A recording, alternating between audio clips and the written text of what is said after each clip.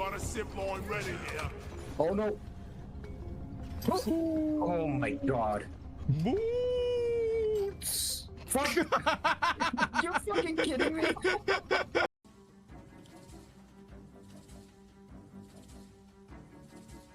There's still zombies everywhere in here. Wait, I haven't. Whoa, what the fuck?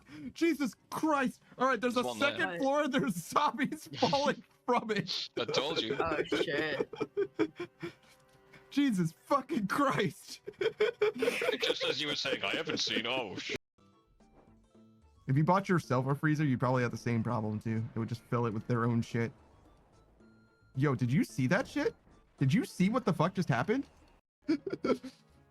Shout out to couples that start trying for a baby and announce it to everyone like, yeah, we cream pie all the time now, thanks. Okay, fair enough. Hold my hand then. No, I don't think I will. Well, I guess I'll just steal a kiss. You might, but only if you're fast enough.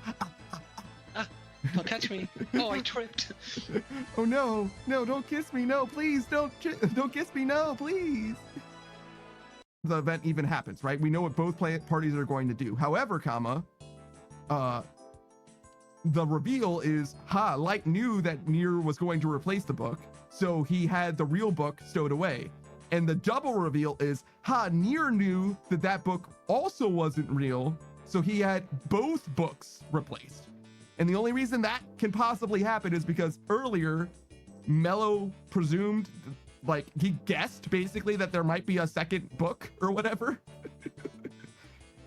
And as a result of Mello dying, he was able to reveal that there actually was a second book. Like, Mello died because there was a second book, and Murakami disobeyed Light's orders, direct orders, and went and got the actual book when he should have just trusted Light. So, like, Light lost when he shouldn't have lost because his pawn didn't obey him like he should have as a god-fearing pawn. And L lost because he became friends with Light. My hot take for Death Note is actually L basically never really lost to Kira. It's just that Kira like rule lawyered his way to victory. It's like L got Kira completely like fucking checkmated or whatever. He just decided that he liked hanging out with his friend too much and died because of it. Kinda. Yeah. That's like actually genuinely what happened. He just got emotionally connected to Kira, to Light, and because of that, he died. Which is also why Nier doesn't die, because Nier's just like, I'm just gonna do everything that L did except not have a friendship with Kira. And that's kind of the only difference between the two of them. That said, though, I still like L way better. L's way more interesting. Yeah. Good. There's never been so much build up for something before and it not pay off in a big way. Exactly. The more you build it up, the better it is. Yeah, every single time. Every single time. Are you ready? Here we go. Ready, open it. Let's find this ring. Oh my God. I can't believe it. It's right here. Oh my God. Wow, I've never seen it. It's the biggest ring I've ever seen. Oh my God. Well done, man. Well done. Thank you, man. You should clip that. That's really rare. You can say no. Yeah, that's what I would say. I was like, oh no, thank you. It does. I wouldn't be able to get right now in that situation. I can't just say no. It's doing too much psychic damage. all right, Pada. You say no. She wipes it on the guy's shirt in front of you and just keeps watching the movie. It's so much pain. What the fuck? What the fuck? I need to go. I need to leave. I'm sorry. Jesus fucking Christ. I need to leave. Sorry, my people need me. He didn't notice. The guy didn't notice. It's fine. My God, no, I need to go. I need to fucking go. It can't be okay. It's not okay. All right, but you're on a date with a lovely lady. Oh God, yeah. You're in the movie theater. She goes, I brought my own snacks. Yeah. She pulls out a jar of peanut butter. She goes, "You want some?" She gets her palm, grabs a bit, and holds it out towards you. How do you handle that situation? She goes, "You okay? You okay? Do you want some?" She can see me changing different colors. Yeah, and she's confused. She's like, "What? What's up? What's wrong?" Oh my god, I would have turned fucking green, dude. Like I can't, dude. I fucking She can't. palms you some peanut butter. What do you mean? You turn green. I would have turned fucking green. Have to stand beside each other, arm in arm, locked, like Rover Red Rover. Send Panda on over, and then you fucking body check me to the ground, and then kick me in the sand, and then take my lunch money and spit in my mouth. And I hate it. I hated all of that, by the way. Shit, what a time to join, Saku, no! Or Twitch says chat seems actors considering clipping this moment for that Daft Punk Panda. Bitch, that's me. Why are you telling me to clip my own shit? What the actual fuck, Twitch? Please. Stop being cringe. If we're fucking with this dude, I'm willing to put in the time. I switched to my right hand. Even remotely recent stuff or whatever, but oh, what? What? Oh my god. $20 million, will you love me? How long? That's just a day. Just a day? A day of love. We gotta go for a picnic and watch a movie and have a romantic meal together. Was there sex? You gotta give me a foot massage. I'll do that for $20 million. Yeah, that's worth it. Wait a minute, there is sex. Are you still doing it? I like to eat onions like apples. Just as a treat. You know what I mean? Just peel the outer layer real quick. Just bite straight into it, you know? We see two characters get fucking grabbed by the hedge maze or whatever, right? And it looks like they're dead, but they're fine. They're just literally fine. And like, Harry has a moment where he's like, am I going to rescue Cedric? Or am I going to just like continue running to win, right? And it's like a bit of a character moment that he decides to rescue Cedric, but he could have just ran because Cedric would have been fine. Cedric would have been grabbed by the hedge maze or whatever, and he would have just been fine. And in fact, if he didn't do that, then Cedric probably would have just like dead ass lived, because the only reason Cedric died at all in that movie is because he didn't get grabbed by the hedge maze and did get Avada Kedavra by fucking Voldemort, right? There's this scene where McGonagall and Harry and them like reveal themselves at Hogwarts, right? And Snape is there as headmaster, and he's fighting McGonagall, right? And there's two Death Eaters behind Snape, and Snape doesn't do a single offensive spell, which I think is on purpose, intentional, right?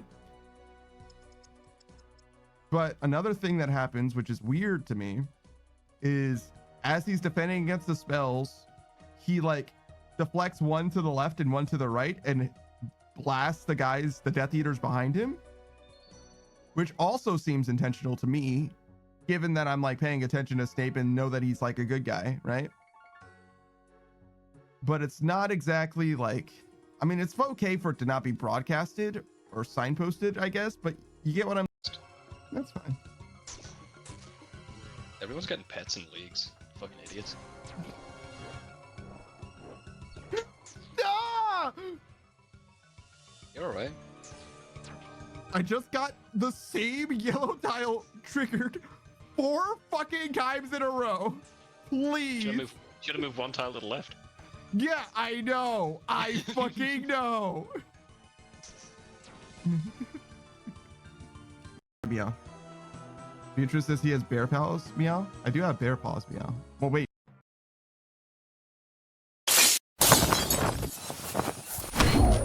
Yo.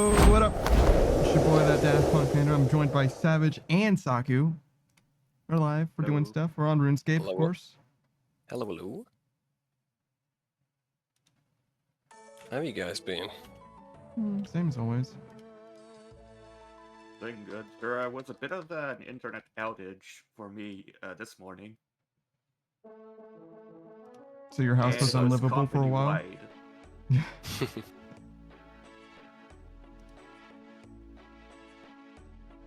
Like it was actually an outage by on the company itself. Mm-hmm. Oh, right. Are we doing How long did Volcanic that Mine? last? Yeah, man, yeah, no worries.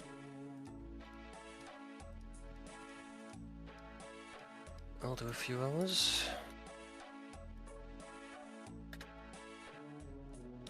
How long did the outage last, Saku? Like an hour and a half. Okay, so it wasn't the worst.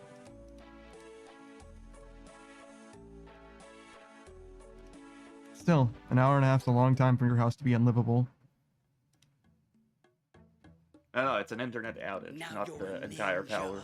No, I said what I said. We don't have a smart fridge. Damn, dude. Damn, look at Savage being first.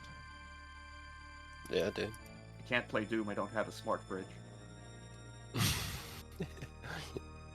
You have some single player games to play, so like, you know, as long as you got some sort of Yeah. entertainment, not bad.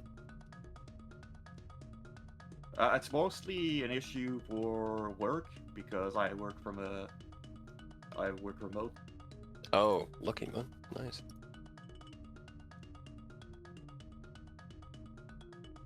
It's a pretty good excuse not to be at work though, right? Fuck. Yeah, and they're pretty light on it. That's good.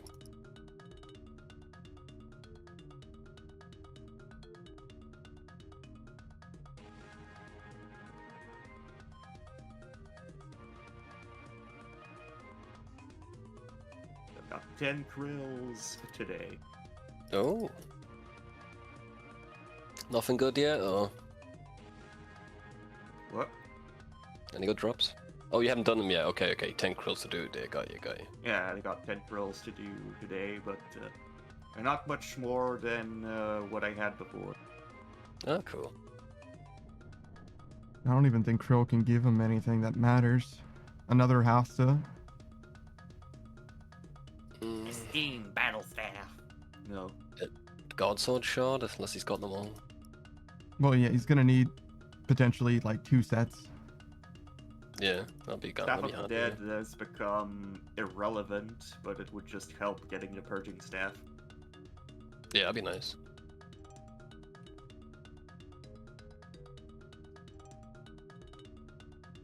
How's the construction grind been going? You broke your wrist yet? No. Delta says, Sick. bibbity boppity, I'm within your property. I bet you aren't. My house is fucking 15 feet tall and 8 feet wide. I'd be able to tell.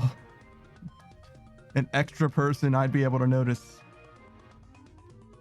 I could feel the heat radiating from your body from here. I'm in a golf ball or a golf course's third hole. That's what I live in right now. Anytime somebody's up to par, it's a real problem for me. Dramatic earthquakes.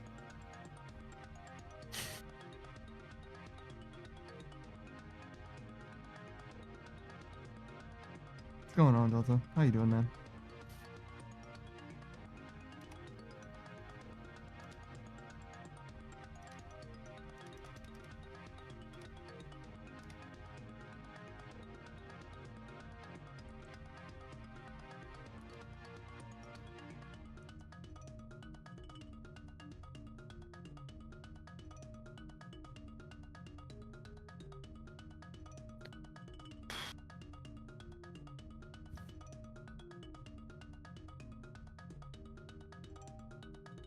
Delta's doing alright. Gonna be playing Don't Starve for your next solo game. When do you stop playing Don't Starve? When you get sick of it, right? It's roguelike, so. It's definitely not a roguelike.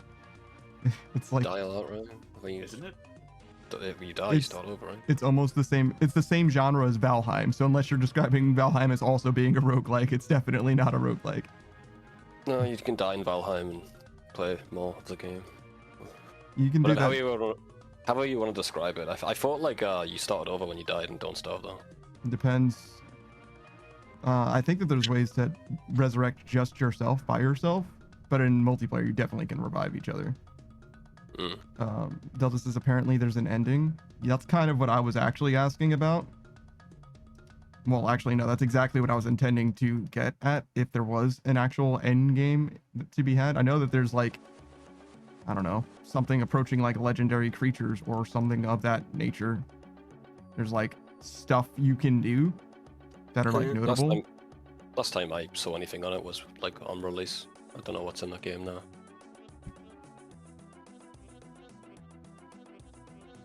That was my impression anyway.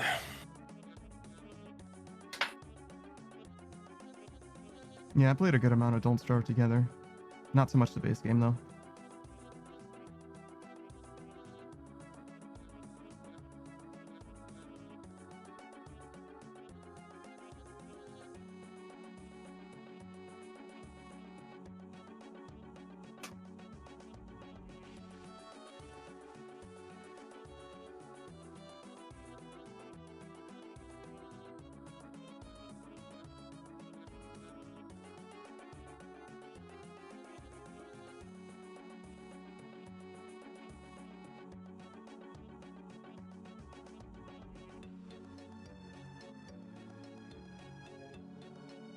Yeah, so apparently it wasn't up until a few years ago.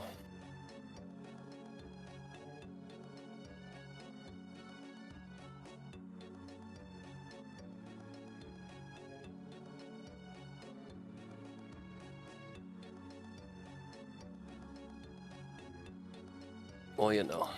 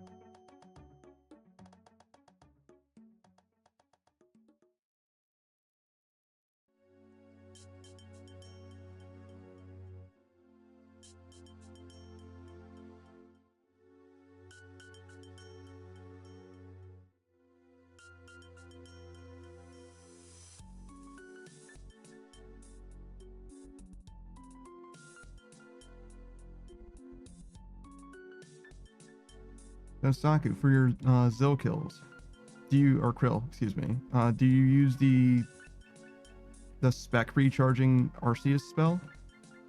Yep. That makes sense.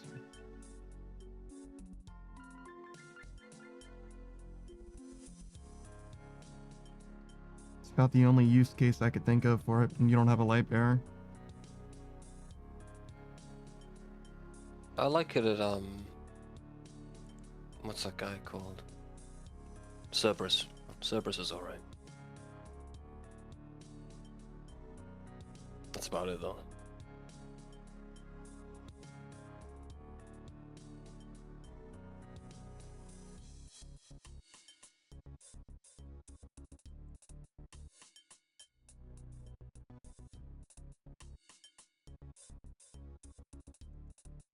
It acts as my sort of light bearer without having a light bearer.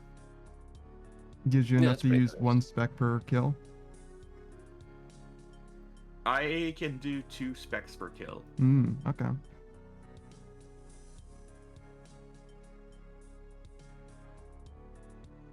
And there are certain cases where I can just stall the kill of one of the demons and get another spec recovery off.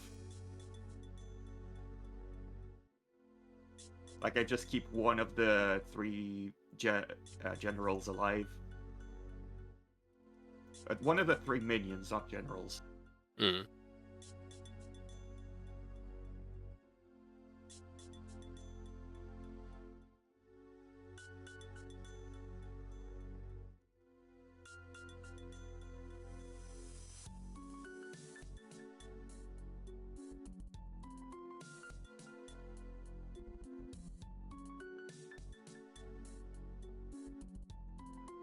What am I doing?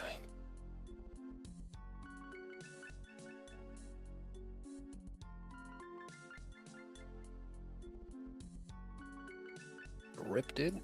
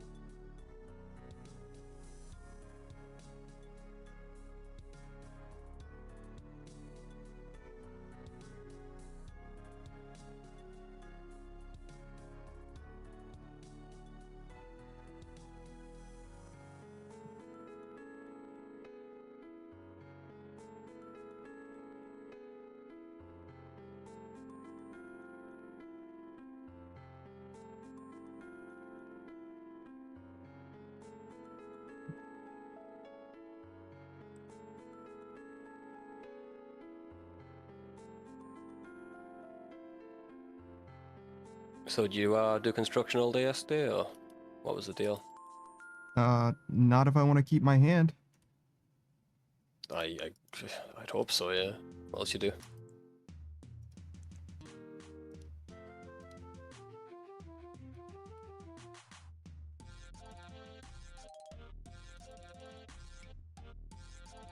You hear me?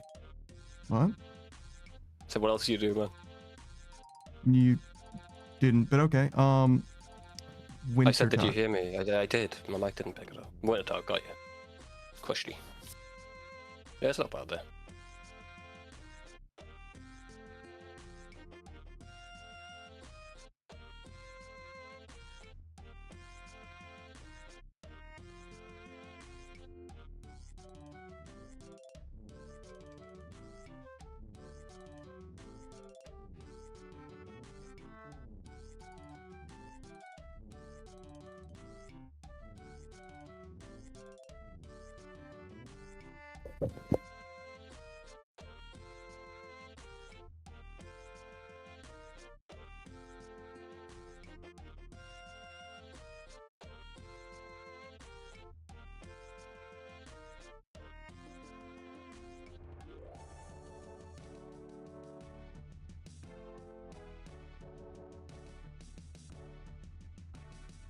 So how's your Baldur's Gate 3 playthrough going? Savage. Oh, with Gene and stuff. We've only played 2 sessions. We finished 1 quest. Nothing really's happened yet. Where did you get? We went to that Goblin Village place, Okay. and then that's about it. I was gonna talk to the main guy at the Goblin Village place, and then we had to end it. I'm mostly getting used to the mechanics now. A bit more. I'm still a bit overwhelmed, to be honest, but I'm having a good time.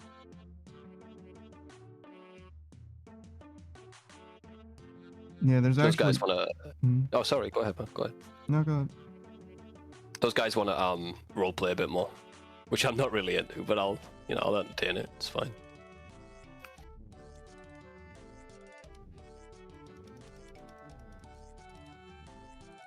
What are you gonna say? I'm not really sure what. I almost wish that I had asked Roku what he wanted to do in the game, but I don't know how to say it without it.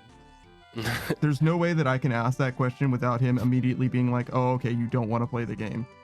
I can ask him. It's all good, bro. Because to me, it seems like he must. Well, there's 2 options. One, he just didn't think about it at all. He was just like, "Hey, maybe we should do this," and that was like literally all the thought he put into it.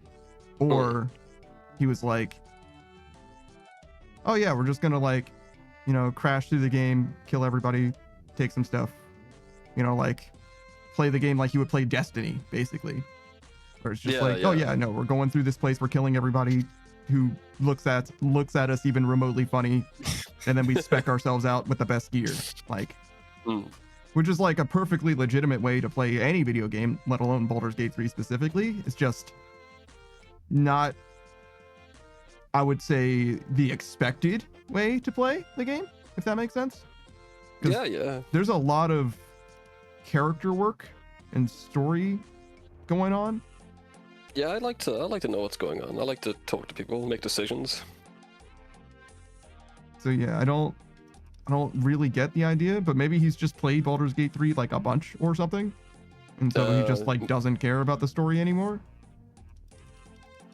So I don't know. It's one of those things where it's like, I feel like it would have been a good idea to like figure out what it, like not so much what classes we were gonna play, because I don't think that matters, to be honest. Nah, as, I like think you our can go ability to beat the game or anything Nah, you like can that. just throw books at people. It doesn't matter, right? But Whatever, dude.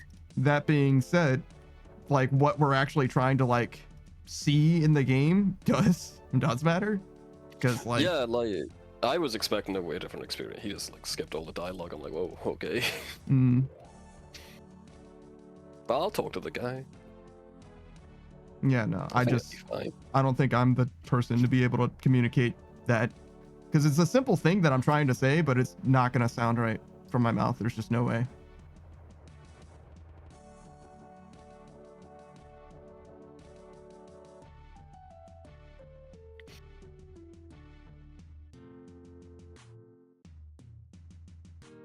But yeah, it's not necessarily the same in the case of specifically Baldur's Gate 3, but in a lot of similar types of settings, especially like D&D and stuff, if I put myself in the position where I'm the one talking to the NPCs, every decision from that point in the entire game is up to me exclusively, which is like, And I really hate that. I really don't want. I'd rather just do the combat if that's the case, because I just don't. I want to like have our characters make decisions. It's the whole point, right? What do you mean? Like in D&D and stuff, surely your character should make some decisions, right?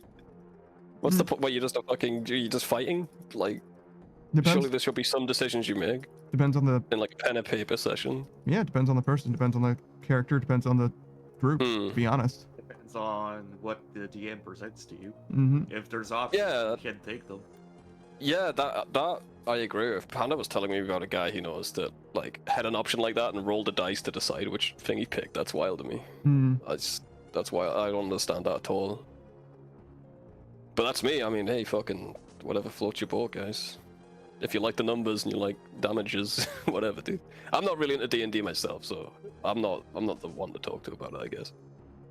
My opinions are very unbased in like actual experience.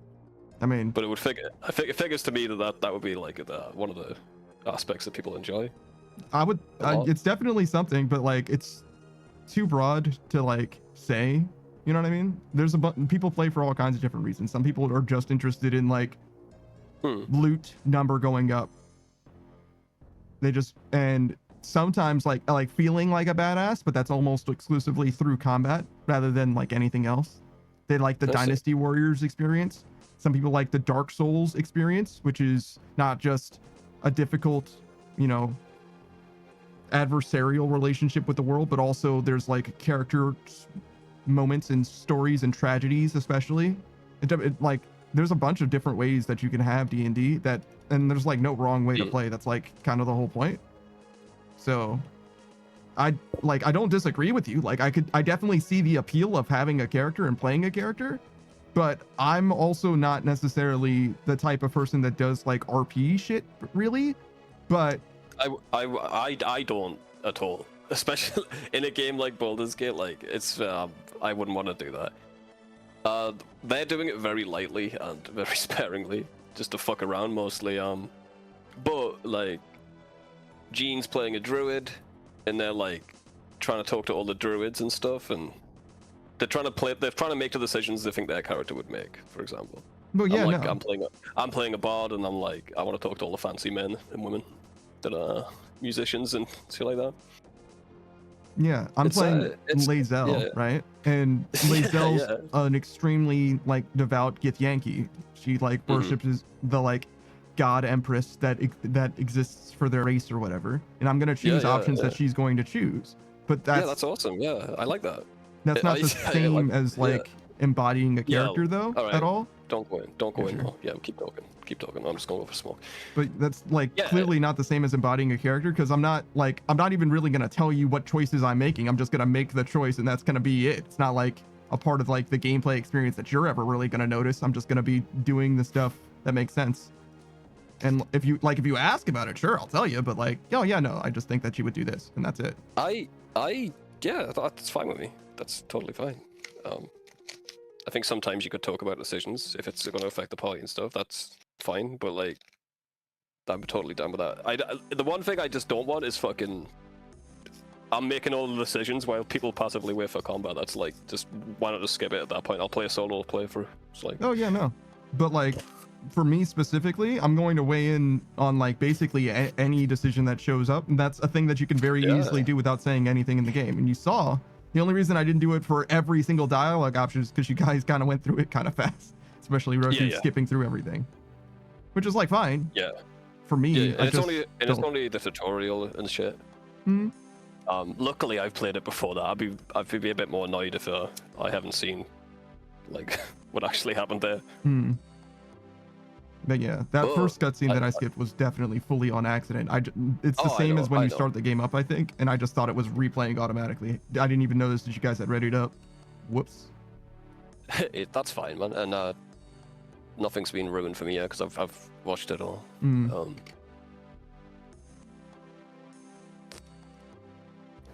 I like dialogue in those type of games. I do. I think it's one of the strongest points for Baldur's Gate 3 in particular as well. Yeah.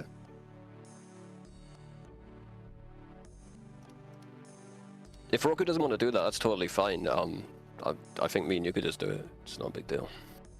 But as long as I'm not doing it on my own, I'm cool with it. Oh yeah, no, I don't mind talking, especially if you want to figure out something.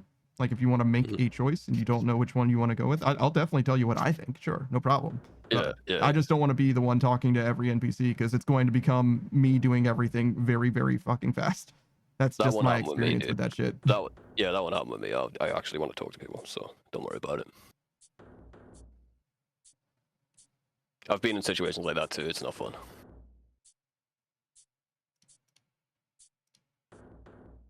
Some people do like that as well. Some people like having someone in charge of all that, but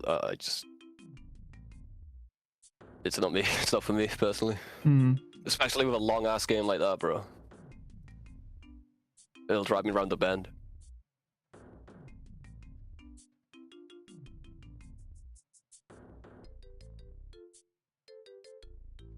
I want to figure shit out together. That's another reason why I don't want to say very much about like this, basically this first chapter, because I don't know Understandable. everything, but I do know like a lot about almost all of this area. So I'm like, you That's can go good. in any That's- direction, yeah. and there's stuff in every direction, but I'm not really gonna tell you what stuff unless you're like, That's- no, I don't care. what- Just what is this thing? Okay, yeah. sure, here you go.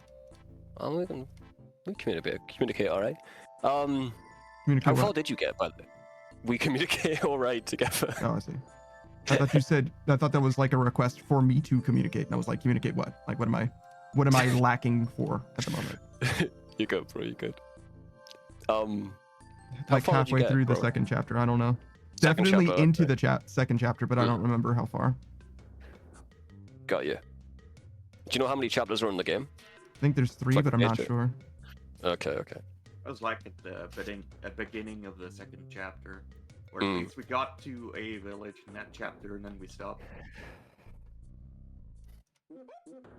Got you. The playthrough I'm playing with them, it feels like I'm definitely missing something by not having any of the NPC companions, though. Oh yeah, right. There's like no interpersonal dialogue almost at all. It's just like you interacting with random NPCs all the time. Yeah. Yeah, because you go back to camp and like you've not really they're acting like they're great friends with you, but you've never really traveled with them or done anything. They've just sat in this camp the entire time. It's like, okay. Yeah, they like the NPCs, like Lae'zel and Gale and all of them. They all opine on what's happening. They all care about what's going on in the world around them, right? Yeah. It feels pretty dead with 4 people. Especially when your character is just glazing off to the distance, not dog. You know, it's wild. I spent all that time picking the how my voice sounds, and he doesn't use it. You know, it's like, okay. That's kind of what I'm saying. It's like it seems to me. I feel like it's one of those games where I feel like a voice protagonist would be way better. Like, there, you know. It's... yeah, I suppose so. Now that you mention it, I never really noticed. But yeah, the way that I see it is when you're playing a game like this, there's like really 2 ways that you're gonna play it. You're gonna play it largely solo with a bunch of NPCs with you, and then you get to see all of their stories, or you're gonna play it largely with a group of like 4 probably, and there's not gonna be any room for NPCs anyway for your excursions. And that's because you're talking to each other about the game anyway. So it kind of works out either way. But in particular, I think that Baldur's Gate 3 does a lot with the characters that, you know, can be your companions. And that's why I was like, no, we're going to have at least one of them. And an extra. Of the 2 that I was going to pick from, it was going to be either Lae'zel or Karlach. Karlach happens to be a barbarian, so I went with the fighter instead. Just for a little bit of class diversity, and also I can use heavy armor now that we encounter, which otherwise we wouldn't really be able to. That's nice. We can bring, I think, up to 1 more as well. Yeah. It seems like it's 4's the max. Yeah, we can bring 1 more. So we can bring whoever you guys like as well, and I'll do whatever they need to do for combat. If you guys don't want to mess with that shit. Yeah, it's really overwhelming for me to put. I wouldn't. Put that it's on already overwhelming on 1 character. I don't think I could do an extra one. All the systems are a bit confusing to me. I'll get there though. You know me. Yeah, it's actually more complicated in this game than it is in like regular D&D, I would say, to be honest. Yeah. But that makes sense because combat is such a big part of this game where it's not actually that big a deal in like, I don't know, the scope of D&D, the scope of what you can possibly do in D&D.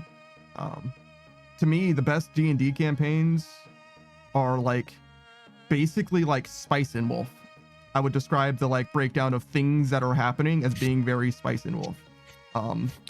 Interactions with characters, some politics, some combat, lots of trade, lots of travel. Those are like the things that are the most interesting things to me for D&D. Yeah, I would tend to agree.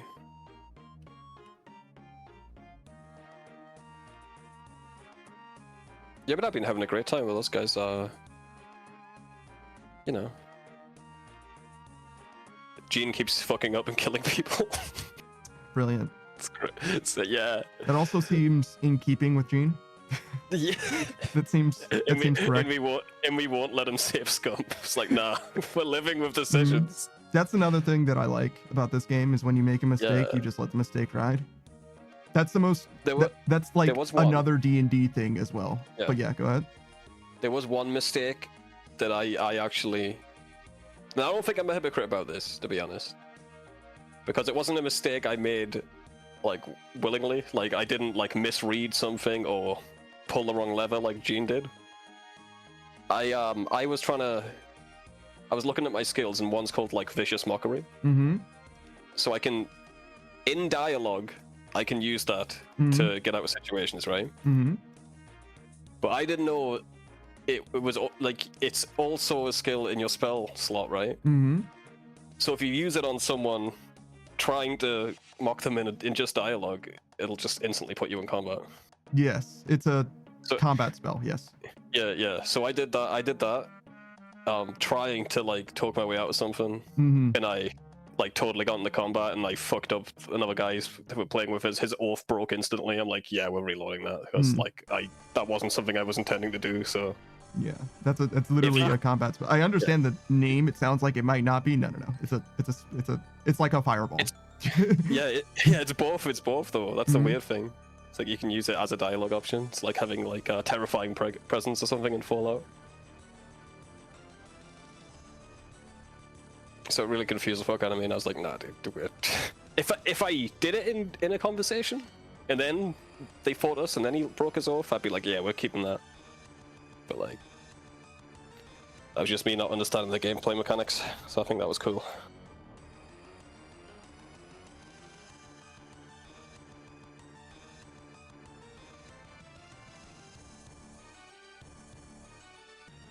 Yeah, there was one time I was just exploring this area when I was playing with Suck, and I like accidentally like wandered too close to somebody, so they started talking to me, and I was like, oh, I don't actually want to like have this like Suck's like in the middle of doing something else, like I don't want to have this conversation right now, so I just tried to like fucking leave. Yeah, and there was no leaving in that conversation. It was like I ultimately like made a decision in that moment, which resulted in like a character dying and combat breaking out and my oath being broken all at once. And I was like, oh, cool. man. Cool, thanks. I love that. That's not something that I intended to happen literally in any capacity, but like whatever, I guess.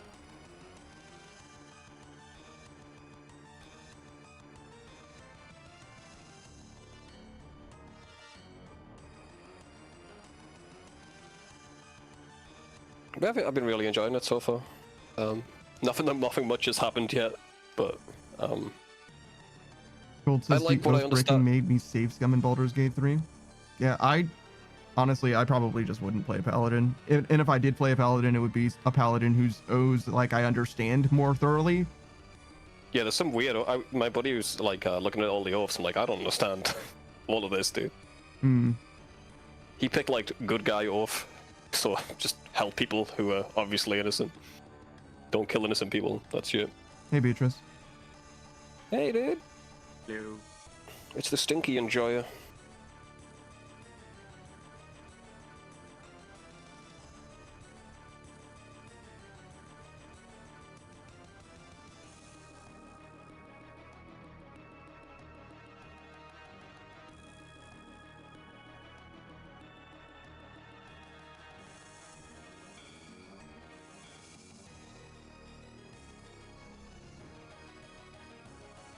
Yeah, I think I'll have a way better time if we're all on the same page. Even if he just wants to do combat, like I'll live with that. It's like No, yeah, no. If we only do combat in this game, we're gonna speedrun the shit out of this game. yeah, it'll be over quickly, but like not the funnest experience for me. But if that's what has to happen, like I'm cool. I'm already playing it with someone else, so I'll get my rocks off there.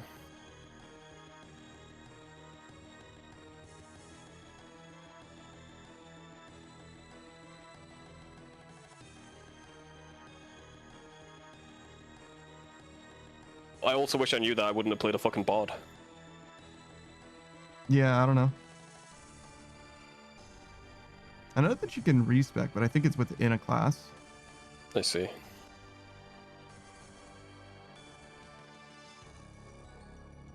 Bard best class? What do you mean?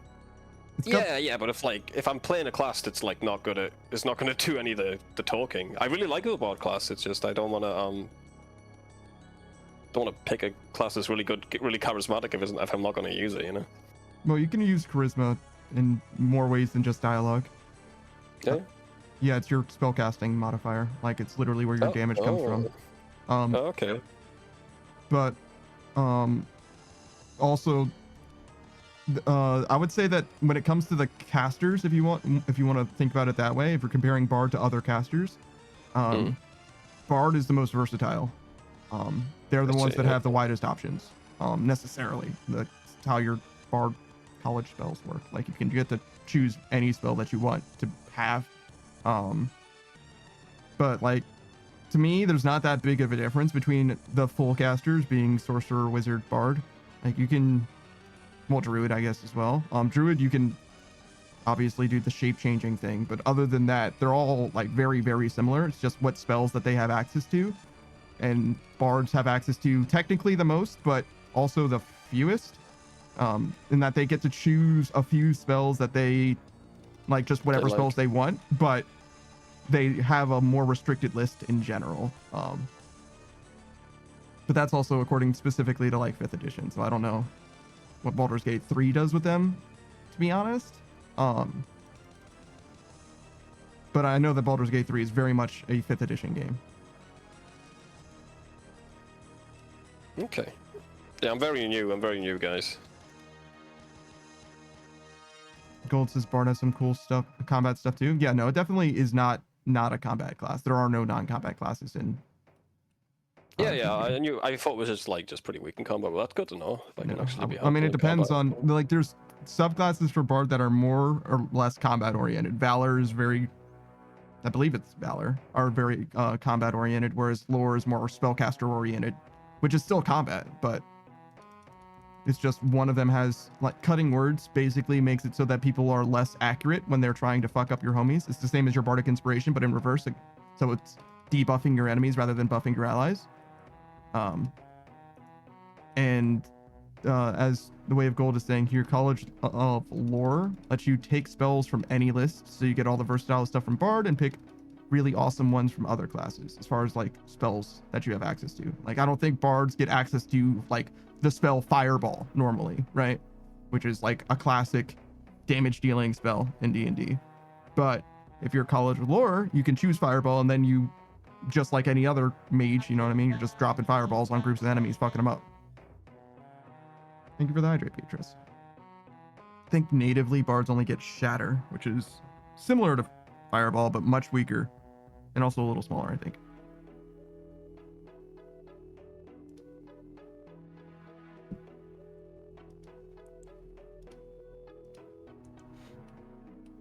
But yeah, there's a bunch of spell things that I could explain to you, but it's not worth it'll be drowning you in exposition. Yeah. So appreciate it. it'll come up at the time, and that'll be way more useful. Yeah, I'm going to wait for you to break your own concentration and wonder what happened, and then I'm going to explain it to you. It's like break my own concentration. Yep. I know what that means. It's like channeling prayers in RuneScape. You can only have one protection prayer going at a time. Oh. So if you think of us as concentrating on protection from ranged right now, we can't concentrate on protection from ranged and protection from melee at the same time. You have to pick one. Yeah. But yeah, like I said, it ain't something that I'm trying to explain to you just raw with no context. If you are curious about it, I will explain it to you then. Until then, you're fine, I'm sure. Correct call. Gonna go over my head, and you're gonna have to explain it twice, so don't blame me. There's a lot too, and not all of it matters. Most of it doesn't matter most of the time. It's kind of how it is. Like the spell slot situation, like it makes a lot of sense when you understand it, but until you understand it, it's like, what the fuck are you talking about? It's like there's actions, there's free actions, spells, slots, and cantrips. And it's like don't know. Yeah, I I'm getting a trip on all of this knowledge shoving in my face. Mm-hmm. It's one of those things. I- It's like I could I explain kind you of get it. every single know- thing, but there's Yeah, no way yeah, to yeah, explain yeah, it to you yeah. without giving you a dialogue, like Yeah, yeah, 10 paragraphs of text that you have to parse. Like, so I'll just wait I'll until get you it. either get it yourself or you ask about Bro, it. It is what it is. I learn by doing, bro. I learn by doing. I'll figure it out. But yeah, I only slowly accrued my knowledge over a long time. And when I first started playing 5th edition, for me specifically, cantrips were something that were a little weird to understand. As I understand it, cantrips were new to that edition, but I was never really a caster before either, so I wasn't super familiar with like the idea. But in previous editions of D&D, whether it be 5th edition or not, or before 5th edition or not, there definitely were cases where your mages would run out of spells, right? So you as a mage no longer have any spells left. So what you get to do as a mage is you get to whack them with your quarterstaff. Congratulations. You now get to whack them with your stick. That is your offensive option. I see. The Way of Gold says cantrips were made in 4E, kind of. I'm not even going to go into that. Like, there being a kind of in that sentence says all I need to know about it. You know what I'm saying? I played only properly 2 editions of D&D in 3E and 5th edition. And a lot more 5th edition than 3E. And when I was playing 3E, I also didn't know a lot because I didn't read the book. I didn't read the player's handbook or anything like that. I was just learning from the person who was teaching me about it. And in retrospect, the person who was teaching me about it did not know very much either. He just knew what he knew, and probably also did not read the book, which explains just so much in retrospect. But like, it's one of those things where it's like in 5th edition, I got my own, player's handbook and monster manual and all that shit. And by virtue of that, I know 5th edition extremely well because I read the book, like actually cover to cover, read the book. So it's one of those things where that's just the default understanding that I have for tabletop like games, particularly the D20 based Dungeons and Dragons like, which basically includes also Pathfinder, by virtue of Pathfinder being like, call it enhanced. Heavily based on Yeah. D&D 3.5. Yeah, there's a wink and a nudge, but they're like, no, we're our own game, but that's because we fixed what was wrong with D&D. That's kind of how they look at it, in my opinion.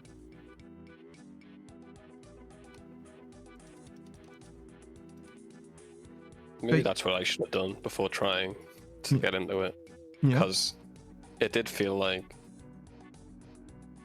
I didn't have the basics down. Like, it was like first time I played it. Like, it's like if you were first playing Runescape, and I'm like, okay, now just put up range, like without telling you how to get to the fucking how to even get to your prez. It seems so simple to me and you because we've fucking played RuneScape before, but like shit like that. I'm like, I don't know the basics, bro. You know, go really fucking slowly with me. Yeah, no, that makes sense. I've never really talked to you about D&D as far as like how to like get through that stuff. Exactly. Yeah. So I don't know. I've also never really. Well, no, that's not true. I've taught new players literally everything that they knew up to that point about D&D before, several times actually. But it wasn't a difficult thing. We just took it like literally one step at a time, and I explained how things would work and work with them and stuff. Yeah, And it was. That's what I did. That's what I did with RuneScape for you. Like that'd be a way better experience, I think. But I just dived into the deep end, and like when I first played it, they were like, "Nah, you're rolling one dice." I'm like, "Okay, I'll roll one dice." I have no idea what I'm doing anyway. That's cool. Yeah, I don't know. I've never really had a notable like learning experience or anything like that where it was like somebody was trying to learn about D&D. I mean, I've had dozens of people like, "Hey, I would love for you to teach me about D&D since you like D&D." And I'm like, "Okay. Ask whatever you want to ask. We can start wherever you want to start." And they're like, "Okay." And then like I never hear from them again. You know what I mean? It's like, oh, okay. So that was the end of that, I guess. The Way of Gold says technically 0 level spells are cantrips and existed in 3E, but you had a limit per day, which is like not the same. But yeah, I got you. 4E gave people at will abilities without limits, and that became 5th edition cantrips.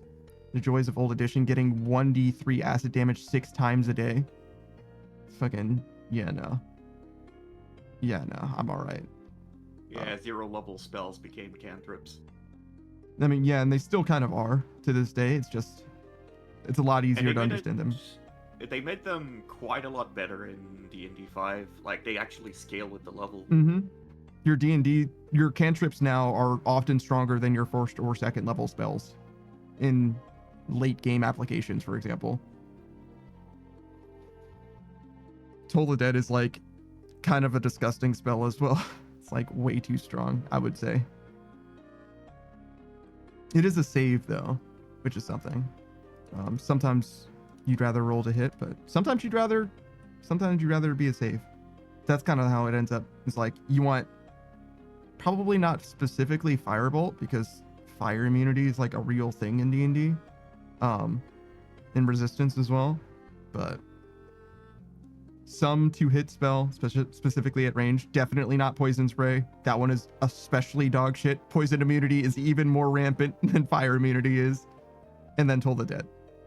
But I think Toll the Dead's also necrotic, so maybe not specific. You get what I'm saying though. It's like damage types matter, but not a lot. But also when they do, they really fucking do. It's one of those things in D&D that I just don't like the base monster manual for, where it's like you literally, if you look at the entire roster, like the entire menagerie of enemy creatures that you could encounter in the world, right?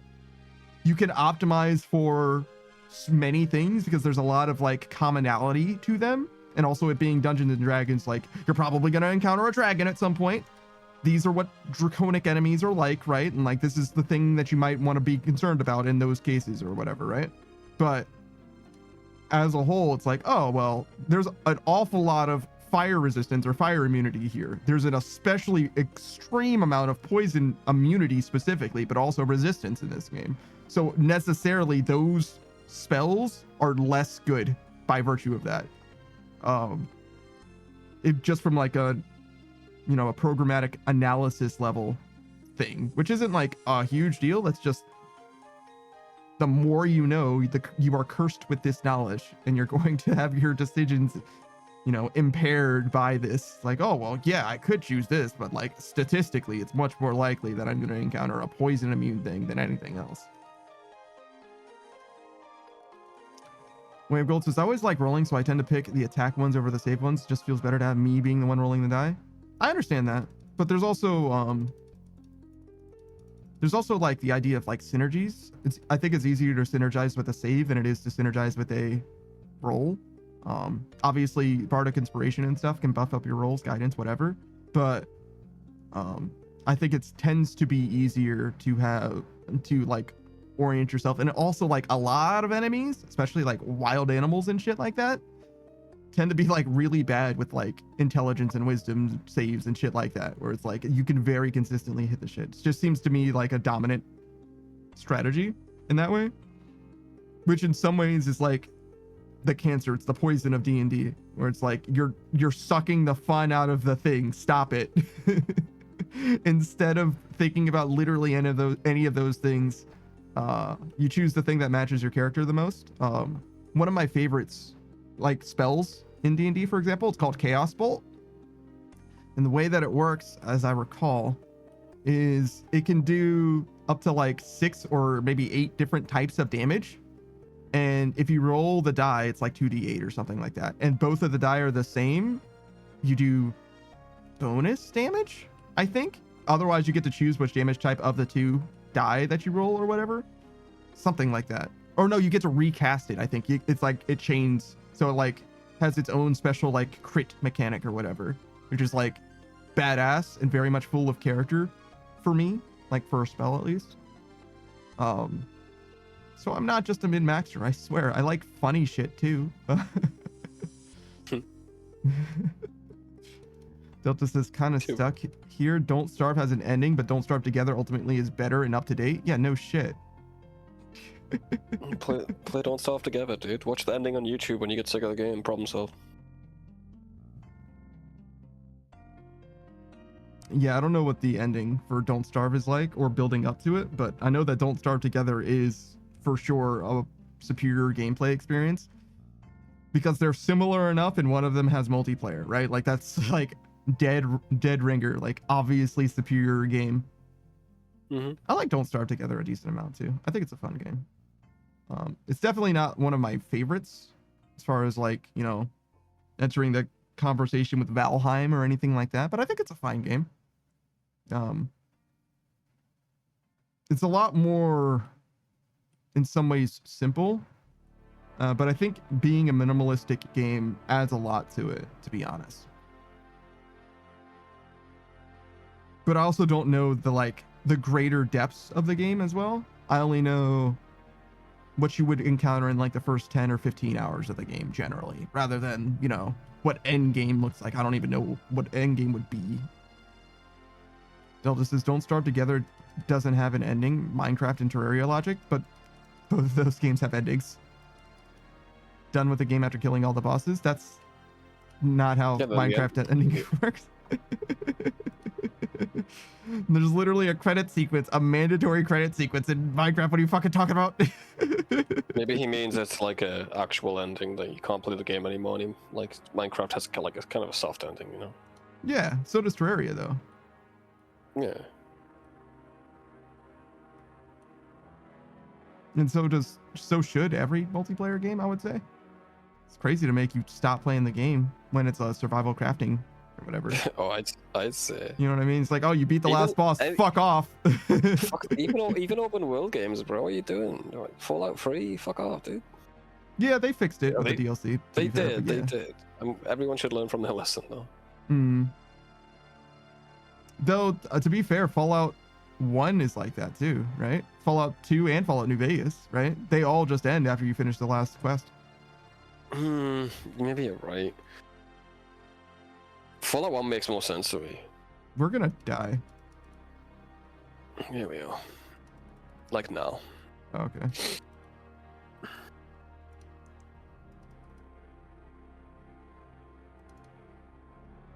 But yeah, I don't know. I understand like by design for Fallout 1 specifically, but a lot of the other games like don't really have that excuse. Like there's really no reason that, you know, I mean, I think New Vegas is all right because it warns you. As long as you warn the player that like, hey, this is the end, dude. Like, do all your shit. Fallout 3 didn't really do that, even before. I don't remember. It didn't. Yeah, I fully don't know. It's very, very possible. I might not even have played Fallout 3, like the release edition of Fallout 3, to be honest with you. I don't know when I played. I know I played Brotherhood of Steel, or Brotherhood of Steel. What the fuck is that DLC called? The Outcast thing. I don't know what it's called. It's like the one that I'm talking. The one that I'm talking about. The one that increases the level cap, whatever. That one. Broken Steel, maybe. Broken Steel. That's the one. Yeah, with the Outcasts. Yeah, but I played that through, I think 3 times. So I might have just started the game that late so that I already had all that shit and just played it through it a lot. But I feel like I played through Point Lookout on release. Makes sense. I think Broken Steel was the first. That makes sense. Yeah. If I were to order them, surely the one that extends the game is the one that would come first, right? Either that or that's the first DLC you bought. Because everyone told you that's the one you get because level cap up. Yeah, I'm not sure. I might have, for all I know, I got the fucking Game of the Year edition that came with all the shit. You know what I'm saying? I like fully don't know. I mean, it's not like I have my Xbox 360 copy of Fallout 3, or at least I don't think I do. Yeah, I remember that being a bit of a shock to me. I'm like, oh, okay, well, I'm dead. Cool. I'll just reload my previous save an hour ago. No problem. I mean, it's not like you did that much in that hour, to be honest. It's like you cleared out like one tunnel and then killed Colonel Autumn in his fucking trench coat. It wasn't that big a deal. Yeah, true. But yeah, I don't know. Maybe there is a. Maybe I was wrong. Maybe there is a. Like, I mean, if you want to make a narrative thing, like your character dies and it's a nice ending, I mean, that's fine. Just like give the player a little window, I guess. Point of no return. You don't even need to spoil anything. Just like. Yeah, point of no return is obviously better than not. Yeah. Generally, I think that you could probably play like a point of no return is fine, but to me, I think it makes more sense to like let the ending play out without a point of no return thing. I mean, unless there's like New Vegas's end cards or whatever. Like if you're gonna have the end cards, then it makes a lot of sense to have a point of no return.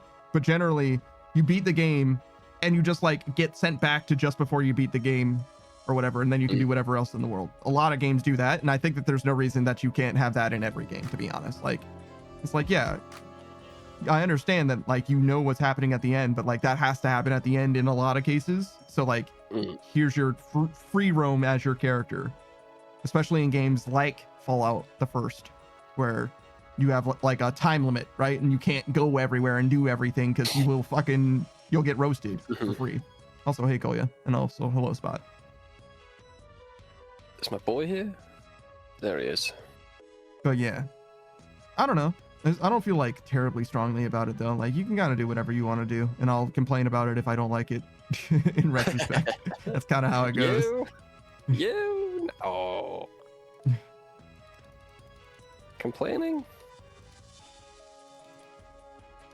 I like to complain too, Panda. It's in my blood.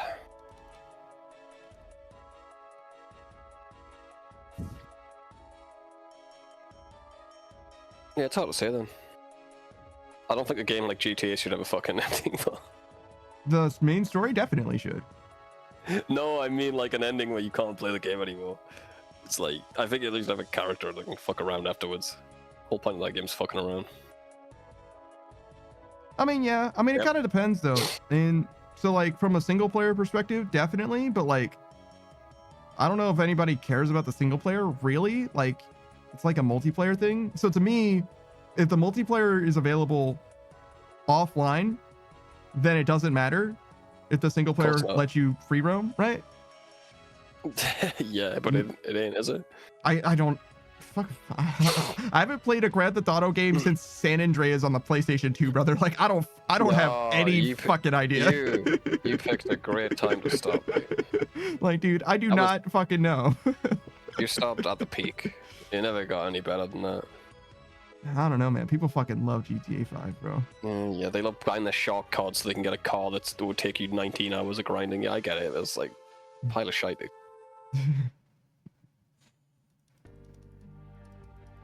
But yeah. I played it on release. That's all my opinions are there. But they added casinos and shit into that game. Fuck that game. I'm out. Well, yeah, that's fair. But like, in the same way, Halo 5's multiplayer. Well, so Halo 5, first of all, single player, everybody hates, like universally hated, extremely, like vehemently by the player base. And I get it because I know what happens in the story. I understand why that happened. But in addition to it having the campaign that no one liked, it also has a multiplayer that a lot of people really, really, truly love. But in addition to that, it's an extremely competitive game, which a lot of people didn't like a lot. And in addition to that, there's also a pay-to-win big team battle type game mode called Warzone or whatever it was, right? Oh my god, they got the sports game version. I see. Kind of, Jesus yeah. Kind of, yeah. I hate it. It isn't like literally pay to win. It's, pay to have an advantage, but like, whatever. You get that's pay to win to me. That's pay to win to me, dude. Well, you can beat them is the thing. That's the only difference, right? Whereas like if it were Diablo Immortals or whatever, like that motherfucker who paid is going to beat your ass like for free. There's just no doubt, right? Whereas like in theory, you can just it's still Halo after all, right? That's all I mean. Yeah, I don't like any of that crap in my games though. Well, yeah. I mean, I get it's a free game and shit, but like Halo 5 is not a free game. Multiplayer is. The Halo 5 multiplayer? No, it wasn't. Isn't it? Halo Infinite is a different game than Halo 5. I'm thinking of Infinite. Yeah, fuck that game, man. Fuck Halo 5. It's like that is the one I hated, right? I think that is the one I fucking hated. You hated Halo 4. We never played Halo 5. Halo 5 is not available on PC. good. I would like to play Halo 5. I would like for Halo 5 to get a PC port, especially I'll as play part it. of the Master Chief Yeah. Collection, so that I mean, all I'd the play games are fucking together. game with you. I'll play the single player with you. We've finished all the other ones. Yeah, no, I'm Four not. I didn't like. And there's also game modes that don't have that shit. But I wouldn't know. I wouldn't know how good any of it is because I never played the game. I've never put hands on it. I would like to try it though, but it definitely is not a Halo game. It definitely is like there's I think a Call of Duty game that's like a Black Ops in the future or whatever. It's Yeah, very yeah, similar to yeah. that in a lot of ways, but it's like also very Halo. It's very weird. It's a very weird game. I'll give it a shot though. I don't think that I would like it terribly, but I would definitely want to play it at least. I just don't have the ability to do that without buying an Xbox One X or whatever the fuck. And I'm not doing that. But yeah, to me there's nuance to be had. There's levels, right? Just because you're guilty of one sin doesn't mean the game is always going to be bad. But I would also prefer if it wasn't in the game to begin with. A lot of the problems that I have with that come from like it being a almost like a virus in the industry rather than it being like any one game that is guilty of the thing, you know. Though there is definitely a world where you could be like, no, I'm not gonna play if your game has microtransactions, I'm not gonna play it. Like fucking if you're a moral absolutist, like more power to you. It's just there's a lot of games that have that shit. And a lot of them are way better than their microtransactions are bad. I draw the line. I draw the line at pay to win shit. Like fuck that crap. Mm-hmm. I don't want to play a multiplayer game with that in any way, shape, or form. I'm good. Like if it's competitive at all, like I'm good. Maybe if it's just one mode that's fucking dog water, maybe I'll be alright with it. But yeah, that's what Halo 5 is like. If It's just a one game mode. Yeah, I'll probably be alright with that. But if I'm playing something, it's better not have any of that crap in it because I'll just stop playing it. Simple as that. What about black skins? Black skins. Mm-hmm. So they can't see you. Yep. It's like legitimately, technically a cosmetic that is a kind of pay to win. Depends how good it is, really. If that's what it was designed for, fuck No, you. obviously not, but like, but obviously also like wink and nudge. Man, it would be harder to see this dude at night if he was in a bush, wouldn't it? Give me a free one and we'll talk.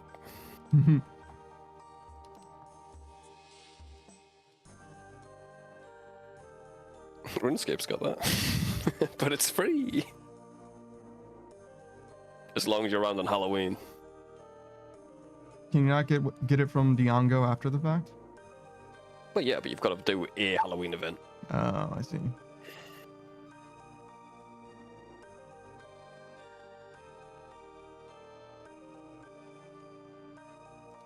If you want to be Vander Black, you got to be spooky, apparently.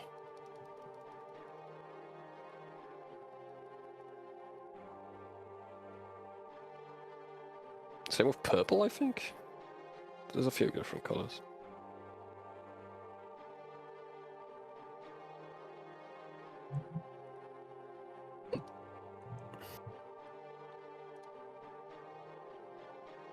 That's not as egregious, I think, that the skins. I mean, it depends on the skin, I would say. Yeah, it's not as bad as like more damage or whatever, but I'm with you there. Like, it depends. It really does depend. Like most things in life. Yeah, black and white. Well, no, the skin is black. Yeah, but it's not white, is it? Don't 50%, Oh, right? okay. Yeah, you're right. That's fair, I guess.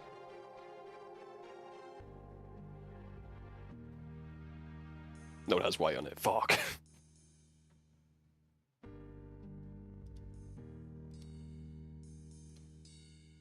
Like if I was playing Daisy, and the ghillie suit was the skin. Fuck off, dude. Nah. I don't even know which game Daisy is. I'm gonna be honest with you. Armor clone. Zombies. Sure. Zombies in it. Yeah. What? There's, Okay, Armor then. there's like 4 of those games that are like the same fucking game. See? You know what I mean? Yeah, it's There's, like the there's the original. battle royale one. There's that would be It's not PUBG, I about- think. Yeah, PUBG, Z. Yeah, I get you. It's just But there's one other one that has zombies in it. I think it's a battle royale with zombies. yeah. Well, it's Is not that battle royale. H1Z1? Is that what that is? It's funny because it's not a battle royale and there's not many zombies in it, but yeah, that's H1Z1, I think. DayZ didn't have zombies for like 5 years, bro. You get what I'm But it was saying? meant- Like, Yeah, it's wild, though, that's why I'm like, I don't know. It's one of those fucking games, I'm Okay. sure, but It's just a big map with people on it. There's no goal. weird. But the ghillie suit works like Armored. It just actually blends you into the environment. It's really good. It works like an actual ghillie suit. If that was paid for, I'd be out.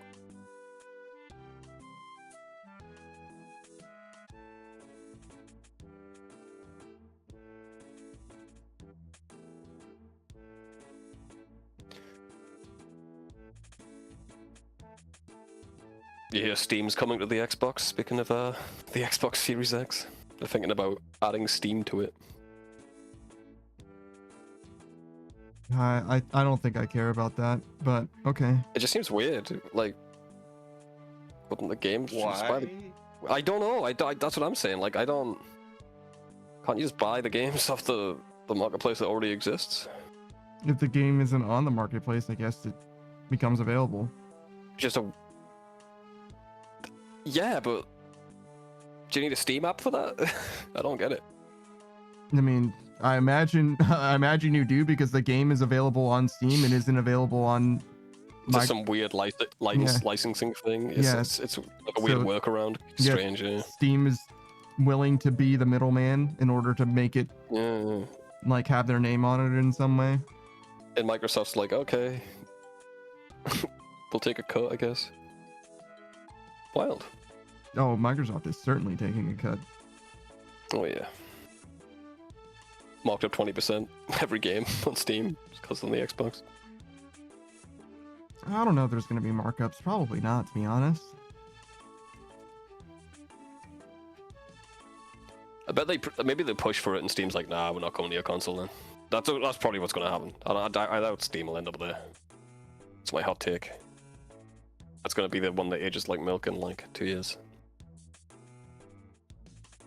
Yeah, I don't think Steam is folding to any markup requests from Microsoft. It just doesn't seem like them. And Microsoft doesn't seem like a company that would be cool with Steam for very long.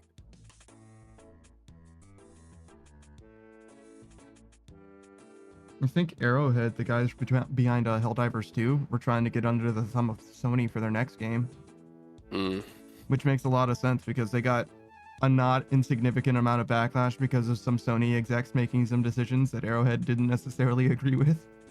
Oh yeah, it really fucked their reputation. Yeah. I mean, everything that happened after that was them being them, but to be fair, it did start like the magnifying glass came onto them because they decided, hey, you bought this game in the wrong country, so now you can't play this game anymore. Sorry. It's pretty wild. Yeah, it's pretty wild.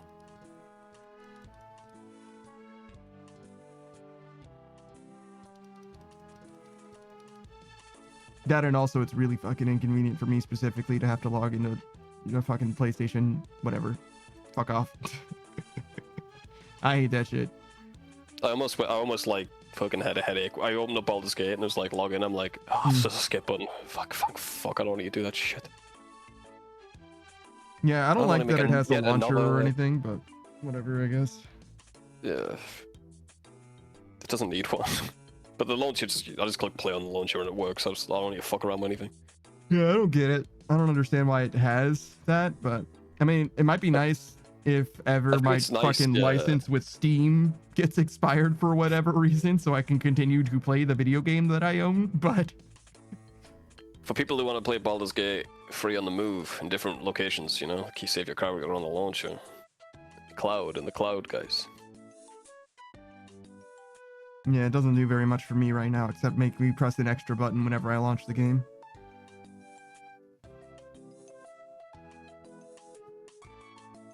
I also forgot about that shit entirely from the last time that I played.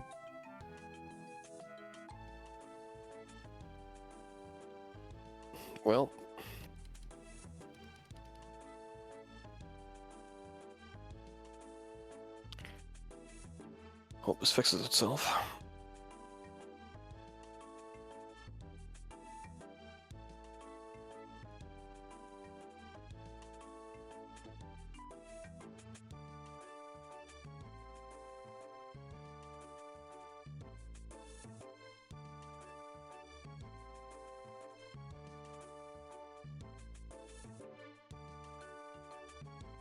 Oh shit. Yeah? It moved. Yeah. I'm all the way over here, dude. Yeah, it's over here now. The things I do for love.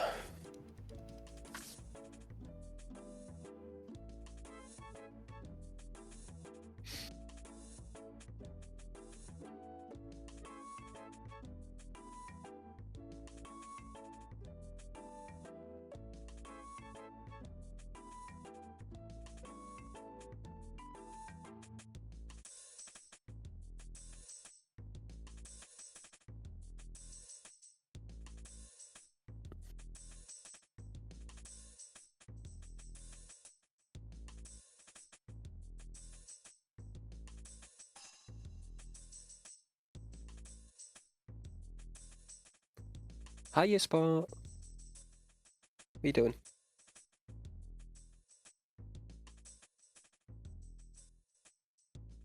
He's freaking me out. He's just staring at me. Do you want something?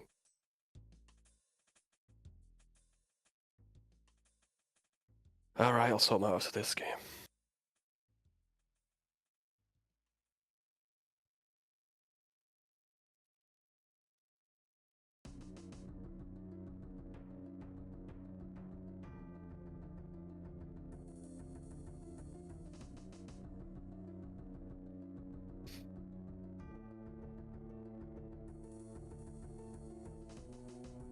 I was taking a nap today, and I heard someone say my name, so I got up. Were you watching a stream? No, Okay. no, I sure wasn't. I was just alone in my bed.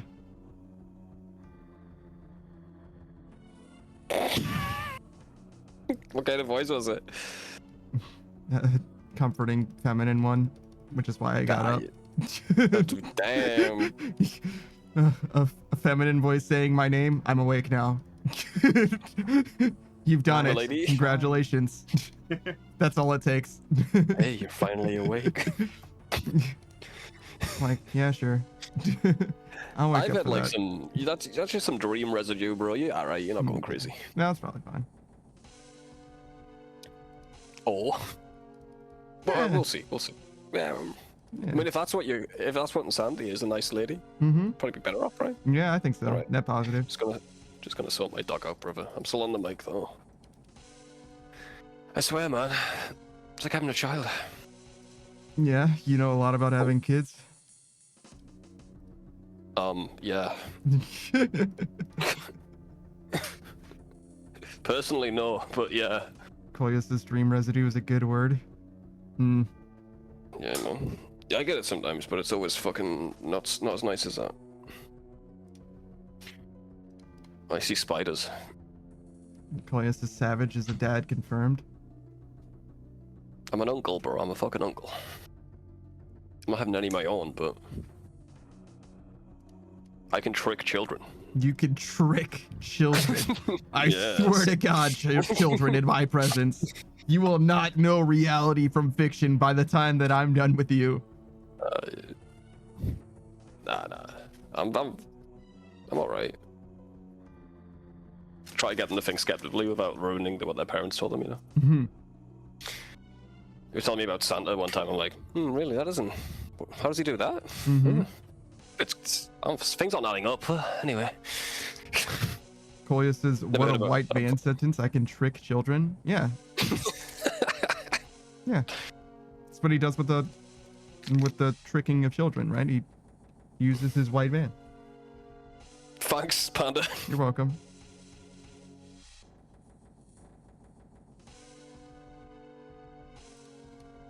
No. No? No. Okay. Okay, that's not what I heard. Fuck you, dude. It's a lie, dude. It's a lying, dude. I don't want to die tomorrow. Who the fuck is gonna kill you? Who? Parents. No, there truly aren't. I promise you that. Not a real thing. Parents aren't real. Fuck. I thought I was smart about the Santa Claus thing. I'm fucking stupid.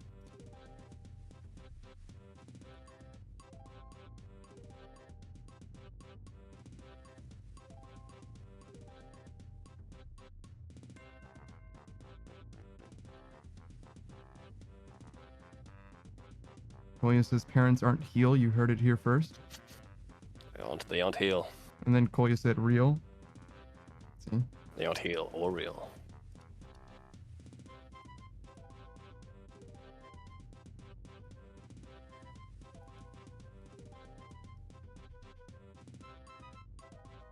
Can you hear traffic?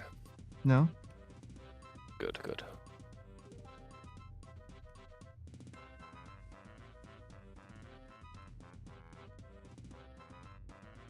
There's just a few cars driving by my house really loud.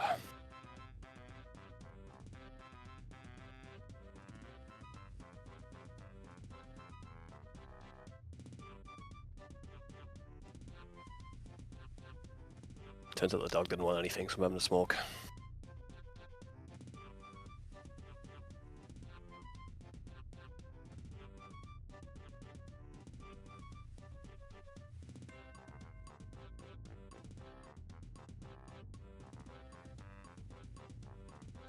Oh, there is one mod I want for Baldur's Gate, by the way. Yeah, the dialogue one. No, apparently you were telling me you can just turn on the settings, so whatever. I don't know. Fine. If there's a mod for it, then there certainly isn't a setting for it. After you told me, I did it with my group, it worked, so it's fine.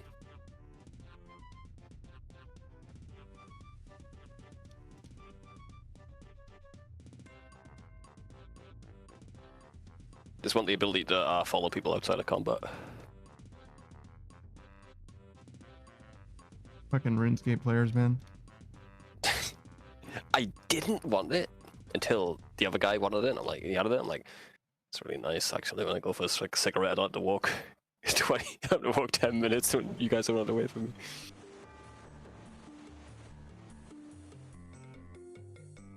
Haven't tried dancing, though. Don't know if that works in Baldur's Gate. The little RuneScape jig. Fucking RuneScape players, man. What do you mean? I think it's You're a very clear RuneScape what player. I mean. Yeah, it means you enjoy it too, because you're a RuneScape player. Nah, man. You motherfuckers, you'll never move a fucking muscle if you can right-click follow something. I swear to God. Nah, I still like moving myself. But that is true. That is true in RuneScape for sure. You're in your altar, bro. It's wild. Someone stops in that altar, fucking 5 people start screaming at him, saying, "Dude, I was following you."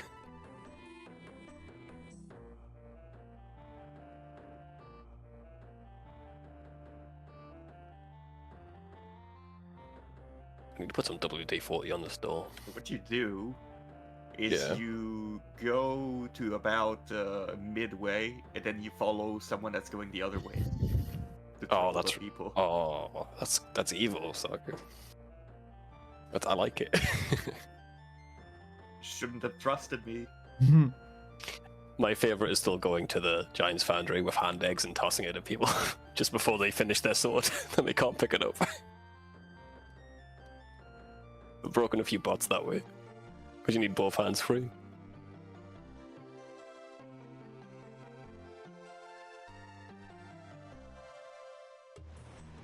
So how's fire making going? How's Wintertodt? How you doing it? You doing fletching or no fletching? No, there's no reason to do fletching. It's worst fire making Yeah, experience. There is if you're pretty low. Sometimes you can't hit the quota. But yeah. If you're low leveled for woodcutting? Yeah, in fire making. No, I think it's just wood cutting actually, but yeah, sometimes you can't get enough points. So Oh well, I'm fletching's 98, necessary. so ain't no way. Yeah. I didn't know if you were still in the habit or whatever, so that's why I'm asking. No, I considered it because I do bring the adamant bolt and the dragon, or the adamant bolt and the diamond bolt tips, which means that in between games I am training fletching, which does kind of like, so you're not going to fletch during Wintertodt, but you fletch in between Wintertodt, and the answer is absolutely totally, yes. Yeah, that totally makes sense. There's no reason to fletch, and there's a whole fucking meme, dude. Yeah. If you can get away without fletching, if you can get 500 points without fletching, it's not a reason to. This dude in Wintertodt, because Wintertodt is fucking unhinged, dude. These motherfuckers are crazy. Oh, it's the most unhinged place in this fucking game, bro, apart from the Fishing GA, troll? but yeah. Fishing troll is not that bad. It's just people bitching about fishing troll, and mostly it's unhinged, but Wintertodt is fucking... There's political sides, depending on which fire you go to, bro. It's like wild, but yeah, go on. This dude was like, no, you get more experience from fletching. And No. dude's like, no, you don't. And he's like, yeah, you do. I get 248 from this and 278 for this. And dude's like, yeah. Oh my How God, long you did played you RuneScape spend before? fletching that? He's like, that doesn't matter. The number's bigger. And he's like, Yeah, it's mine Runite for mining XP. It's the number bigger. Fucking idiot. I swear. it's like this dude is gonna this guy's gonna learn about opportunity cost one day, and it's gonna change his fucking life. Like right now, what I want to do is I want to hand him that thing in this game where you can click something one time to get 1 gold coin. It's like, there you go, Yes. infinite gold. Infinite gold, bro. There you go. Doesn't matter, right? It Doesn't matter, yeah. What's the problem? You're a billionaire. You just need to click a billion times, Mhm. dude. Billion doesn't sound too bad until you get halfway to a million, where it's like, damn, this is a lot of fucking clicking. Wow, my wrist is on fire now. Monkey Boy says that the Great Wall of China is held together with sticky rice. If you've ever tried to remove caked on rice from the bottom of a pot, you know how strong it can be? Well, the Great Wall was being built during the Ming Dynasty in the 15th and 16th centuries. Workers used a porridge made with rice along with calcium carbonate as a mortar. Hold the wall stones together. And Coleus says, Rice Boy, reliable as always. Sure. I just threw up in my mouth a little bit. Oh, I didn't agree with that statement at all. Wow, that's crazy. Tasted like peanut You need butter a and jelly fucking- rice. You need a fucking MOT, bro. Yeah. You're falling a bit. Yeah. I finished the last bit of my rice. It's the first time I've been out of rice since I purchased rice the first time. Awesome. Was it sprouting white dots all over it? What? Was my rice Oh, God. sprouting white dots? Yeah. My rice is white. I know. Whiter dots. My rice doesn't come in whiter dots, so no. It just That's looked like good. rice. That was the question. Thank you for answering it.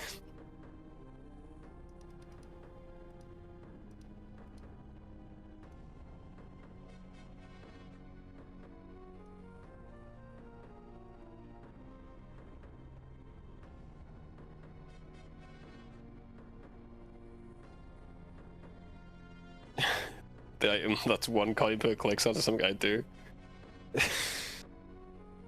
Get it, Collier? Have more money than me. I doubt it. I doubt that. Because I imagine that thing is like tick based, probably. It is, yeah. You can't. If it wasn't, that'd be like a great bot, wouldn't it? It's fucking a million clicks a second or whatever. Yeah. So I imagine we'll say 1 click per tick. So 1 gold per tick. 0.6 seconds. Yeah, you're not gonna have more money than Savage. It's just not gonna happen. That's way too slow. I don't know how much gold per hour that is though. Kind of curious to know. Collier says I have a tendency to make gaming hard on myself.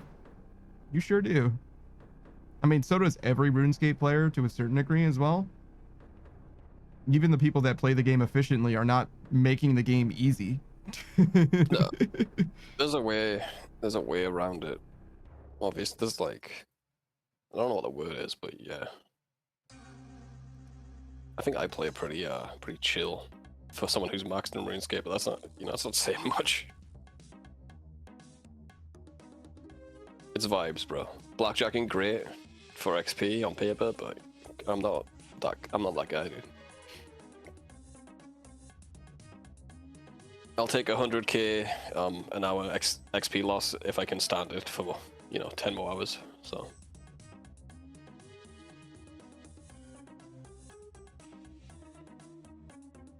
If blackjacking didn't fail, I think it would be fine, probably. With entity swapper. It's way better with entity swapper, yeah. It's a bit of a pain in the ass, though. I think it Especially- possibly could be fine, but if it ever fails, then no, fuck off. That's what I hate about thieving the most, the fail rate. Once I figured out rogue's chests were good, skill of 99 thieving, no time, dude. I mean, also it's pretty good for a skiller regardless, especially a skiller as late game as you happen to be. Oh yeah, the total worlds are crazy.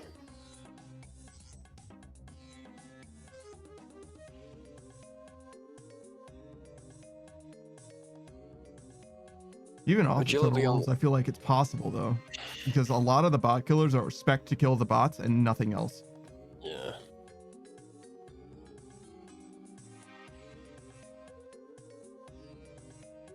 They are.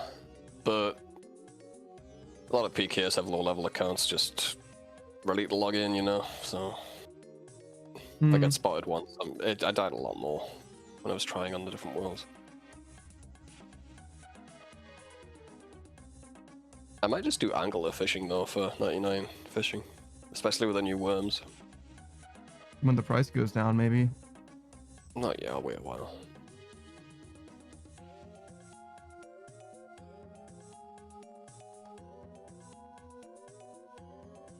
So, what is the plan for the weekend? Anything concrete yet, or what? With regards to Everything what? just kind of, like, I don't know, everything just kind of ended at the same time. Are we gonna? So this Saturday we're not doing schedule 1 because I'm busy, right? Yeah, I remember that. Yeah, in the future though, Saturday, we just gotta figure that out as it comes up, or. I'm not trying to bother people with something 2 weeks from now. That's way too much. Like, Okay. I don't want to ask Chuzzy about something unless that thing is tomorrow. There's just no way to know. Yeah, I was just making sure if no one said anything to you or whatever. But yeah, okay. So that's that sorted then. Nothing's happening. Got it. Okay. Yeah, I haven't gotten any updates from anyone. Cool. What about Baldur's Gate then? What about it? Like, are we playing it on stream? No news. I mentioned it to Roku. He didn't say anything for like, I don't know, it was like 18 or 19 hours. And I have been speaking for actually since I met him. Pikachu has been wanting to play a game with me. So I was like, okay, well, I do have my Sunday open. So we're going to be playing Apex from noon to 4 p.m. on the Sunday just before the pickle pack. Okay, cool. No problem. Good to know. So I can plan around it. Yeah, sure. I mean, I didn't think that you had any plans for it exactly. Or would have had any plans for it. Most that we Just would do making is sure like I- volcanic mine from the morning, which doesn't change. Yeah. Just in case there was another collab or whatever. What ask? It's also in the Discord. Yeah. It wasn't a secret. I know, I'm not accusing you of anything. Relax. What Oh. the fuck? Cool, we died said at it was- 18% with 58 seconds. Yeah, awesome. It was said -17 too. I mean, it still doesn't really make sense that it, because we already broke the rock, but whatever.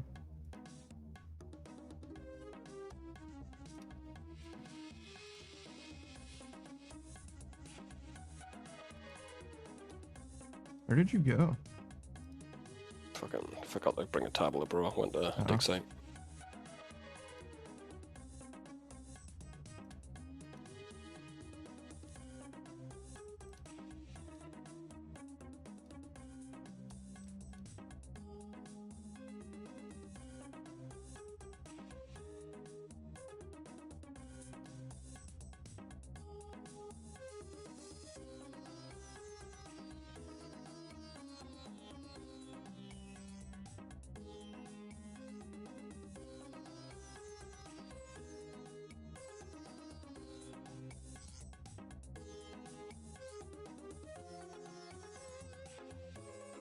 But yeah, no, I haven't heard any word from Roku. I did mention to him that, hey, I am going to be busy for this particular Sunday. We don't have any long-term plans because we've never collaborated before, Pikachu and I. So we'll see how it goes. But there could be something there. Do a weekly thing for that, maybe. Yeah, no worries, man. Hey, Zero. Zero, what's up, dude? We finished Satisfactory, obviously. Other than that, everything's the same. Might finish Stardew soon-ish. Another 2, maybe 3 weeks. Yeah, it's 2 or 3 more sessions. Whenever the boys get sick of it, whatever. I don't need to get the golden clock. Zero says I've been rotting in bed. No, it's early for you. Usually you wake up in another 40 minutes or so.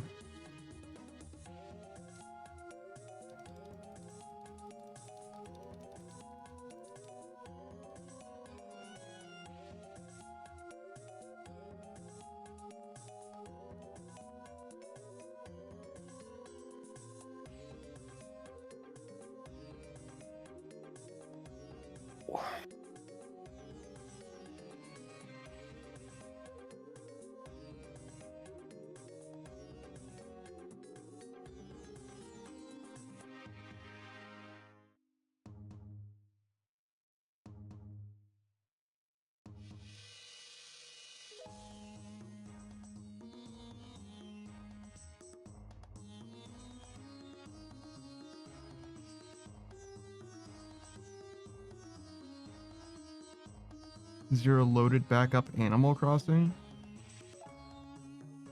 Okay.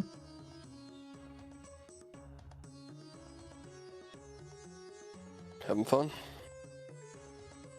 I think there's a new game, Fantasy Life, that just dropped.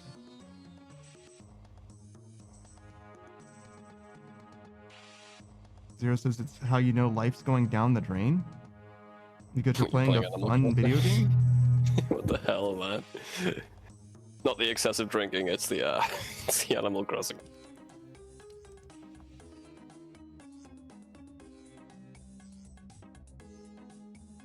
Hey man. If that's your marker. Zero says I actually haven't drank this week. Brother, you were here like 3 days ago with your morning whiskey. What the fuck are you talking about? Wow, wow. Was that yesterday? I swear to Zero, if that was yesterday, I swear to God. check the logs, check the logs. That was just a sip. You've drank in a week then, dude. Just a sip. What do you mean just a... Well, you sipped it out of the bottle? Or did you pour a sip into a glass? Or did you pour a glass of whiskey and pour the rest out? I'm finding this hard to believe, dude.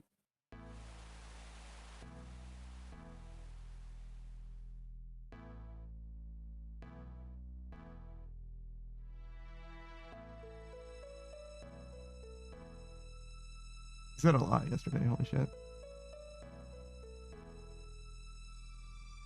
It was one of the first things. Also trying not to die.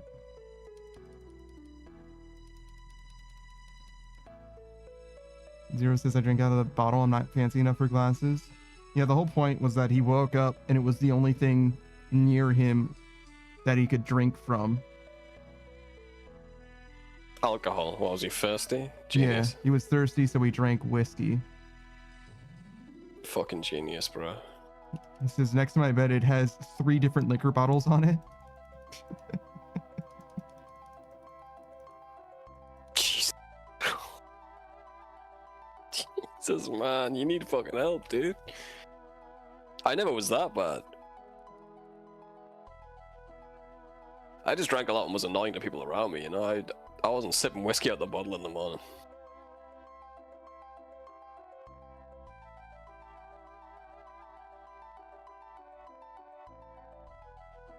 Oh, I went to the prior date. Shit.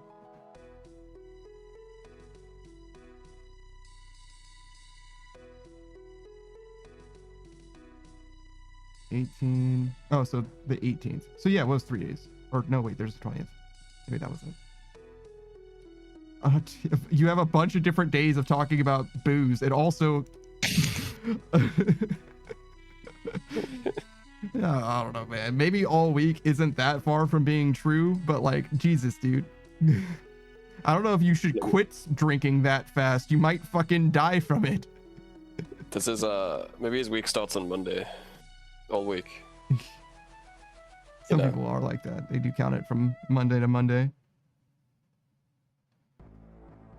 I hate when people like, I'm gonna meet up with someone tomorrow, and instead of saying tomorrow, they'll say like, I'll see you on Thursday. I'm like, you mean tomorrow? Well, next week, dude, because you can just say it tomorrow. Yeah. I'll see you on Wednesday. Yeah. What do you mean by that? If you say Wednesday or Thursday, I would assume that you mean, well, definitely Wednesday. I would assume you mean next Wednesday. Thursday, I would think that you probably mean not this Thursday, but next Thursday.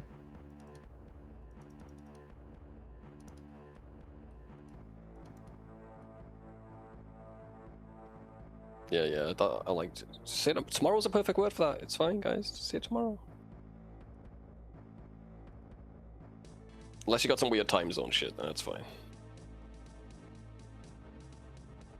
I mean, that's its own problem. When I drink, I don't annoy anyone. Same with smoking. That's good. Zero says, nah, what about when you ask someone the time and they say, oh yeah, 8:45? Doesn't bother me. In English though, it's pretty normal. Yeah, I mean, I've heard that. It's, to me, it's more I have to think about it. Mm-hmm. But you can ignore the of or quarter to or half past, all that shit. You could just listen to the number part of it and it will tell you what you need to know basically anyway. Yeah. Koya It's says, almost 9. yeah. Koya says, oh, by the way, I was at a cardiologist today again. These tests done today were also promising. Now, in about 2 months, we're going to do another test where this ECG thing stays attached to you for 24 hours. Hope it Good? goes well, dude. Yeah, good, I guess. I don't know how to respond to that. I got you, Pad. I hope it goes well. Good luck, dude. Zero says, my Galaxy Watch has an ECG program. Why? Is it real or fake, like the Galaxy Moon thing? What is the Galaxy Moon thing? They advertised their camera of being able to take really detailed photographs of the moon. Turns out you can just shine that thing as a light bulb and it'll show you a detailed photograph of the moon. That makes sense because the moon probably doesn't change. Exactly. Like all it needs to do is consider like your location for like the tilt or whatever, and then like it'll just give you the moon. Zero says, I don't use that program. It uses AI upscaling to show the moon. But it doesn't though. Hang on, I got proof. What the fuck is AI upscaling? Do you mean like increase the fidelity through AI? It doesn't. It shows you a picture of the fucking moon, bro. Yeah. It doesn't matter what you pointed at. You pointed at a lamp. Why would it? Yeah. Why would it even do that when you could just use a picture of the moon? The original one was completely fake, and you could point it at a fucking circle piece of cardboard, and they would do it. Have you tried pointing it at a circle piece of cardboard that's low? Zero says, hang on, I got proof, and he just took a picture of what I presume to be the moon and sent it to me without context. Which... Exhibit proof. I mean, this is just like a flat earther proving something to you, or it's like, you see this picture? This is proof that the earth is flat. And I'm like, this is just a picture of the horizon, bro. Like, I don't know what to tell you. Oh, well, can't you see that you could fucking see this and then this and then this, and you should be able to see that? It's like, listen, well, you clearly can. My brother's a pilot, and he said he can't see the curve, dude, so... What's up with that, huh? Zero says, I mean, the moon is fake anyway. Maybe, dude, maybe. But so if your point is the moon is fake, then what the fuck? Why is it AI upscaling? Yeah, it's like, what is it AI upscaling, bro? Like, what the fuck are you talking about? The hologram, obviously. But yeah, what are you saying, Saki? Imagine like it becomes illegal to be a flat earther, and then the penalty for that is they send them to Mars. That's pretty funny. I'm a flat earther. You want to go to Mars? I'm done with you people. I'm getting away. I don't know. I thought you said you didn't want to be one of the first people to do that shit. Hell nah. Nah, I don't want to go. No, I don't want to. I wouldn't mind it. Joke. You'd be fucking... They jettison you out of the airlock, bro. Sure.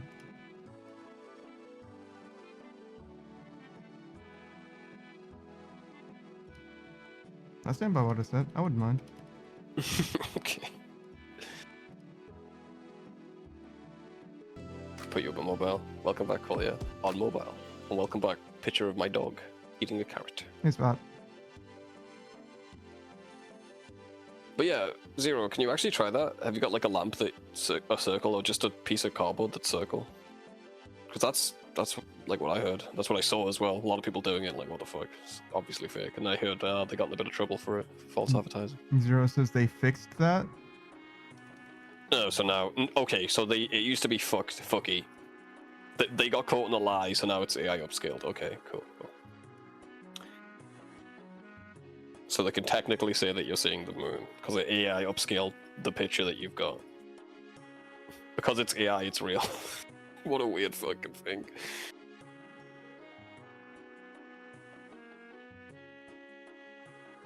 It was fake before, but now we made it AI, so it fakes it in real time.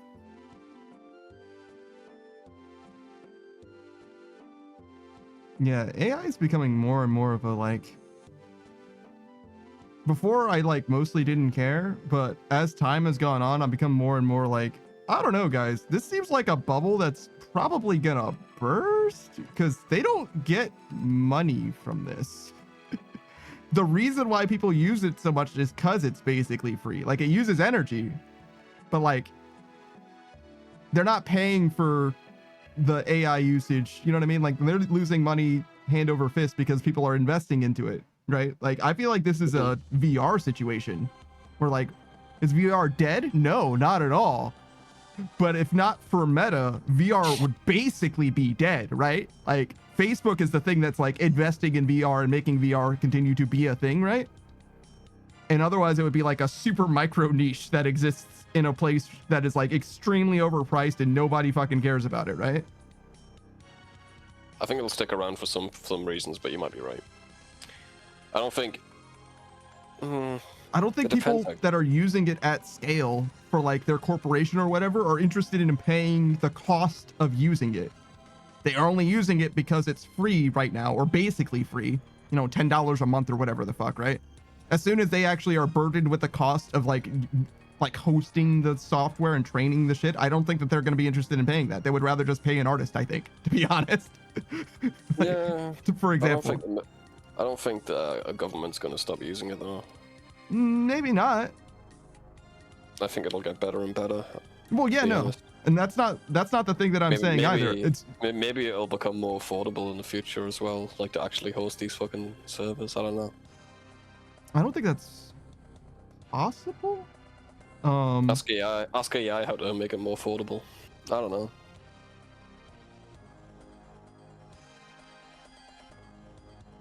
I think that the way maybe they'll just be way better at training.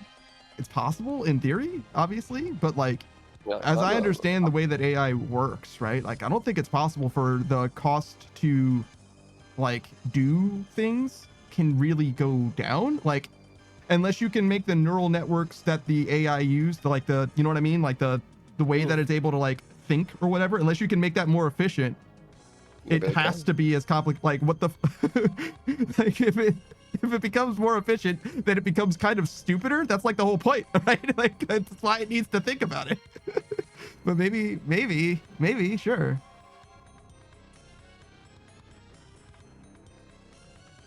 Guys, I recently had so many runs, and I feel so blessed.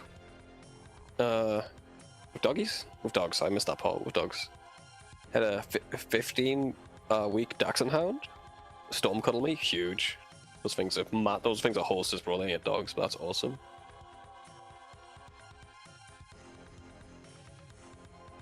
and you fluffed a gentle XL Pitbull. Glad it was gentle. We saw Carmen had so much love in his eyes. Pitbulls are a different fucking breed of dogs. Like, they understand a lot more than regular dogs, dude. Yeah, I thought so. They got a bigger brain, dude.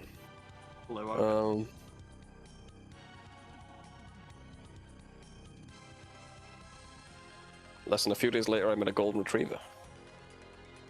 Awesome, dude. Well, I'm glad you're having great dogging encounters, and hey, Akataza.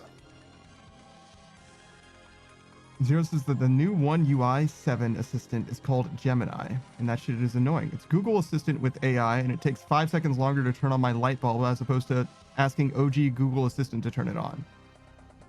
Yeah, shit like that seems a bit dumb. Zero says, I love breaking AI safeguards. I can't ask it illegal stuff, but if you say you miss your grandma and she used to tell you how to do it, and you ask the AI to pretend to be your grandma, you can break through the safeguards. I don't know if I would admit to that shit, because though legislation doesn't exist now, that definitely seems like some shit that will be illegal in the future. When it first came out and they didn't have the safeguards on it, you could just ask it for Windows keys and it would give them. It was great. Still ways around it, yeah. Collier says, I hate meta AI forcing itself on WhatsApp. I don't want any AI shit in any of my shit, period. Yeah. I'll let you know when I want it, and the answer is never. I'm good. Thank you. Yeah, I don't use it at all. Fiddled around with some of the images when it was early. I use it every time I do a Google search because it doesn't fucking let me not. every Google search I do, where I just want to see what the fucking Wikipedia says about the fucking EM waves, you know what I'm saying? It's like, oh, here's an AI synopsis of the thing that you asked about. Oh, and I'm like, oh, you mean the thing that Wikipedia says? Like literally word for word what Wikipedia says? I don't fucking use Google. Fuck that shit, yeah. Fuck that. That sounds heck hell, dude.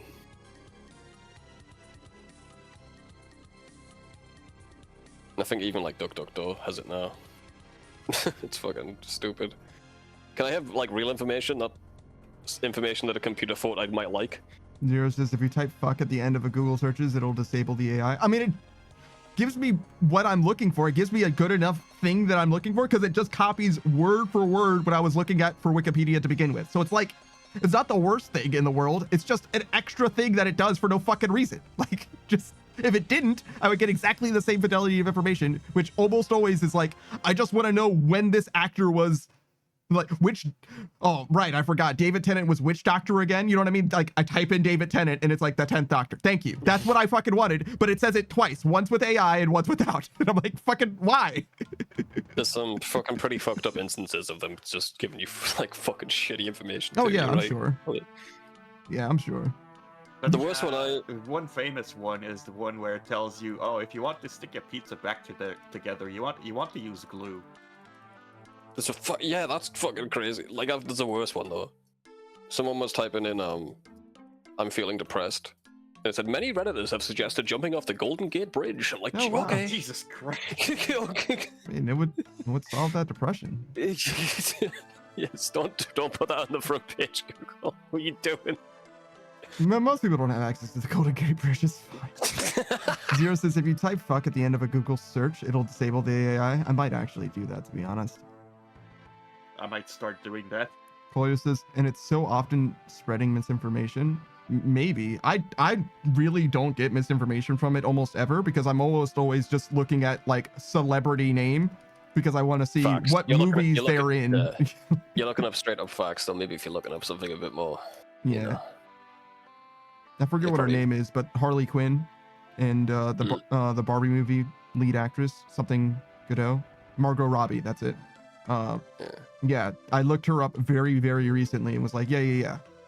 And it gave me, of course, the Wikipedia page, which is what I fucking wanted, IMDb, which is even better than what I wanted, and an AI summary of that Wikipedia page, which it's really not necessary. It's the same as like sponsored ads on Google, where it's like, I just skip that part because it never is helpful. It's not what I care about. Well, I mean, sometimes it can be helpful, I guess, in theory, because it's just the Wikipedia page that I was looking for anyway, but you get what I'm saying. It doesn't change anything for me. It's the part that I skip over.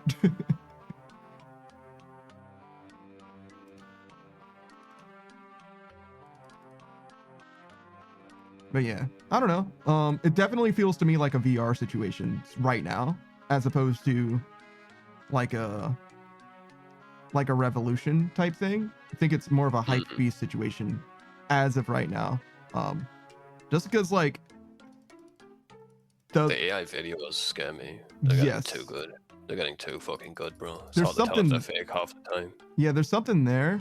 There's definitely something there, more so than in a lot of places, to be honest. But I'm really having trouble imagining the returns, if that makes sense. Because a lot of the stuff that they use AI for isn't something that's like straight up cash money to begin with. It's usually to like subvert the need for an artist somewhere. You know? Yeah, and I think these big tech companies don't care if they lose money for 20 fucking 50 years. They'll just keep it up. I don't think so, because it's not just the big tech companies that are losing the money though. It's the people that are investing, the venture capitalist bros. You know what I mean? They're trying to make money quarter to quarter, dog. And they will definitely stomach some losses for a while, but not forever. They hate that shit. You know what I mean? Like, you need to tell them how they're going to be getting money, not this quarter, but next quarter, not this quarter, but next quarter, and not this quarter, but next quarter. And that quarter, that's not going to work forever. Can you invest in YouTube? Because if you can, it worked there. Can you invest in YouTube? Yeah. What do you mean by that? Does YouTube have investors? Does just Google as a whole? I mean, Google owns it right now. Yeah, I know, but it's a separate entity or whatever. Because that was losing money for the longest fucking time. It still is. So is Twitch. I thought they finally hit a profit with YouTube, to be honest. Unless maybe in the last couple of years, maybe, but like it was really recent. Yeah, maybe sure, but like my point being, like, it's, to me, doesn't seem very, very likely. It seems like it's much more likely to go the path of VR than YouTube or Twitch, in my opinion. Maybe. I don't know. I hope it dies. Fucking hate it. I have a lot of trouble seeing where the money's going to come from, because that's really what determines it. If money comes from somewhere, and it's not like you can't get any money from YouTube and Twitch and stuff. You absolutely can and have. If you're turning a profit on YouTube, then they definitely changed something. I don't know what the fuck they did, because I haven't noticed anything different. But, and there are also like specific avenues that actually are of means, but like you can't even, in theory, right? You can't even like own the shit that it's generating as like like if you make a movie using AI, do you even own any of the shit in the movie? Can't you just rip all of that for your own movie? You see what I'm saying? I don't even know what the legislation's there yet. Yeah, I think that's what I'm saying. So it's like, it's like, I don't think they'll hold out on it for a very long time. For like, I don't think it's hard for me to believe that they just give up on it. Well, I'm not saying that they would give up on it. That's not the thing. I'm saying at some point they're like, at some point somebody's going to have to like actually balance their checkbooks, right? And if they don't have money, they're going to go bankrupt, right? They don't just have infinite money. It's got to come from somewhere. And there are definitely people that are willing to invest into it. Absolutely, no doubt. And a lot of those are the big tech guys. But a lot of the like Silicon Valley guys, they need their money back at some point, especially if anything happens to them where they like need to be liquid rather than just having investments running or whatever, right? Yeah, it could be. So it seems a lot more like, for example, crypto. Like, crypto's definitely still a thing, but it's definitely not like it used to be as well, right? Both things are true. And I imagine that AI is probably going to go through a similar downshift while still absolutely being a thing. If that's what you're saying, yeah, I think it's peaking. Yeah, the interest in it's gonna win. I agree. I think it'll still be a thing for a long, long time. So. Oh well, yeah, no. But I'm with you. Man. Trying to understand what you were saying. Yeah, I got you.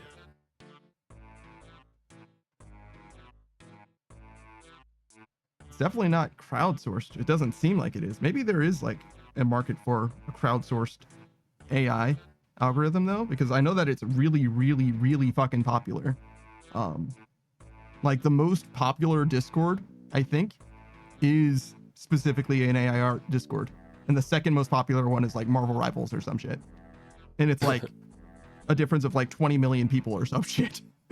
Marvel Rivals has like 4 million people or whatever, and the AI, I forget which one it was, but it was you know, one of those like big AI art ones or whatever.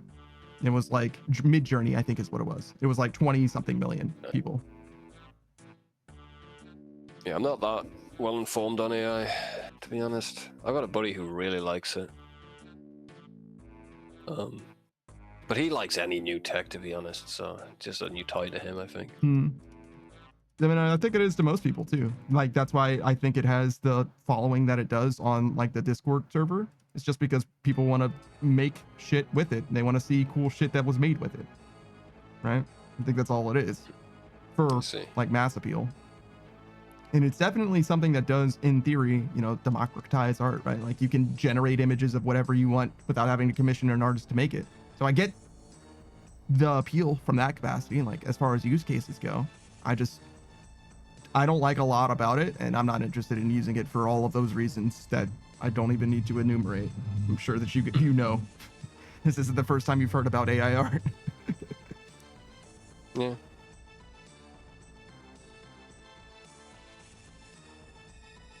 I mean, shit, I don't even like using stuff that I've been given for free by real artists that made it for me. You know what I mean?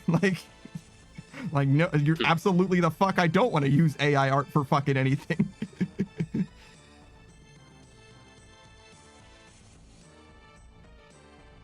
That's a bit tacky.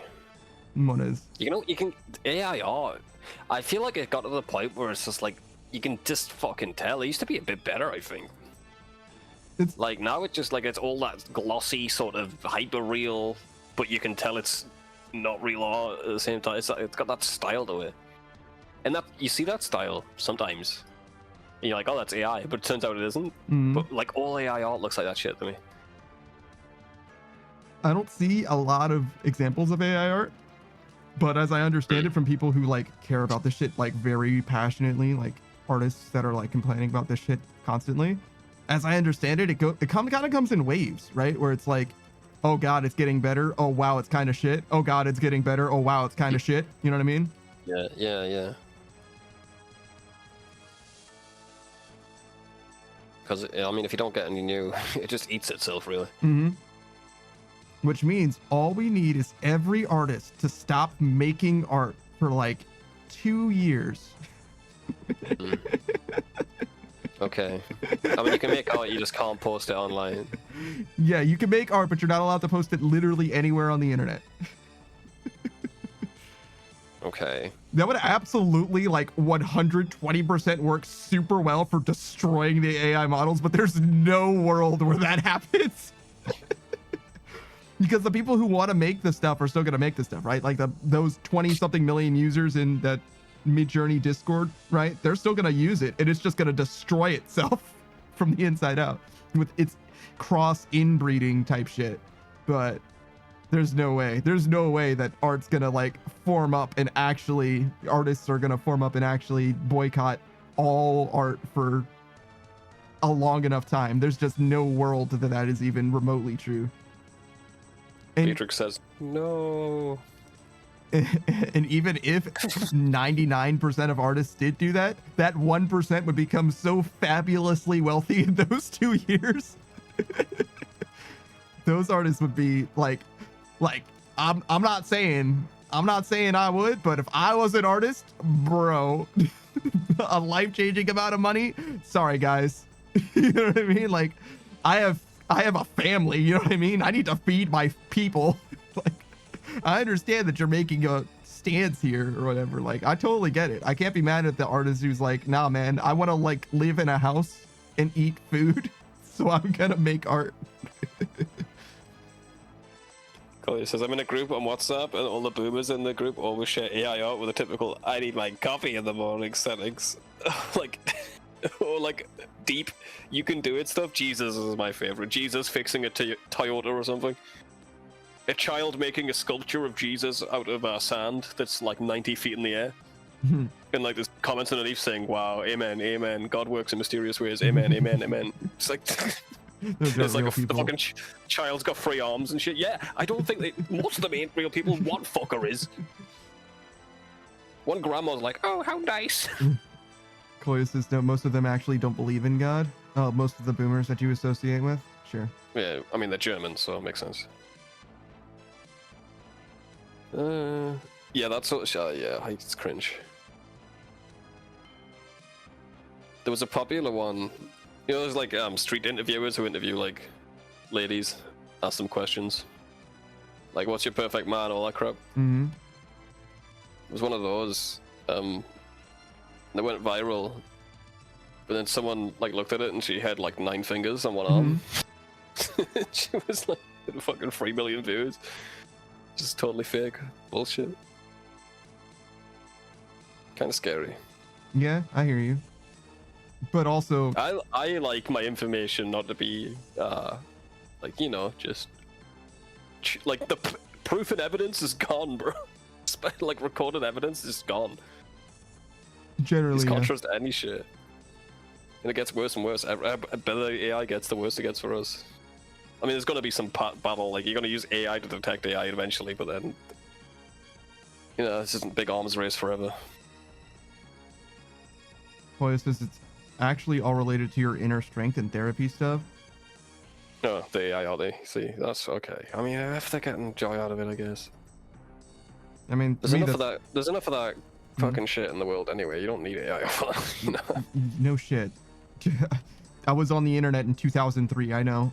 You know what I mean? Like, yeah, we made enough in that year alone to subsidize the Sure, rest yeah. of existence. You know what I mean? We're good. I've seen cat posters. It'll be fine. That cat's dead now. Probably, yeah. He didn't really hang in there, bro. Like he was meant to. Beatrice says, "Thank goodness for the hang in there, kitty." Well, The dead one. yeah, I was gonna say you were grateful for it. Sorry, Patrix. That is the oldest fucking cat on the planet right now. Just still- Sorry, dude. That's all I think about. I love animals. Okay, so every time I see an old movie with an animal, I'm like, oh god, it's dead. It makes me sad. I can't help it, man. and that's why he points it out to everyone else. Misery Listen. loves company. I wouldn't have. I forgot Patrix was here. She has cats. I didn't mean to. Saku's here. He has cats. Yeah, but Saku's like a fucking trained Navy SEAL, bro. He's Jesus. fine. He's got 315 confirmed kills. Yeah. If I was in a foxhole, I'd pick Saku. Beatrice says, "Stop making yourself sad." This motherfucker. Oh, he can't help it. He thinks about it instantly. Yeah, if there was a way I could, I'd do it, but... Just imagine a Tyrannosaurus Rex trying to masturbate. It's pretty good. Can't reach, but okay. Yeah, thanks for that, Panda. Did I say that to you at one point? I must have. I think that's like a proto meme. I think that's like a 2001 era meme. I think. Alright, I'll definitely stole that shit and said it to you at some point, I think. That's why he's so angry. Beatrice says, "That was really funny. It came from me, didn't it?" Savage. True. Zero says, "I'm stealing that." It's, again, I'm you're not stealing. It's a meme. Yeah, I think I stole it. That's all I'm saying, bro.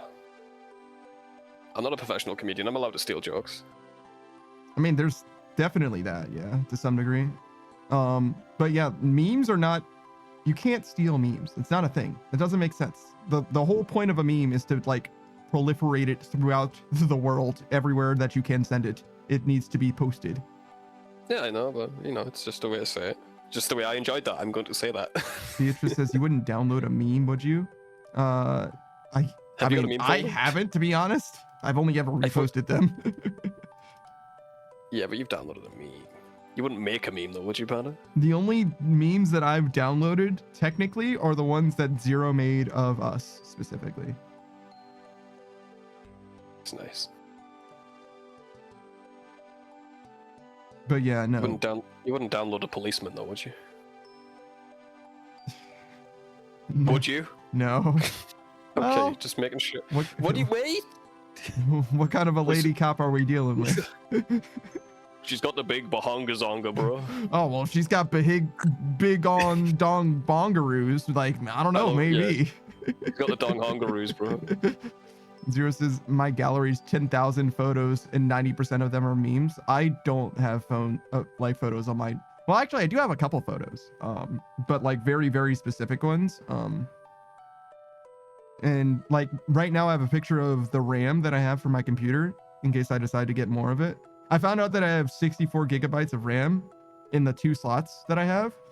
So in order to upgrade it, I would need to get 2 more 32 gigabyte RAM sticks. And 64 gigabytes of RAM seems like a fucking lot, dude. Like, I don't know. I don't think I need to upgrade. I think you're right, man. Yeah, so I kind of like don't intend to do that. But like in theory, right? Like in theory, I could see the appeal. I was really gonna fix B, but it's like fine, actually. No fret, Panda.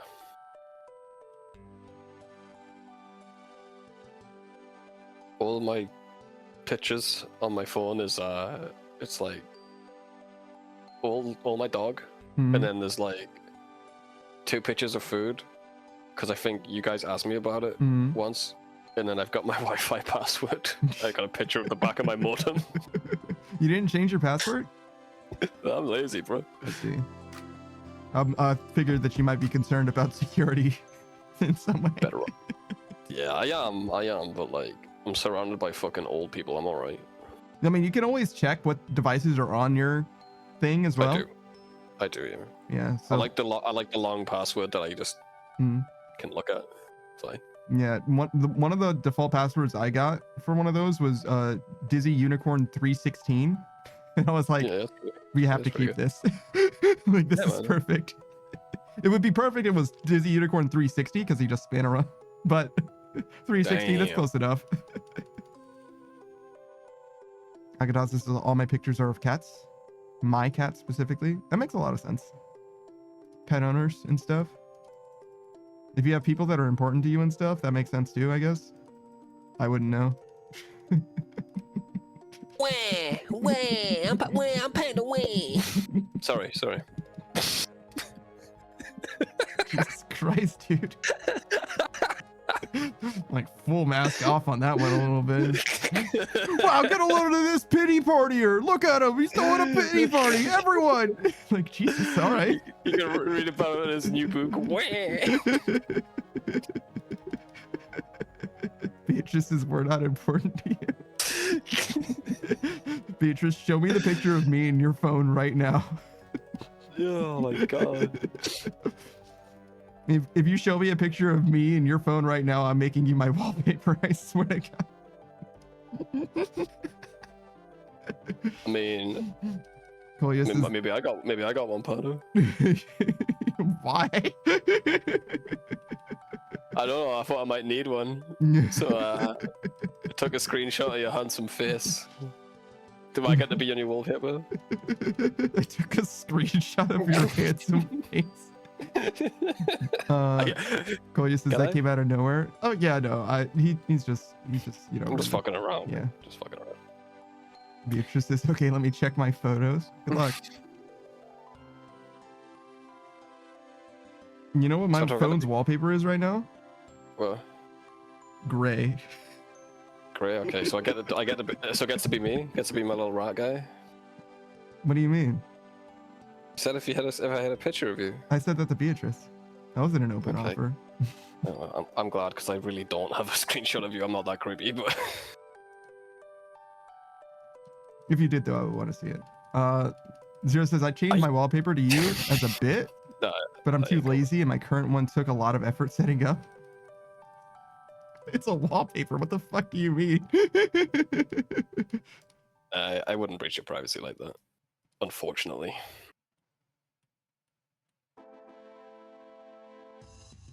Also, that would have to go down like fucking 3 computers worth. And like keeping that is kind of fucking creepy. If I actually took it. To me, it would be for a phone. It wouldn't be that weird because often when you go from one phone to another, it's very easy to transfer all of your shit. You know what I mean? There's just like an app that like does it for you, just like transfers fucking everything, like contacts and whatever. Yeah, I never do that. I just put them in manually. It depends. I've had a few clean breaks, but I've also used the app a few times as well.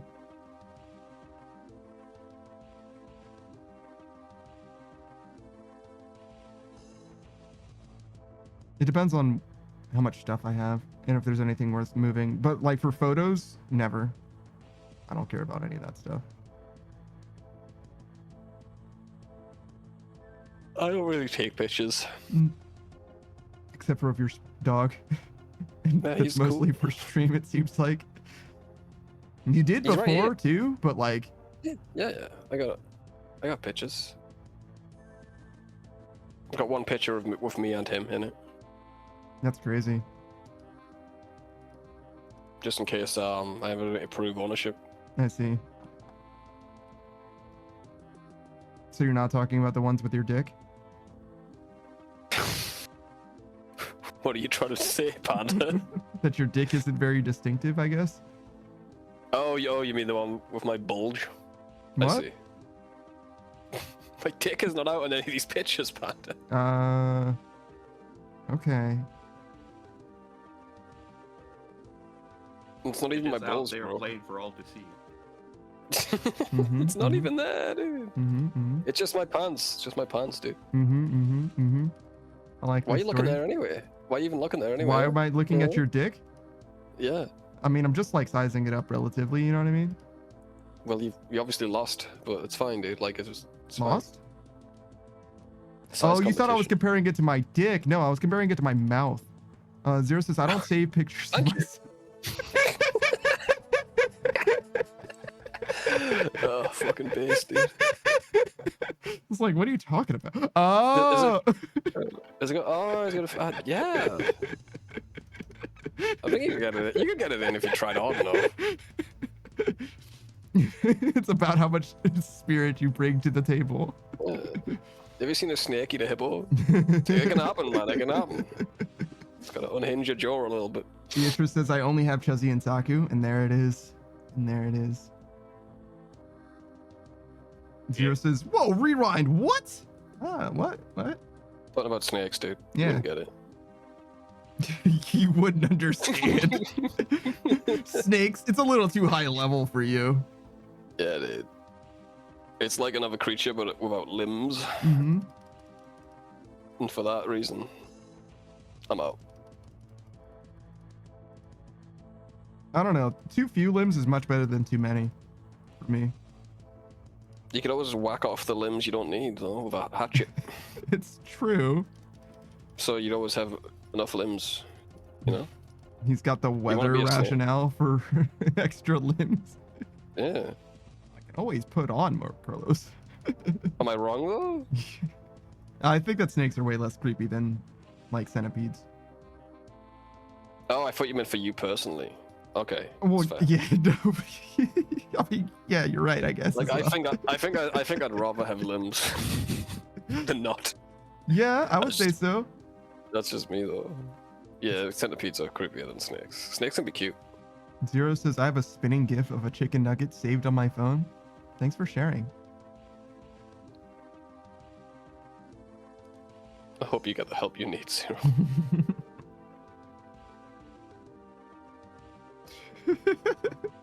Cool, you added context for this out of context quote. Don't be out of context, dude. Kolya said, oh, I wasn't comparing it, in parentheses, Savage's bulge on a photo, to my dick. I was comparing it to my mouth. No, that's pretty good, actually. That's still good. I like that. You can add a little bit of context. Yeah. I don't know. That's borderline. It's borderline. Parenthetical statements probably should not be in out of context quotes. Yeah, you could just talk. You're talking about my bulge. The whole sentence is out of context. It's fine. It just gives a bit of context to what it was. That's fine with me. And yeah, it is funny with that bit of info. Zero says posted it in the server. You sure did. I shall look at this nugget then. Is it the bad one? No, it's fine. Ow. Okay, that's better. You can tell it's on a bit of string though.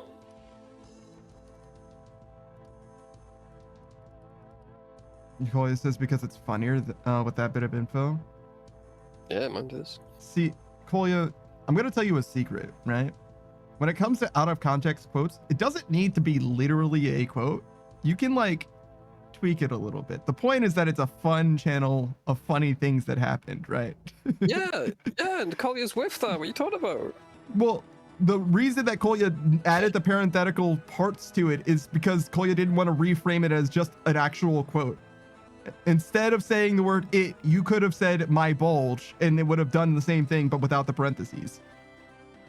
Okay, well, You know what I think you mean? can just look. You can look past the parentheses, so it's not that big of a deal, Panda. What it wouldn't have been. It's like got so much pushback. Now I feel like I need to justify myself. That is you. That is you as a character, isn't it?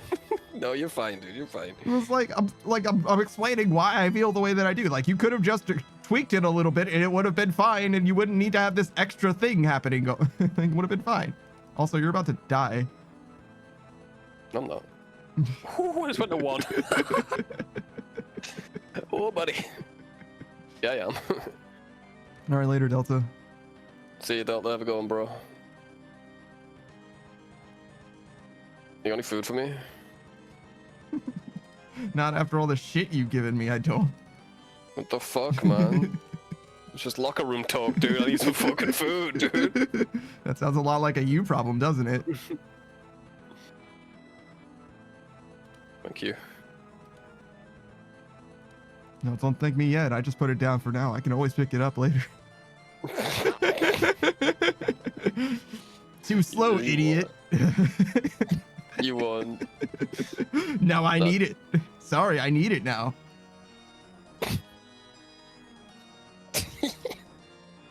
Little shit.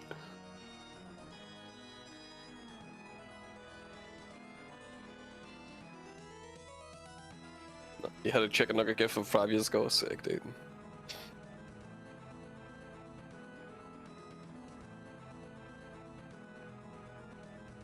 It's because we were talking about dicks. Is that why Delta's leaving?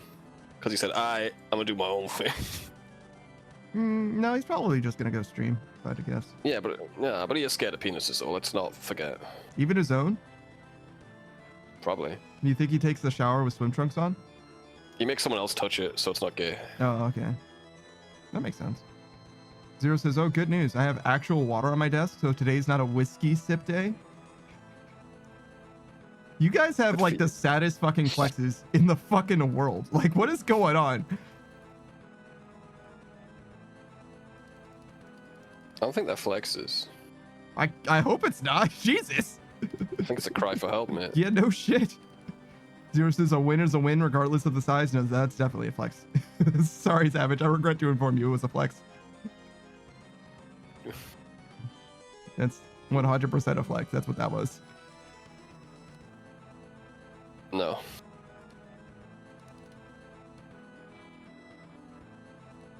No. Don't say no to me like that. What do you mean? I said no, Panda. No, don't say no like that, though. What do you mean? How would you like it? Just like a regular no is fine. You hit me with a no. Okay. No.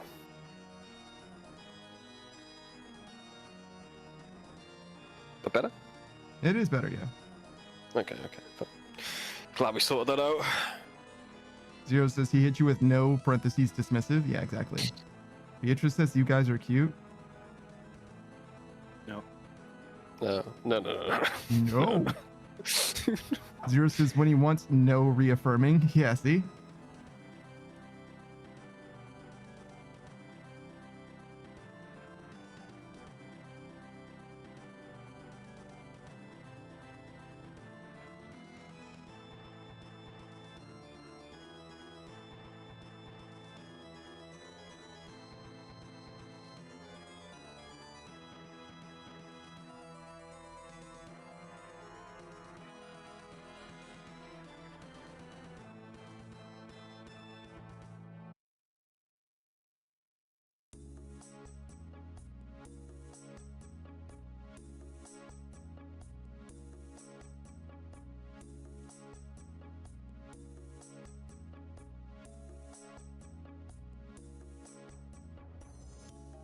I played Schedule 1 again today. Yeah? What did you think? We're literally where we were when we were playing. I'm like, there's not much content left, but if you want to play it, sure, dude. It's like, I'll be fine then. Did your schedule win? We didn't schedule. We kind of did schedule win, but like we got to the level that we were trying to get to. Barony Let me 1? stop. Baron 1 or Yeah, whatever? yeah. Yeah, let me stop playing like day afterwards. The next tier came, we got the new customers, we failed both of the interactions, and then we're like, yeah, he said, yeah, we'll play another time. That's not happening. Zero says, no way, it's the rewinding funny lava thing. Oh, the fucking, yeah, that. What's rewinding about it? It does rewind, if you look at it. It spins Oh, you mean and then the it goes back. asshole?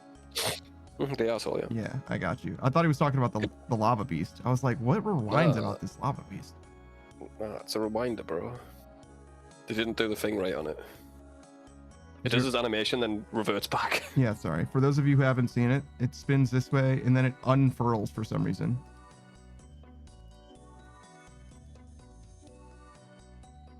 It just doesn't seem like it should work that way, but whatever. Zero says, I'm very much craving unhealthy food and soda. I've been on my prep meals and water for the last week. Oh yeah, I'm almost out of food. I think I have food for tomorrow. Yeah, I have food for tomorrow. So we're good because that's probably when I'm going to go grocery shopping. Yeah. Yeah. Zero says, my prep meals have been grilled chicken, rice, and broccoli. I've never been into like the food prep thing. Though, friend of the stream, Kat, not Katakato, but, nope, not Sasuke Cat either. That's not the same person. Kat Shiro Neko showed off their, I think it was like a week's worth of food. They cooked like an entire week's worth of food into like lunch boxes or whatever. And I was like, yo, how are you this prepared in your life ever for anything? Cat's like, it's just more efficient this way. And I'm like, I could fucking never. like full, like, I almost want to say like restaurant quality, you know what I mean? Like diced steak with like vegetables and like, you know what I mean? Like with the whole shit was there. I'm like, bro, you need to fucking chill. Wild, dude. Yeah, I don't really meal prep either. What I do is I make food and I have leftovers, you know, if that counts. That's, yeah, so I basically, yeah, I'll eat food for one day and I might have that food again the next day, and that's about it. Zero says, what I'd give for a burger, and then Zero says, I did that? Yeah, nah. I'm having a smoke if you didn't know. I want to do some fletching or something. I think it might be my last, honestly, mate. It might be your last, honestly. This guy. He's a grinder, huh? He's all exhausted. Yeah. He tuckered himself out. It's been a long day, brother. Yeah, see? Listen to him. He's falling asleep at the wheel. He's swerving into traffic. Yeah, I'd be fine for me, but like, I don't want to drag you down with me, you know? I'll have a smoke and hang out for a bit. What are you gonna do, fletching or construction? No, I'm not doing fletching. I'm definitely gonna do construction. Yeah. Wintertodt, I meant, that's the one. No.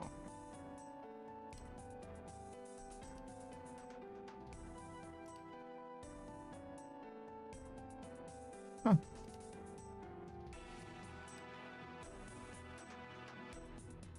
Oh. How much XP do we get, by the way? How much XP did we get in total? Is that what you're asking? Mining. Yeah, 166,000. Not the best. I kind of want to get 300k every time we play, but yeah, nah, it is what it is. It sure do. I thought the weekends would have been a lot better. Catch us up, but it's okay. We'll get there eventually. You're not that far off 95.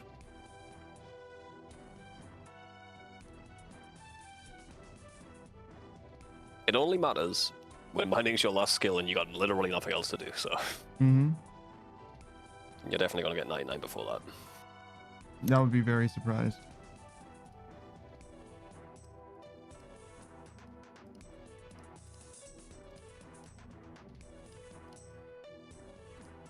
Yeah, my shopping's coming tomorrow. I got like 5 frozen pizzas.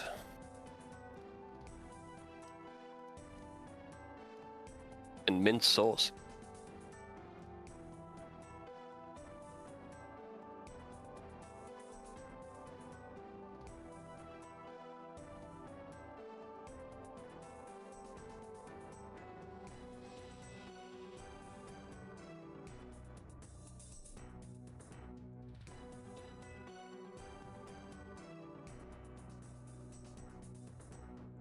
I mean, I guess I can wear this. Sure. What are you wearing? The Celestial Signet ring. Oh, yeah.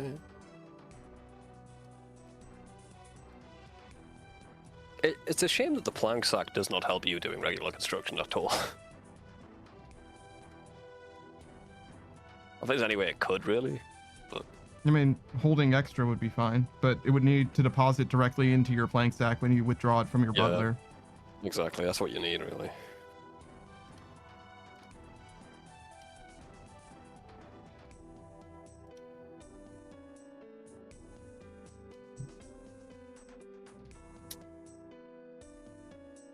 Zero says, my body craves trans fats.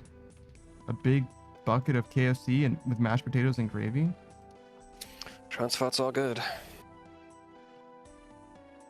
Not for your body, but they're tasty.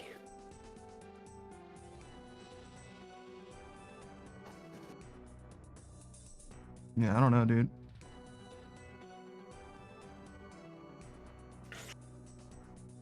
You ever went like really healthy? Have I ever went really healthy? Yeah, for like a diet or something. I don't know what that means. Okay, have you been on a health kick? Any sort of diet at all? I mean, the short answer is, have I ever been on a health kick? No, I suppose. Okay. Me neither, really.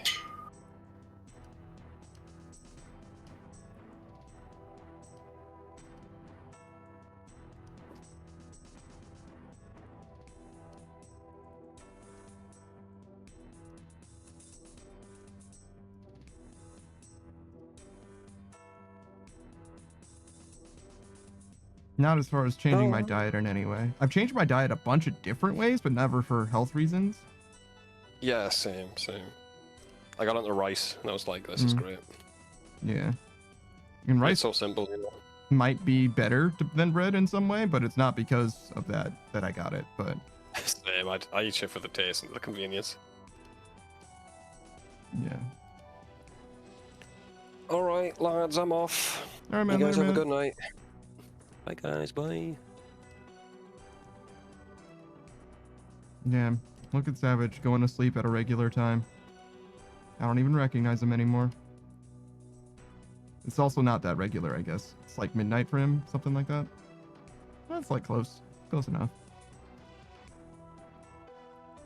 Zero says, Savage too sleepy? What is he? A functioning member of society? It's probably just... He's probably not sleepy in so much as he's exhausted. You know what I'm saying? He's not sleeping. He's just laying down hoping that sleep takes him. He's pretending to sleep so that his dog can get a regular night's rest.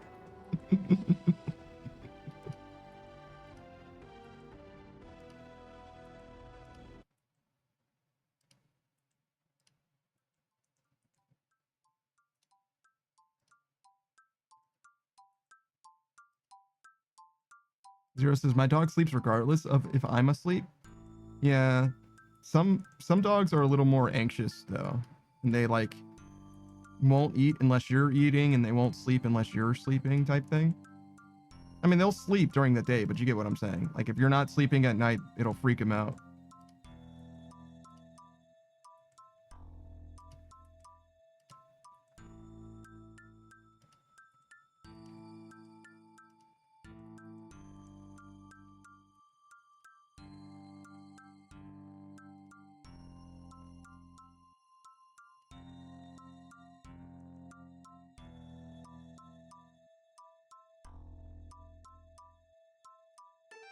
Wait, did I get A genie event in my fucking house? I didn't even realize that you could get random events here.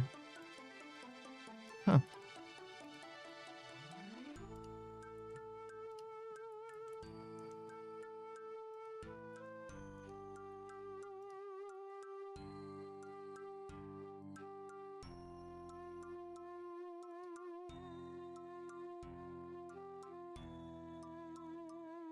I kind of want RuneScape to do more quests with like random event tie-ins. There's that assassin that shows up during like, I don't know, while Gothic sleeps or whatever it is. And you'll show up to like your house and stuff like that. I think that more shit like that in the game is actually pretty sick.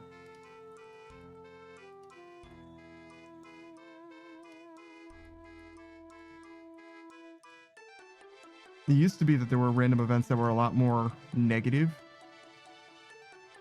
And it seems like they phased those out of old school RuneScape, which isn't like, I don't know, not the end of the world for me, but I kind of liked there being, you know, the axe head falls off of your axe or whatever. I thought that shit was silly and also very RuneScape feeling.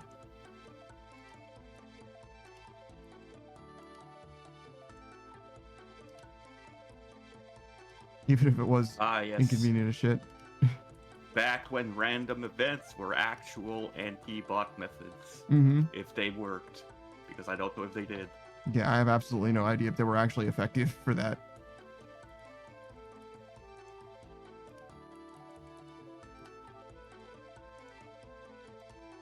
Random events would be a lot more annoying. Mm-hmm. Because it wouldn't be a opt-in, opt-out, it would be a you have to do it or else bad stuff happens to you. Mm-hmm. For example, the genie, if you don't talk to him, he teleports you to the wilderness. Jesus Christ. It's metal as hell. You don't want my XP? Then pay with your blood! I mean, honestly, if you were there and not AFK, you know what I mean? Like, if you're playing the game, you would want the XP anyway. Like, unless you literally have a max cape already, it's like, why wouldn't you take the experience?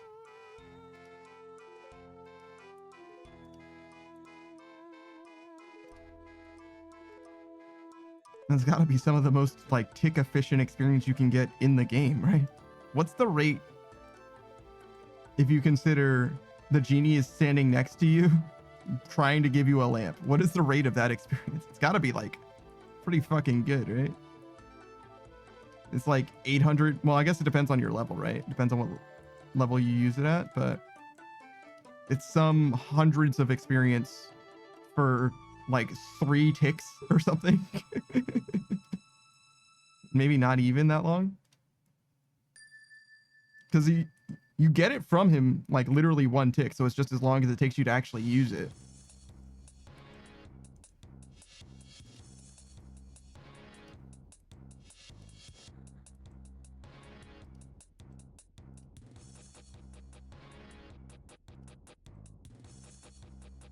Alright, now I can plan and prep for Krills.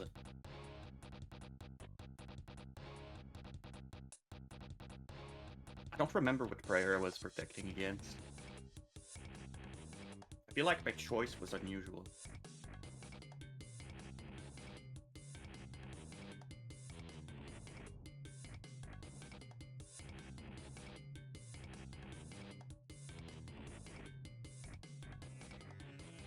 Yeah, I don't know. I guess I would just look at my defenses and choose whichever one was lowest.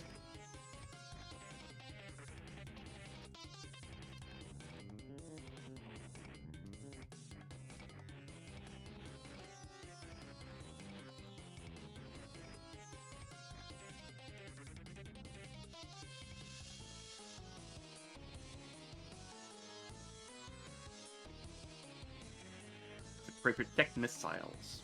Makes sense. I guess it wasn't such an unusual choice.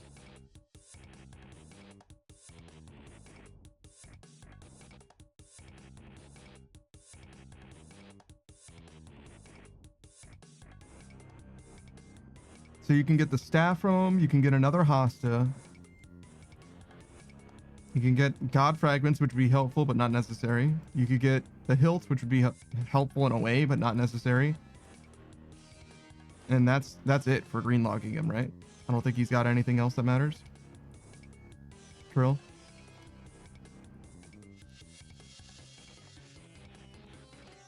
Pet. Trill Sitaroth, list of stuff that he Mhm. has. Steam Battle Staff, Zamo Hasta. Well, it's Spear, but it becomes a Hasta as soon as you get it. Staff of the Dead, Mhm. Zamorak Hilt. Samurai what? The other Zamorak Hilt, Oh, I was like, samurai God belts? sword. Like, what are you talking about? the God Sword piece. Yeah. It's like, why And the then, fuck is Krill a fucking weeb? Like, why does he have a samurai belt? Fucking Krill Tsuroth's like, oh my, one more. And his fucking demon cohorts are like, what is he talking about? What is he saying? And of course there's God Sword shards, but one, I have all three of them, and two, everyone drops them. Everyone and their moms. Still, more fragments would be good. You want at least 2 sets, I think.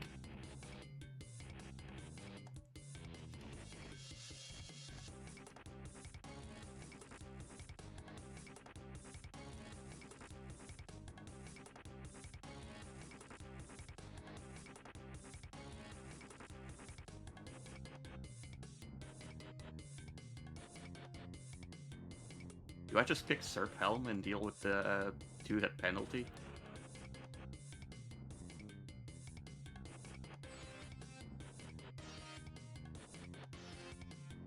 I think I do.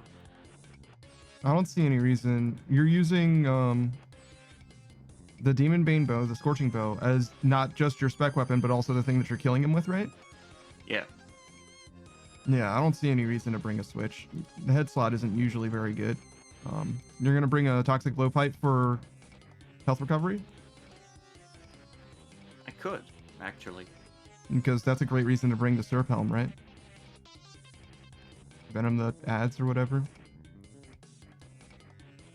Well, I'm probably not gonna Venom the ads, Yeah. but I could still use the spec. No, I couldn't bring the Blowpipe for specs because I'm already using Scobo specs. Oh yeah, you're right. You don't have spec energy left.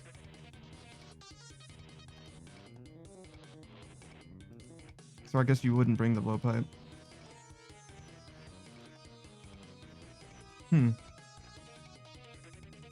Want to bring Death Charge? Death Blood Soul.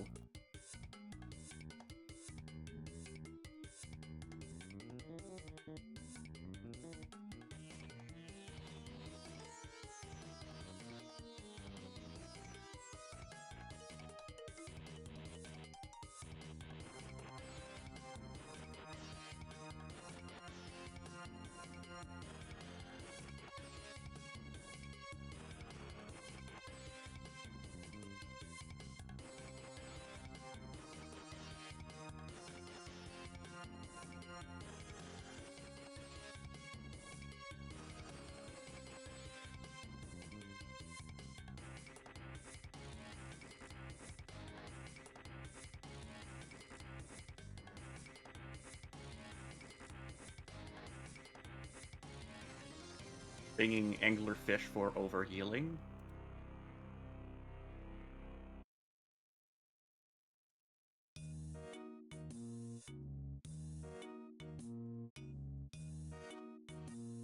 You know how longer krill trips are? 5 kills, roughly.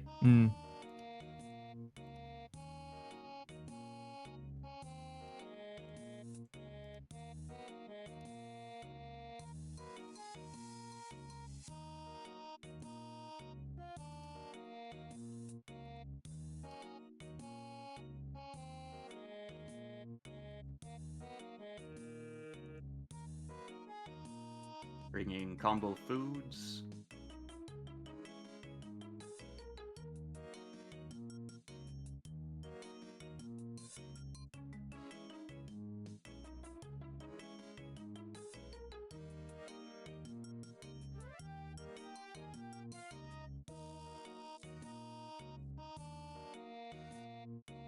I guess I'd want to bring Manta Rays.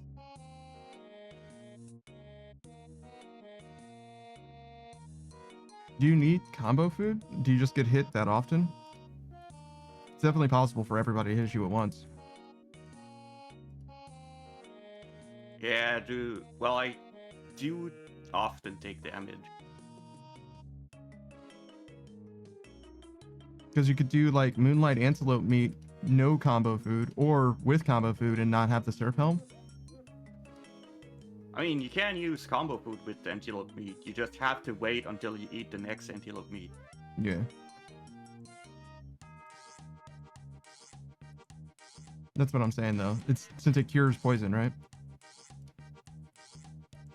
It does cure poison, but I'll get re-poisoned after. That's true. You don't want any poison tick. You don't want any poison to ever tick. So you want to use anti-poison here. Because a poison tick is 20 damage. Or I think it was 18. But it's a lot. I see. So you take damage as soon as you get poisoned, is what you're saying? Not necessarily. But you don't want the poison damage to ever happen. Hmm.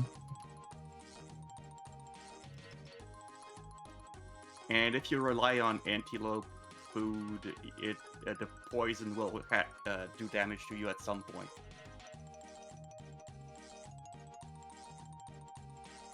All right, fair enough. You say so.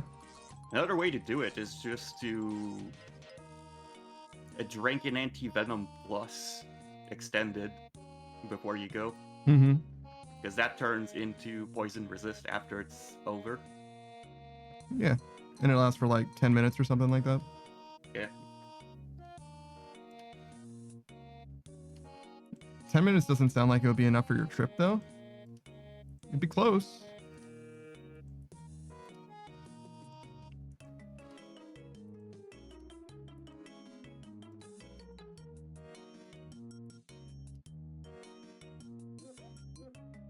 And also Gomal's hilt. Mm-hmm.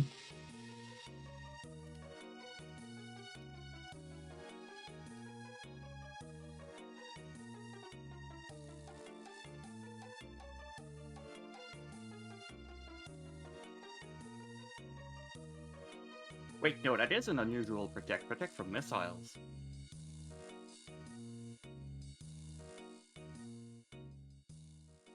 No, never mind. I'm dumb. You're right. No.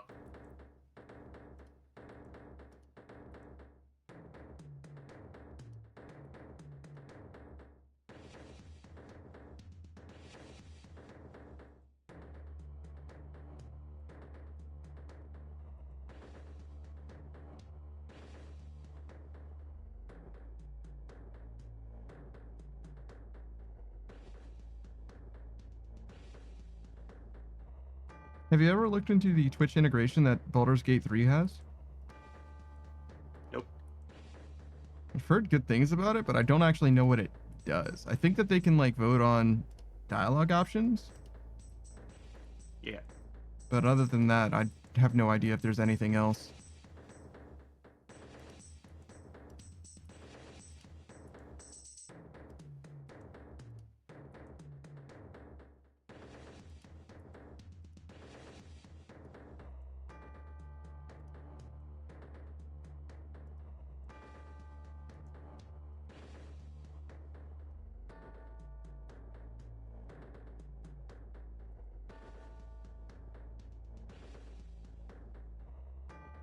I think I do want to play a game that has some kind of Twitch integration at some point. I'm very curious about it, especially like there's all kinds of like God, what are they called? Like randomizers, like Ocarina of Time randomizer or whatever. There's all kinds of that kind of shit that's very, very cool, helpful and hurtful type stuff. Seems very, very, very cool, but I don't know. It has to be a game that I already like, I think, as well.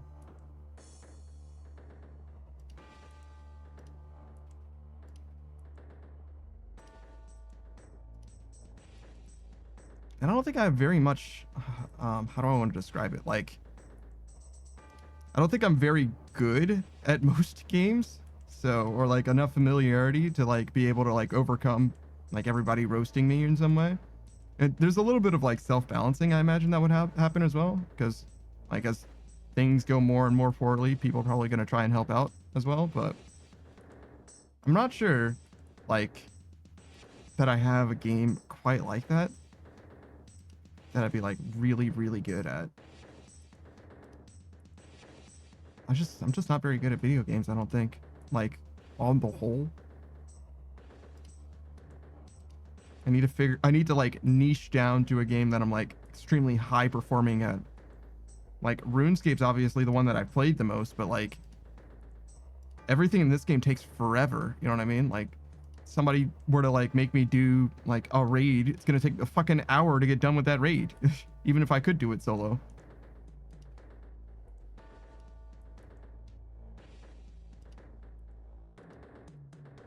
Maybe like a Skyrim would be fine. If there's some kind of Skyrim integration. I'm sure there is. Those guys love challenge playthroughs and stuff like that. Crowd control. Yeah, exactly. The crowd control situation. That's exactly what I was thinking of. Forgot the term for it. Skyrim has crowd control. Or there is crowd control for Skyrim. Mm-hmm. I guess that's really what I would do. It's like start with like the crowd control software and then like from there figure out what I want to do, you know? If you do Skyrim, make sure you start after the beginning cutscene is over. Yeah. Because anything happens during that cutscene, it breaks it. Yeah.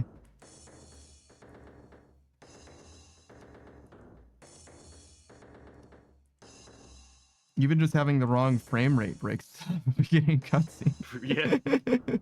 Like, how did you guys fuck this game up this bad, guys? Like, why couldn't you just make this game normal?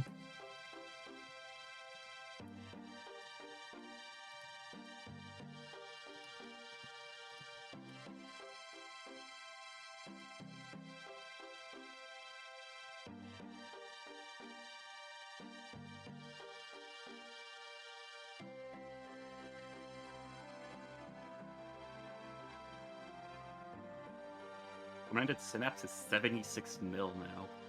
Yeah, because the price went up because of Yama, right? Yeah. Fucking honestly, I still love Tormented Demons to this day. And I still think Demonic Gorillas are just a worse version. Tormented Demons are way, way better, way more interesting, way more fun, less of a pain, less annoying. But we have Tormented Demons at home. Stop saying that the Demonic Gorillas are at our house. Stop it. I don't want them in our house. Fucking make them sleep outside or something. I don't know. Figure it out.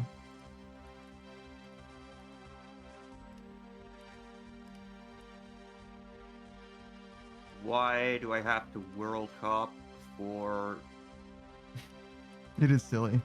a room that is for one player only? It's very silly.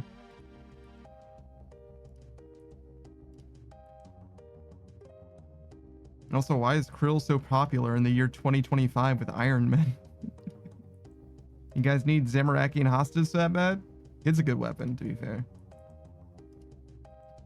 That's got to be the only thing that they give a shit about, right? Though, like, I understand completion, right? You can use other stuff that he has, but like, fuck it. You don't need any of that shit. The Hosta, though, is really fucking good. That's probably one of the best weapons for iron progression. I mean, it's a great weapon even for a main, to be honest. I just don't think that mains use it very much.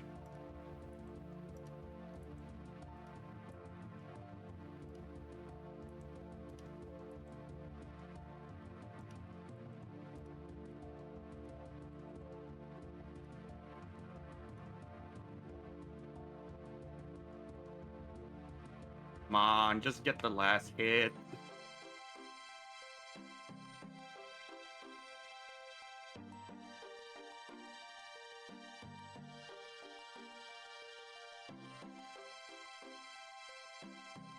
I swear to fucking God.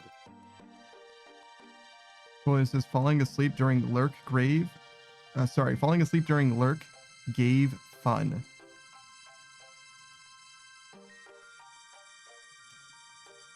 Oh no, you're falling asleep while lurking. Have fun is what you're saying. You're telling me to have fun because you're falling asleep while lurking. I understand. I had to leave because the dumbass hit rates decided that I wouldn't kill Krill in 3 specs. That's crazy.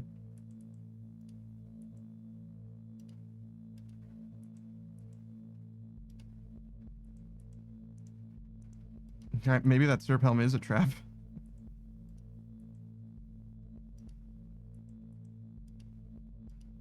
Well, I don't have much better ranged helm. Yeah, no, I feel that. I wonder how much of a difference it makes percentage-wise. It can't be that big. It's probably like 3 or 4% at most hit rate.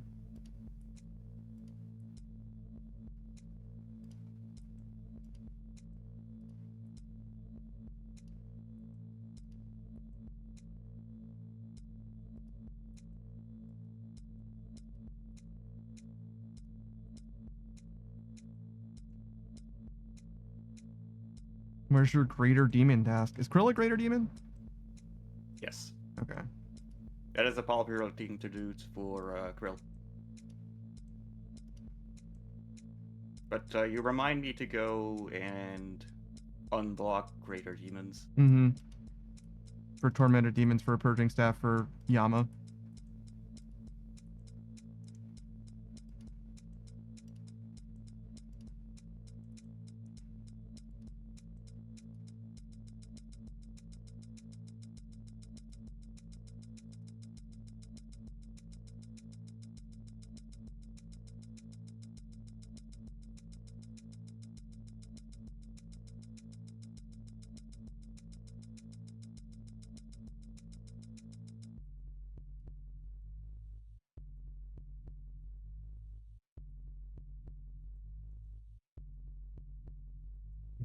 Not me turning my inventory on and off because I forgot to click on this door. Whoops.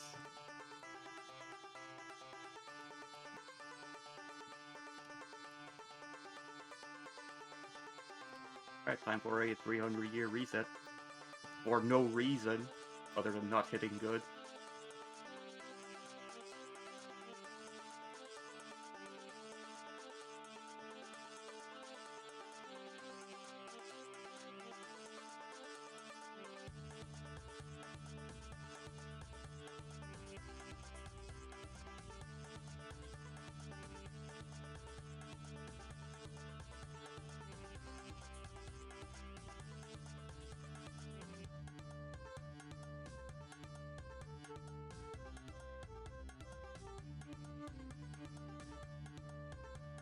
I don't know how bad Yama is, but if he's not like the worst in the world, I really appreciate them adding a closer to end game boss that is duo, because God Wars Dungeon is really the only thing that you can do in like a team other than raids that will like actually get you money.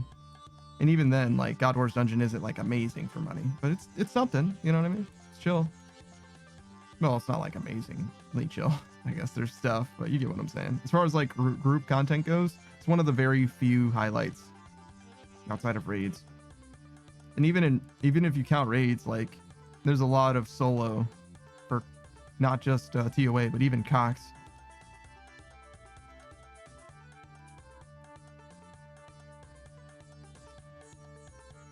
I don't know if most Cox doers do it solo, to be fair, but I've seen a lot of solo Cox.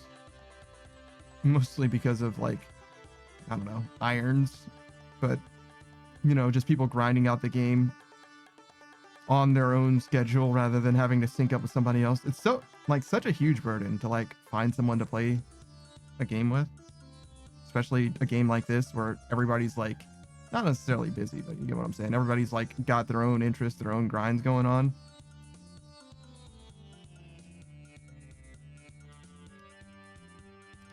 Whereas in a game like, you know, Final Fantasy 14 or whatever, like the newest content with the highest level gear is the same for everyone at all times.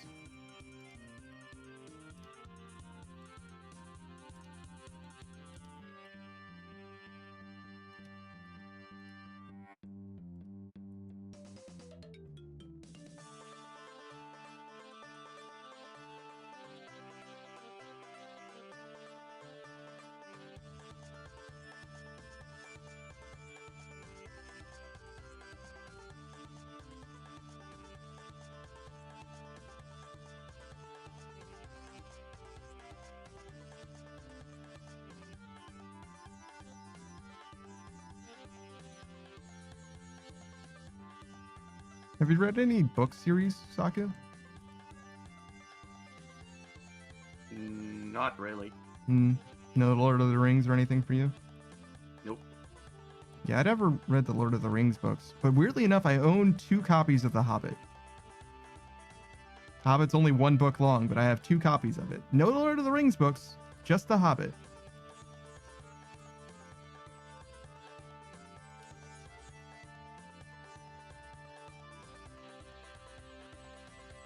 I got it as a gift, I think, for Christmas, like 2 years in a row from the same person.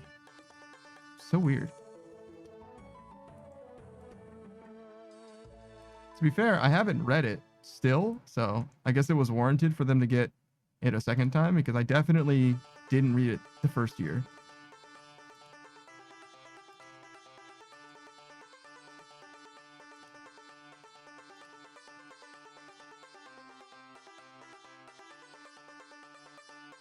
I should read all the books that I own. I have too many books that I haven't read. I don't really know when I would do that, though, is the thing. Like, I kind of have to carve out time for it somewhere. Could be like a nightly ritual, though. Because one of the things that I do is definitely spend too much time on my fucking phone. For the longest time, I never used my phone while I was in bed. Like, very strictly would not use my phone while in bed. But I've relaxed on that a bit recently, and I think that that's probably unwarranted. Like, I probably should go back to like a 0 tolerance policy for using my bed. Nope, using my phone in bed. Except for like making sure that there's no, I don't know, notifications or setting my alarm, whatever. That stuff is fine. I mean, like watching YouTube videos specifically. Hold on, I need to move my other computer's mouse because I keep looking up at the top of my other monitor because there's a mouse icon there, and it looks like, to me, what I kept thinking it was like some kind of a webcam light to like let me know that the webcam was on, and I'm like, I don't have a webcam there. That's not, I mean, I do have a webcam, but it's not what it's for, it's not what it does, it's not where it is, any of that. Oh my god, Zero does have a lot of meal prep stuff. I only just now noticed the ping. Also, Imagine having to shoot an imp 5 times with their scorching bow dragon arrows to kill it. just a It regular just imp. happened to me. Jesus. I don't know, man. Did you forget your anguish? I'm most definitely wearing an anguish. Jesus, what's going on? And I am definitely in anguish too. You must be cursed today or something. Like, that's crazy.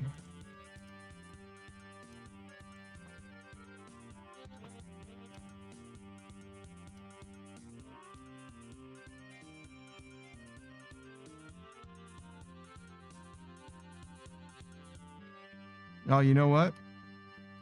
You just need to upgrade your gear a little bit. Why don't you go on over and do Coliseum real quick? Get that quiver, it'll make the difference. Just send a Coliseum, you know what I mean? Just one, right? It's fine.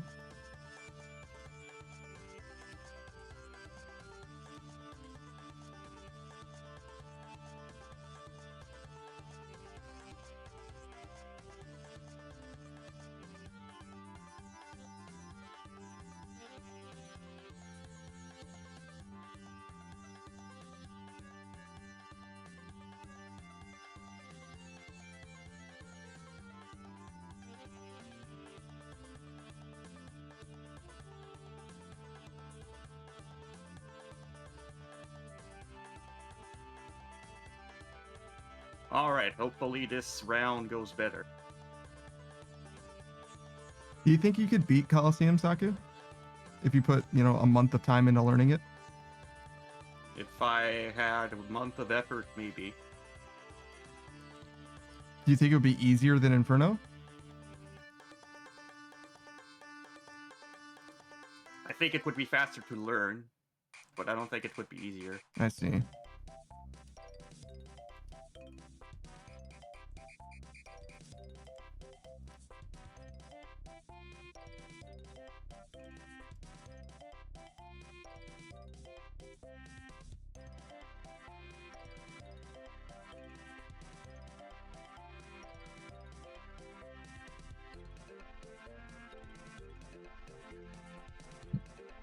What the fuck is happening in my Discord right now?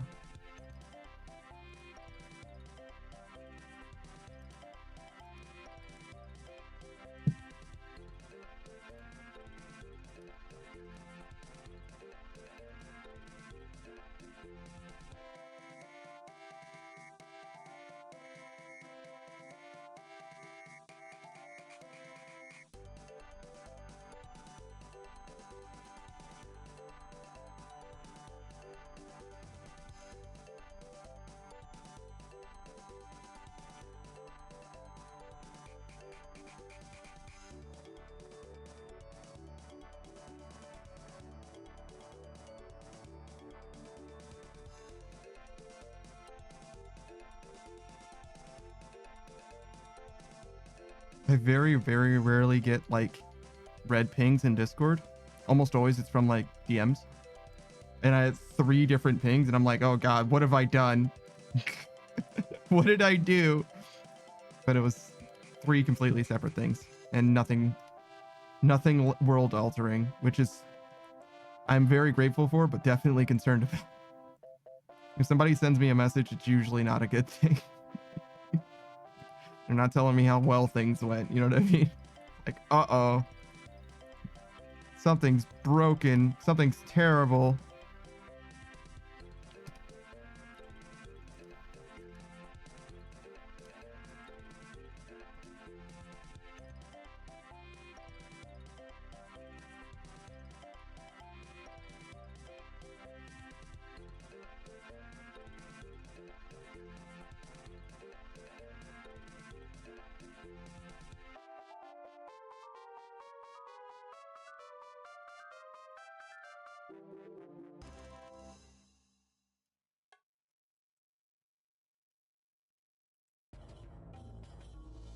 I need to get back into my rotation.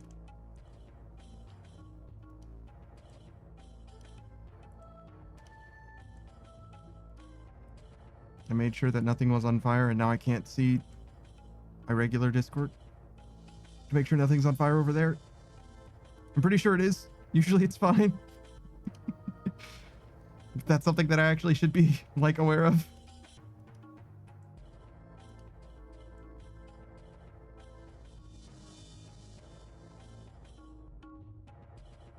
Certainly much more so than a random message here or there, something.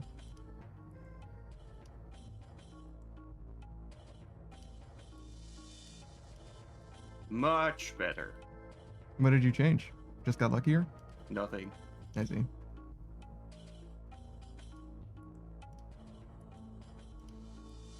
How many dragon arrows do you have? A lot? 6,000, over 6,000.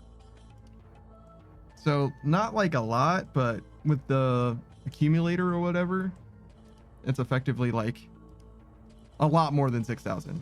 You save like 80% of them or something. Yeah. A usable amount. Hmm. This is a good place to use them too.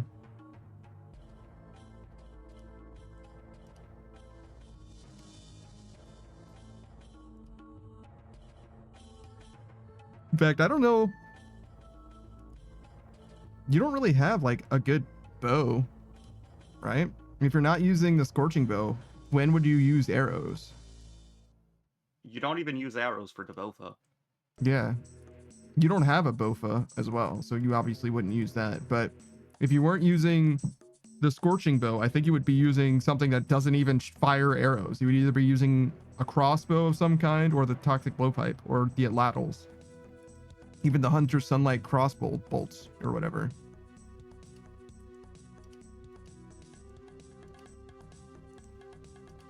So this might be the only time that you use dragon arrows really at all.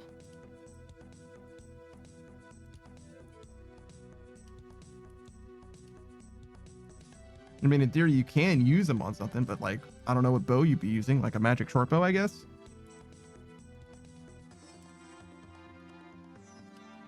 Perhaps. What did you use against Leviathan? I used a dark bow for specs, but I don't know if I'll keep doing that. that can fire dragon arrows and benefits from dragon arrows. Mm-hmm.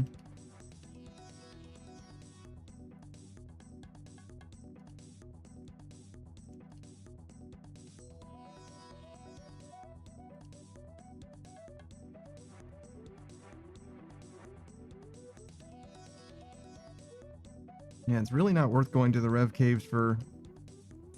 what the fuck is that bow called? Web Weaver?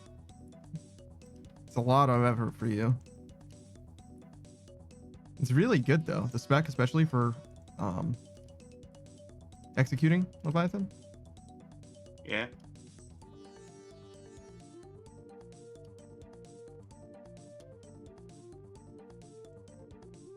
Do you know which ring Leviathan has? Is it the Archer one?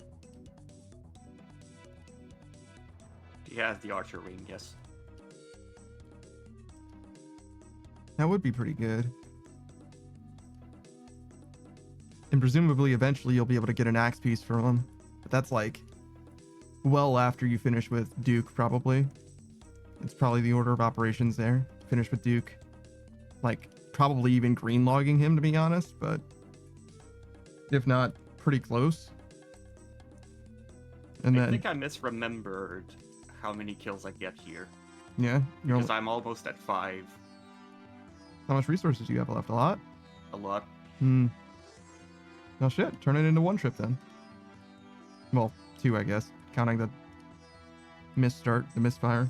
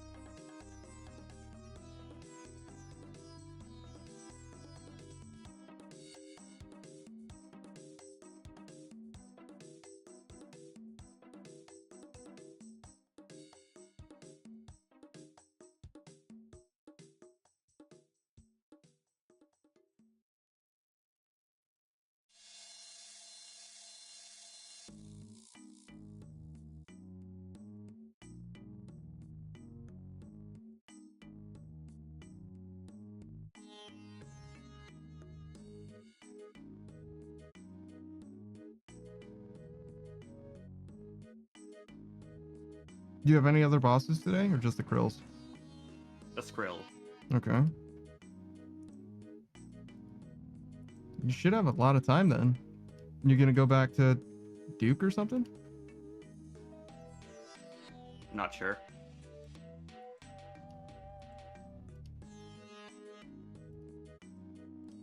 And I got 3 more food, and I have an inventory full again.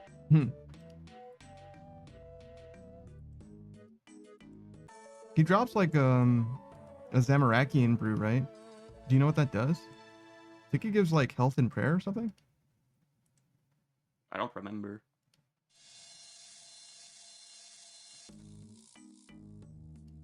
Wait, it might be it costs health, gives prayer, but reduces like strength or something like that. It would not reduce strength if it's Zamorak. Yeah, okay. So maybe it gives strength and reduces like magic then. I feel like it was a weird one. It was worth me using for the prayer just to stay longer with Savage. But it was like something that I had to like compensate for in some way, or it costed a stat that I didn't care about. Something like that. And that's why I feel like health reduction makes sense. But I'm not sure.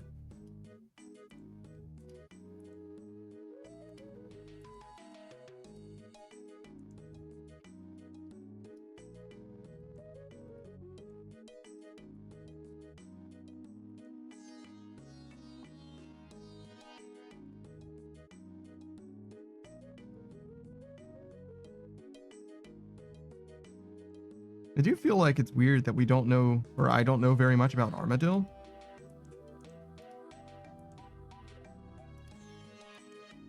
Like, apparently avian seas worship him, and there's like that one group in While Gothic Sleeps.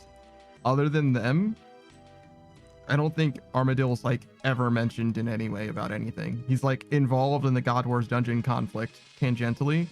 Well, not even tangentially. It's his fucking staff or whatever that like caused the God Wars in some way.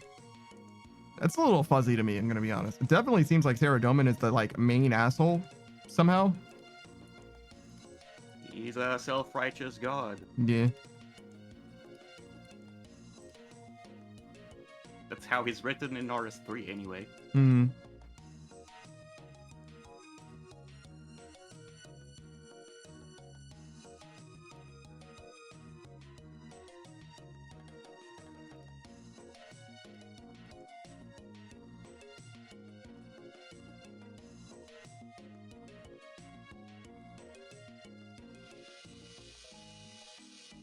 Yeah, I for sure like Saren the most.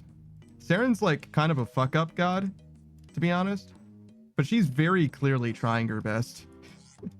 So I forgive her a lot, to be honest, because like a lot of other gods, if they make mistakes, it's a lot less clear that they were like motivated for like good or whatever anyway.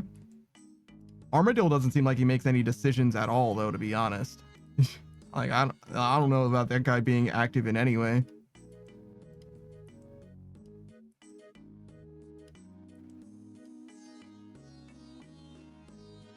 Which, in the case of Guthix, makes a lot of sense. I forgive Guthix for that, but I feel like Armadil could definitely be more of a power. Especially more of a power that counters specifically Zamorak, because I get the impression that Armadil is like law, which to me is similar to justice, which seems like he should maybe give a shit about Zamorak doing fucking any of the shit that he does. Doesn't seem like that really comes across very well. Except for While Gothic Sleeps. And in that case, his people just got like fucking roasted and you had to rescue them. And obviously that's his people rather than him, but you get what I'm saying. It's like they haven't actually done anything. Like really at all even. Like we did all of that shit for them. They didn't even like consult us in a way that was helpful. It was mostly the Saradominists, I think. Saradominists that were actually helpful.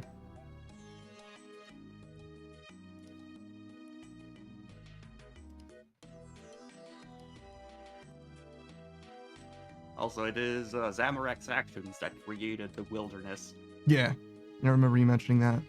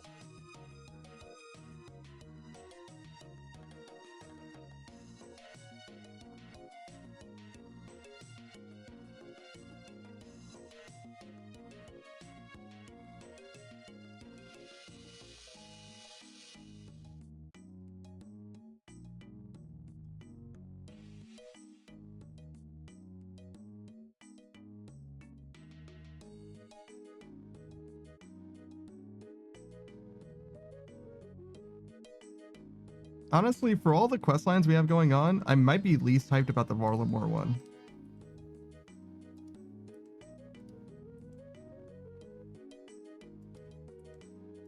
Like, it's gonna be fine. I'll enjoy it, I'm sure, but like, as far as like, adding on to a quest line that exists in this game, the Varlamore ones I care not that much about. Mostly I like the, like, tangential quests that were added to the content that aren't like the main story ones, like the prince or whatever that we've got going on. Like they're cool, sure, but like I don't really like care about them per se. And like the whole thing with these like two twins that are humans that are gods or whatever, like all that shit, like whatever. It's not really doing anything for me. I just want to see Azanadra again. Yeah, to some degree, yeah. I mean, like, really any of those quests I'd be fine with. Dragon Slayer, Kingdom Divided.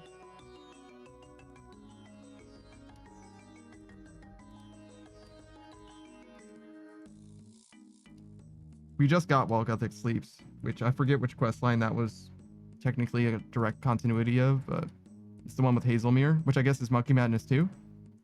Would be something like that. I'm not sure, actually. It's like Secrets of the North plus Monkey Madness 2 equals While Gothic Sleeps or something like that. I think it's mostly a follow-up to Secrets of the North. Yeah. But you need to do Monkey Madness 2 to know where Hazelmere is in order for him to die in While Gothic Sleeps, right? So Hazelmere is not in he's not in Monkey Madness 2. But maybe you meet him in the maybe you talk to him during that quest, but since that's not the first time you meet him. Oh, okay.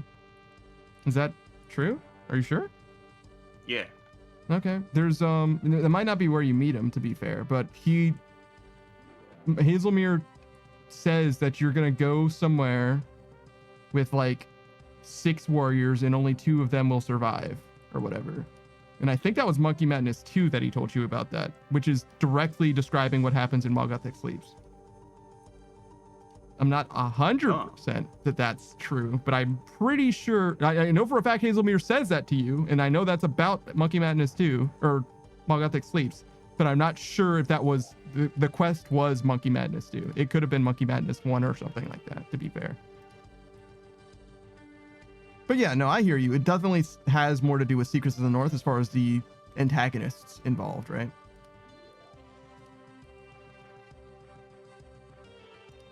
Yeah.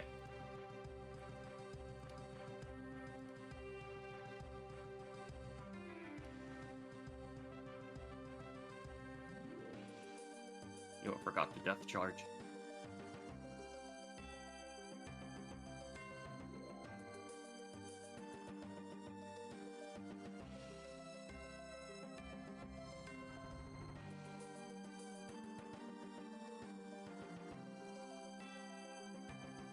Oh yeah, and Sins of the Father. That's the other quest line I was trying to think of. Shout out to Sophalon. We've like run out of allies in that quest line. It's like, so Sophalon's kidnapped, the vampire lady's fucking done in. Not necessarily dead, but she's also like taken away. So we've got the I don't know, the Mauritanian head of the Myarchy or whatever. I forget what his name is. But he's the black guy. And there's the descendant of, oh my god, that priest that's like important for Saradomin in some way. Avalon. Yeah, sure.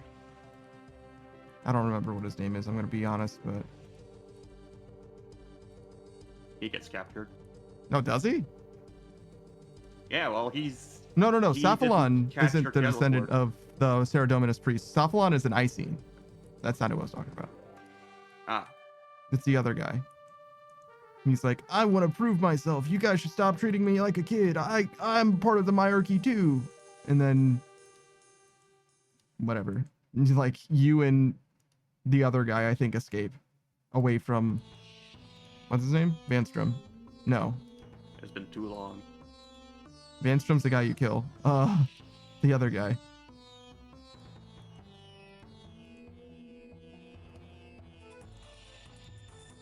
I used to know his name, but I don't know.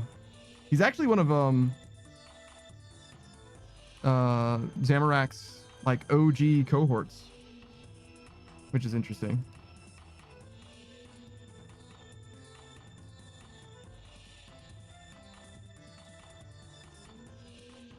God, I used to know his name. It's not Vardorvis and it's not Vanstrom.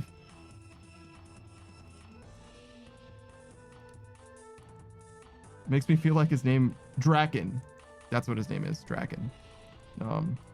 He's got another name too.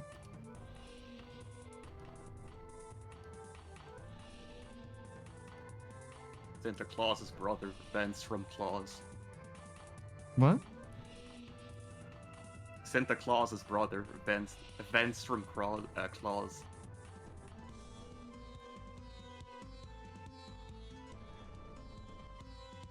I don't understand. I tried so hard to understand, Zaku. I don't get it. Because they have a similar name. That doesn't... Similar last name. Sir. Sir. You can't keep getting away with this.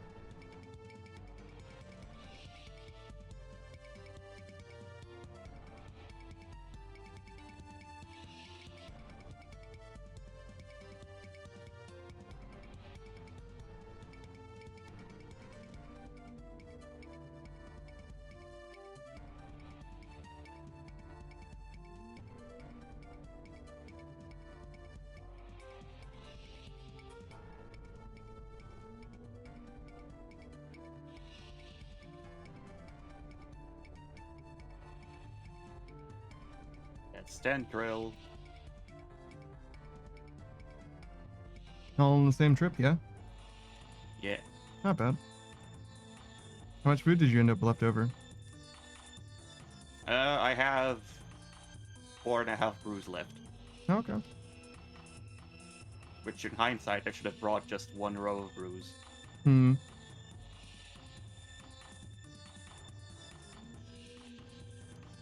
Are you gonna save this gear set so you don't have to remember this later? Do you have like 1,000,000 gear sets since you have so many different bosses that you can potentially be fighting? Or you just remember every time? I should get multiple gear sets. Or like make multiple gear sets. Mm-hmm.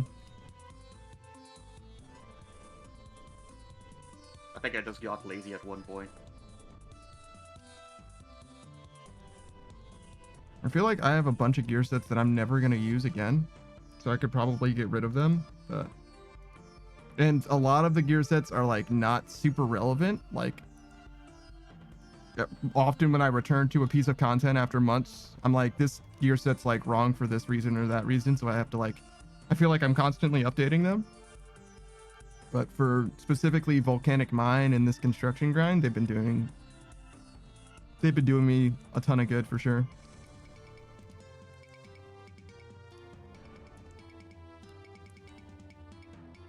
But I think there's a bunch of sets that I have here. Yeah, a blast mining set, never gonna use that probably. Drift nets, definitely not. Garage door. I guess there's a world where I use that again. Wait, there's God Wars Dungeon and Garage door? What the fuck? That's weird. Maybe one of them is like Zilliana or something? Mahogany Homes, not gonna use. Rogue's Castle, definitely not. Silly Steps, definitely done. Spindell, probably done. Succulus, Tormented Demons. Interesting. The Tormented Demons is probably the best set that I have here. Just because that's a hybrid set. Temporos obviously done. Fire's obviously done. I have melee, ranged 1, range 2. Range 1 is the Atlatl set. Mm-hmm. Range 2 is general range. Mm-hmm. Mage single, mage bursting. Mm-hmm. POA, KBD. Zolra, Lizardman. Mm-hmm. Ecumenical. Not really. Okay.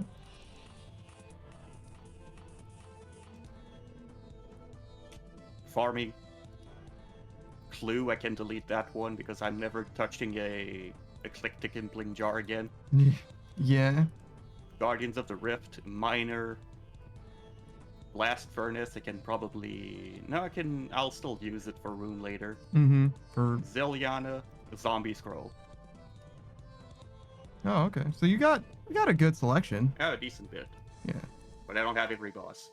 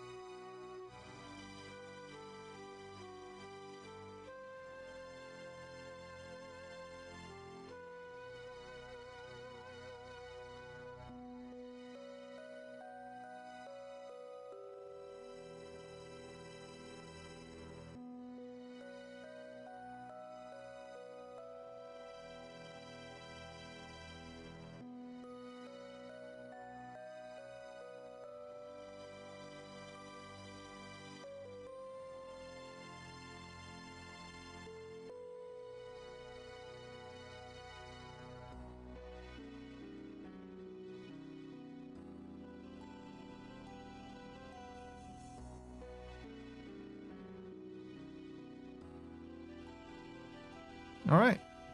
And now, actually, I guess I don't really need to go here. We can just go straight to, well, let's actually do our dailies.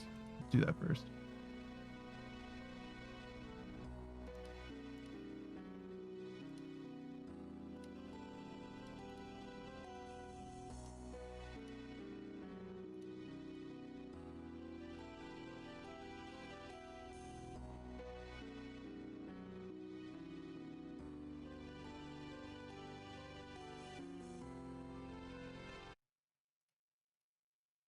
Wait, I'm on World 302? Oh, yeah, because I changed to Savage. That makes sense.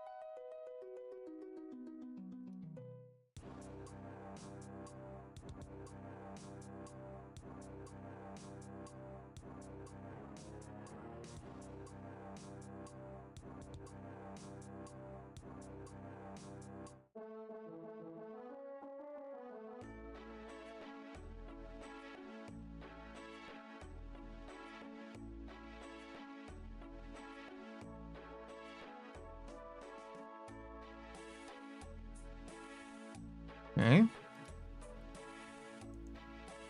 Now we can go to Wintertodt. I did my pulls already, so no need to mess with that. Thank you for the hydrate, Beatrice. This is obviously not the right world.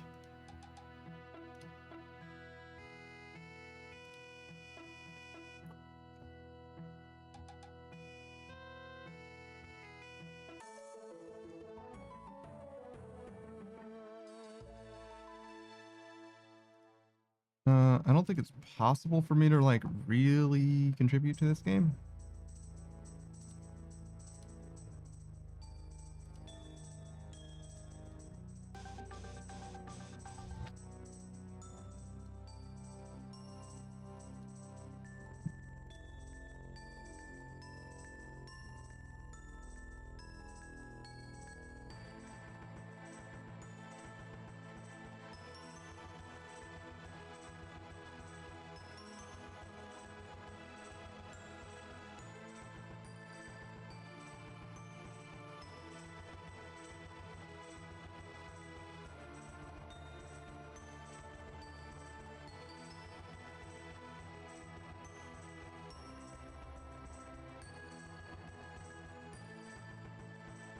Hey, Modern Age Sage Meow.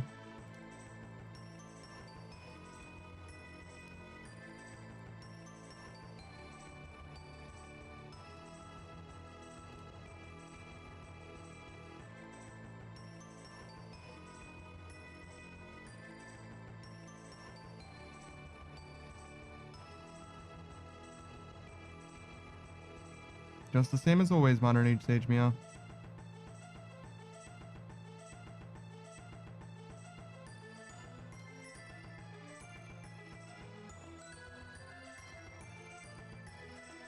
Maybe I should turn these people off, Meow. It's kind of distracting, Meow.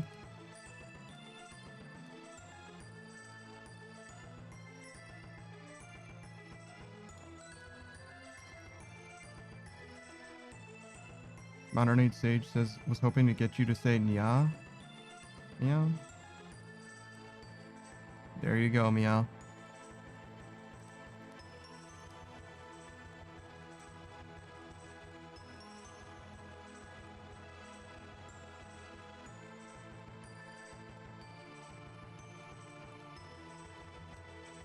Not really my demographic, Meow.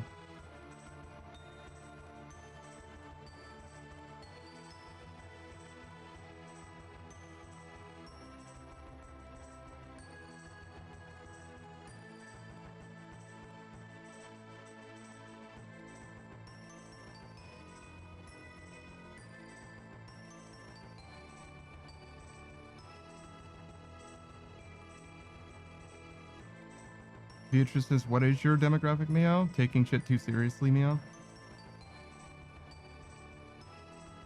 So, like, game theory, Meow? My demographic is annoyingly accurate, Meow? Emphasis on annoying, Meow?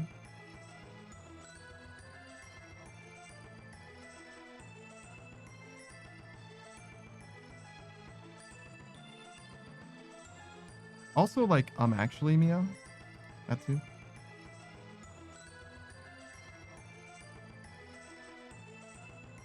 So I like, oh, hey, it's the new guy, Meow. I also fuck with, like, the show actually, Meow, but basically any of the, what is that shit called, Meow? Not College Humor, Meow. Dropout, Meow? Yeah, that's it, Meow. Beatrice says, I don't think of Pandaddy as annoying, Meow. Give it time, Meow.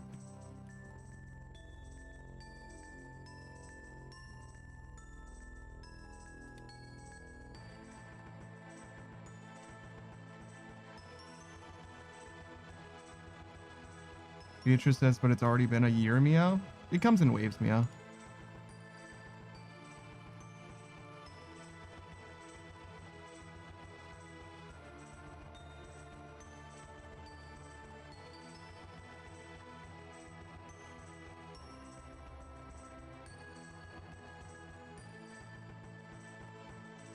Modern Age Sage says it starts after the year free trial, Meow. No, it starts from the beginning, but it's a cyclical thing, Meow. Like a seasonal thing, if you want to look at it that way, Meow. Beatrice says, how scared of me are you today, Meow? That doesn't, like, change, Meow. You're always the same person, Meow.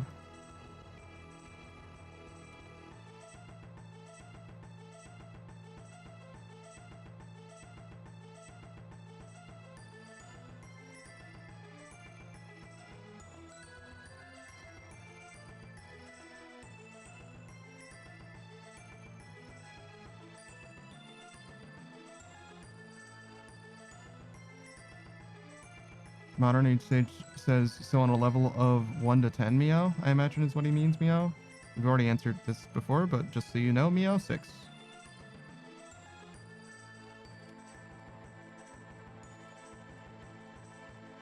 Soon I'm gonna just have, like, I don't know, a Rolodex of canned dialogue, Meow. It's like, you asked this question, here's your answer, Meow. Frequently asked questions, Meow.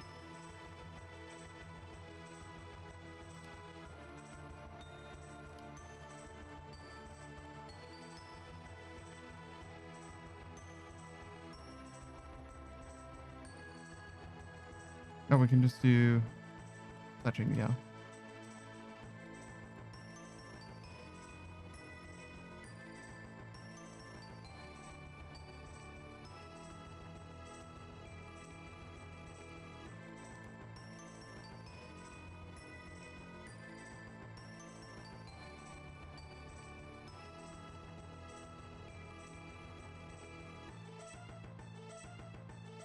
That's really fucking unfortunate. Couldn't repair that at all, huh, Meow? I took damage from it as well. Meow. Modern Age Sage says frequently asked question section, Meow. 1 to 10. How scared of Beatrice am I, Meow? 6. You say that like it's a joke, Meow? Like, if 2 or 3 more people ask me that question with no context, Meow, I will put it on a frequently asked question. I actually already have a frequently asked question section, Meow. It's just full of like memes at the moment, Meow. That would just be another meme for the pile, Meow. Like, you say that as if it's a joke, Meow. 100% that could happen.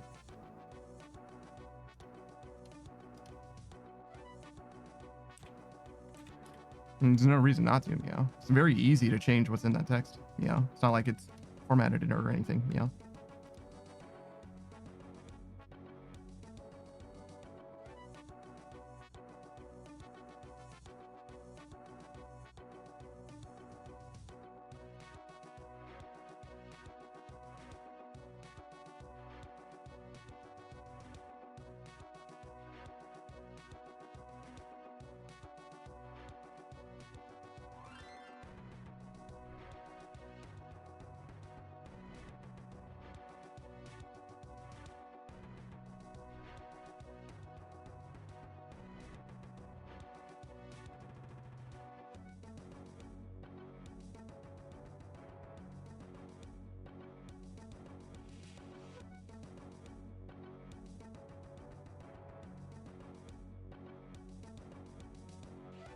This Simporos was here yesterday too.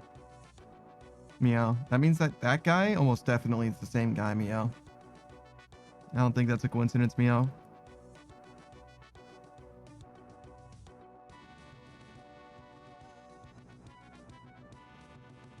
Oh hey, the grotesque gargoyles pet, Meow.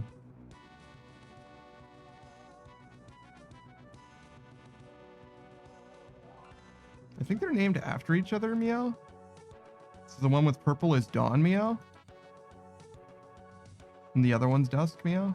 I'm not sure though, Meow. I feel like I always get them backwards, Meow. That would make sense. I would think that the purple one would be called Dusk, Meow. But I think it's backwards in some way, Meow. But I'm not sure, Meow. Dawn is a lot more feminine a name than Dusk is though, Meow. And obviously this one's femme-coded, whereas the other one's, you know, big old beefy gargoyle, Meow.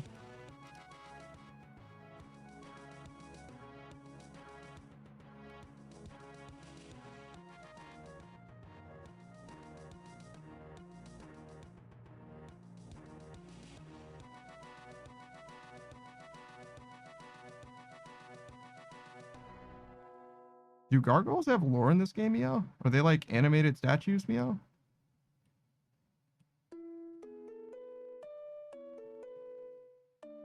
It probably just has like whatever lore like co-opted from whatever, Meow. If that makes sense, Meow. They're just like, oh yeah, they're monstrous gargoyles like you would see in whatever property, Meow. That's all it is, Meow. Didn't put a lot of thought into it, Meow. They're just like, oh yeah, let's just add some monsters, Meow. How about some gargoyles, Meow?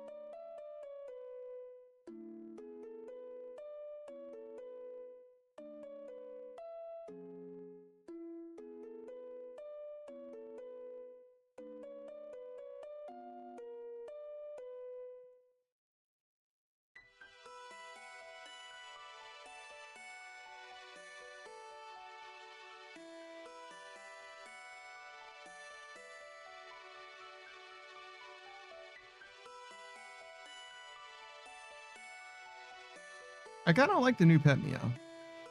He's a little big, Meow.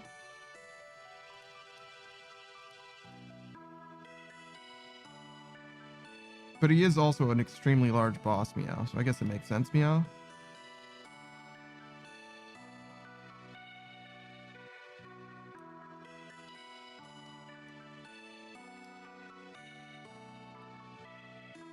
I probably wouldn't have made him quite this big, though, Meow.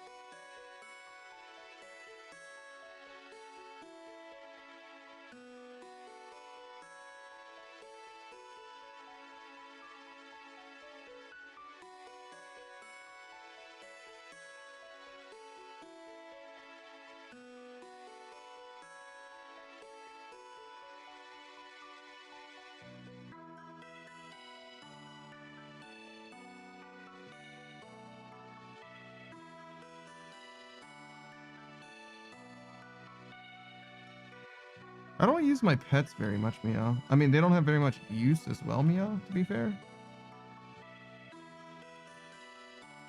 And to be fair, I have already died here once, Meow, so maybe it's a good thing that I don't bring my pet to this, Meow, but...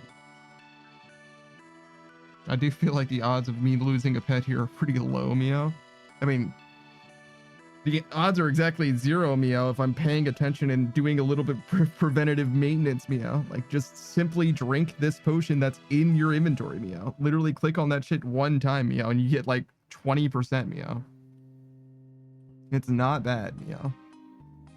Why is there 20 or 2,000 coins here, Meow? Who is this for?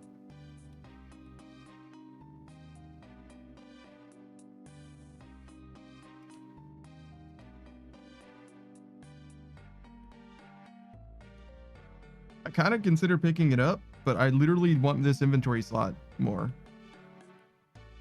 Like if I went and got my rewards, I could use that 2,000 gold to just deposit it or whatever. But until then, there's just no value in it. It's not worth it.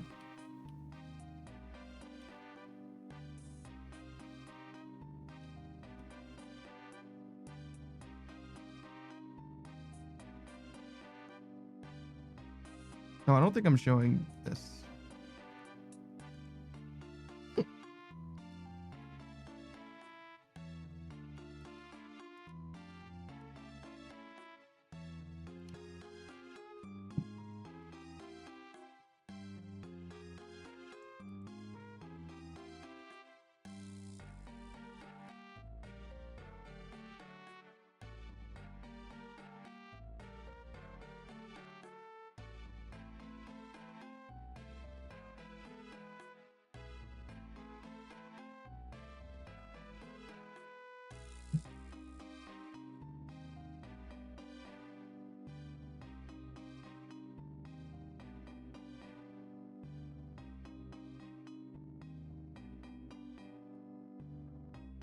Oh god, someone died.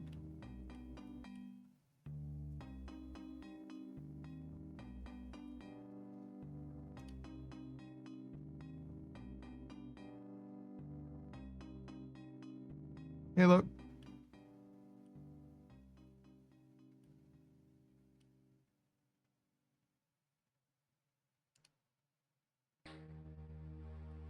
Oh, here's the new pet for you, Loke. You might not have seen him yet.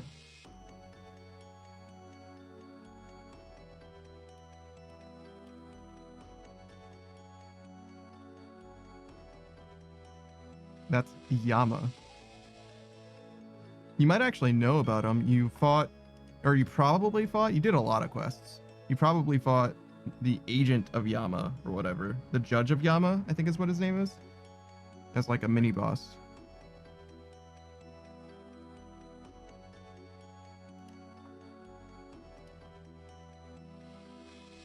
That's that guy. He's brand new. Just added to the game a couple days ago. Well, a little more than that, I think.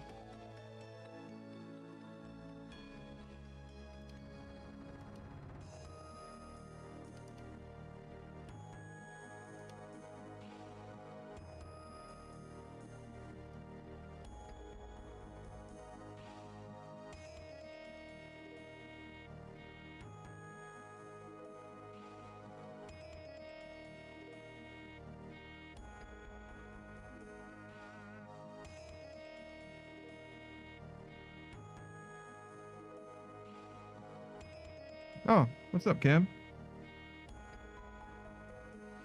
I guess we could do shoutouts. We're just kind of vibing.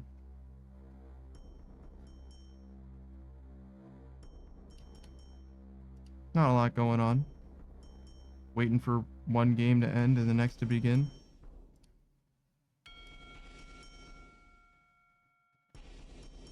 Two rewards.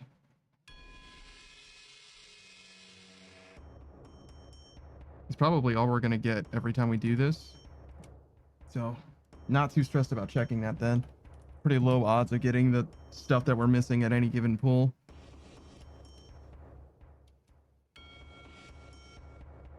I think it's actually pretty low odds that we actually get the rest of the set at this point as well, huh? Alright, we'll start with Saku. Saku is kind of my co-host at the moment as well. Saku Kipaku, I'm sure you guys know him by now. He's the Soul Mage VTuber. He hangs out with us when we play RuneScape pretty frequently. He does his own thing on his own stream as well. He just wrapped up a RuneScape Dragon Wilds stream, so he's probably not going to be playing that game next week. But he might be playing RuneScape in place of it come Tuesday. Separately, he's been playing Disgaea on Thursdays. That'll be tomorrow for those of you keeping score at home. Specifically Disgaea 2. He just finished playing through the first game a few weeks back. And then he's got a Sunday stream where he's been playing through Pokemon for the first time. His very first Pokemon game. It's Scarlet and Violet is what he chose to start with. And he's completing the Pokédex by way of the DLC. Did you finish with the DLC yet, Saku? Yeah, I just finished last session. Fantastic. So you still got a lot more Pokédex fill in to go, but you're finished with all the like base game content of the game then, yeah? Yep. All right, excellent. Me together last week just finished Satisfactory as well. So his schedule is a lot more open than it used to be, or maybe not more open, but you get what I'm saying. He's got more time to do RuneScape stuff if he wants to do RuneScape stuff, that's for sure. But yeah, he definitely knows what he's talking about when it comes to RuneScape gaming. He also tends to have a pretty general mastery over like the games that he plays. Tends to show them off from the perspective of someone who knows what he's dealing with. So yeah, if you're interested in Disgaea 2 specifically, or Pokemon Scarlet and Violet Pokédex hunting, or just want to vibe it out, Saku's got you. He's also a late game iron, which is what he was doing just a second ago, grinding out some krills. Obviously off stream.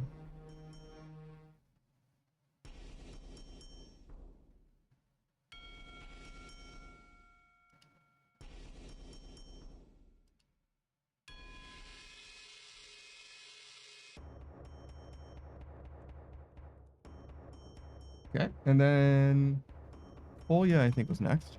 Do Kolya next. Kolya VA, the VA standing for voice actor.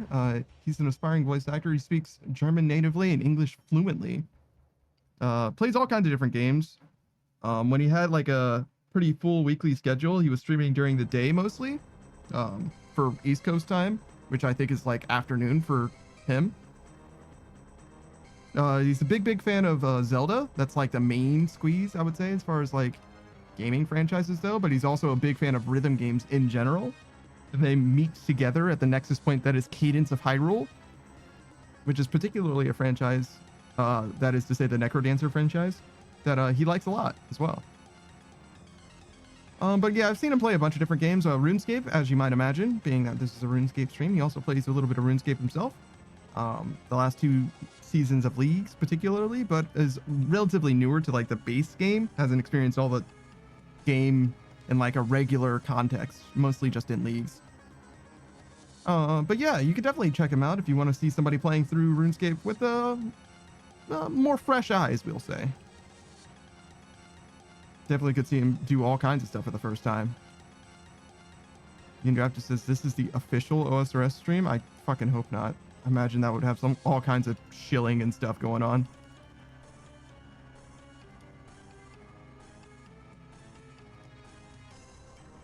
Nah, I'm good on that. I haven't actually seen any of their streams though. I know that they have that stuff, Maybe it's fine, to be honest, but I wouldn't know. But anytime there's like a corpo thing, I feel like it definitely takes something that was like potentially good and makes it way worse.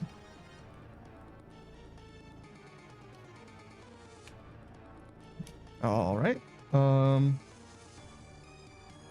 Zero's here for a little while.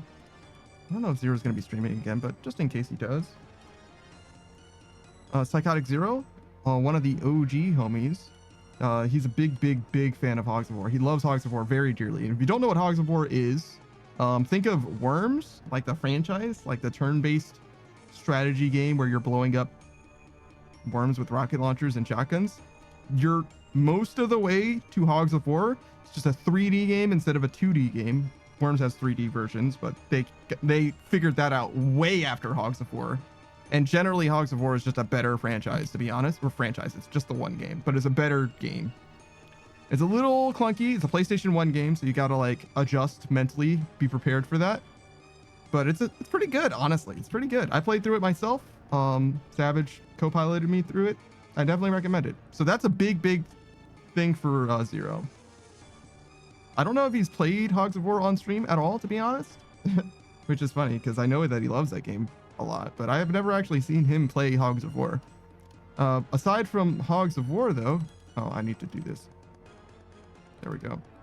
Aside from Hogs of War, he's got, I would say, like, the hero action genre of game is, like, the biggest... Or, like, his favorite. So, Metal Gear Rising Revengeance, Devil May Cry... Like that kind of person action games, if that makes sense. I don't know, like title character action sequences, you know what I'm saying? I'm sure that there's like a name for that genre. It's like hack and slash, I guess, but I actually don't know if he likes Nier Automata, but certainly he does. There's no way he doesn't. He mentioned quite a few times that he liked Bayonetta a lot, but it was a little hard for him to focus up on the gameplay, if you know what I'm saying. It affected his ability to execute, which is crazy to me. But yeah, if you like any of those games, definitely do check him out. He's another high mastery gamer. He definitely knows what the fuck he's talking about, especially when it comes to Metal Gear Rising Revengeance. He's got, you know, a competitive speed run with the world record, and he does his runs all glitchless. He doesn't like doing glitches in those games. So yeah, he's kind of a big fucking deal, to be honest, when it comes to like that game in particular. Like, he knows what the fuck is up. But he also just like grinds out like Monster Hunter Wilds.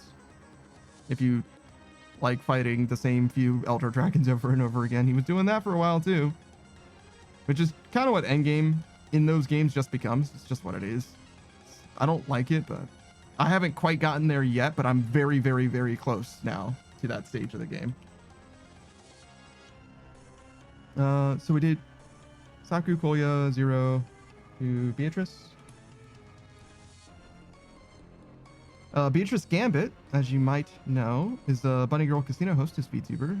She likes to make, well, she likes to witness. She likes to witness other people suffering. She doesn't always have anything to do with the cause of the suffering. She wouldn't ever make someone suffer necessarily. She's just here to relish it. You know, she drinks from your tears. She doesn't make you cry exactly. It's just funny if it happens that way. You know what I mean? It works out for her well. She plays a bunch of different games too. She was doing Clair Obscur Expedition 33, which is like the new hotness RPG, the biggest game on the block if you haven't heard about it. If you like turn-based strategy games, or turn-based RPGs, excuse me, it's like kind of a strategy, but like not really. There's a little bit of real-time element to it with like dodging and parrying and shit like that. But yeah, it seems like she's enjoying it just as much as most other people have. And what else has she played? Oh, she finished playing through Monster Hunter Wilds as well. She also played through the Resident Evil franchise, but I think that she's like fully done with the franchise now. So I don't know if she's going to come back to that anytime soon. But I do expect her to start up another franchise before long. I think that's kind of the thing on her docket. Like, she wants to play through something similar. Not necessarily to Resident Evil, but like in a similar way to her playing through the Resident Evil franchise from the very first numbered game to the very last numbered game, if you will. So look forward to that. especially if you like being clicker trained. That's definitely an appeal. It's definitely an angle she's got. And a market she's cornered.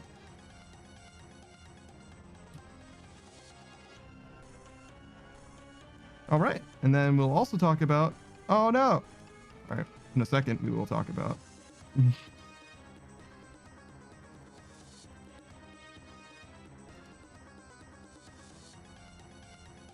The homies.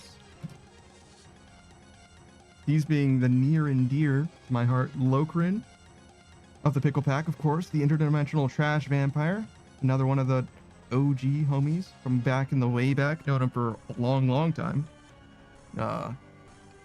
He's another. Oh, what am I doing? Why am I cutting trees? That's not correct. Whatever, it's fine. He's another variety streamer, another VTuber, of course. I don't actually know what he's playing right now. I think he's got the Elder Scrolls Oblivion going on. He's been playing Stardew Valley with us every Sunday. That's when we play as the Pickle Pack collectively. A little bit of Minecraft action, sure. I've never heard of Death Note Killer Within before in my entire fucking life. I have no idea what that game is, but apparently he's played that and GeoGuessr, which is like a streamer game of all streamer games, I would have to say. Do you think anybody's ever gotten a picture of like their house in GeoGuessr and had to act like they didn't know where it was? You think that's real? That's happened. That's awesome.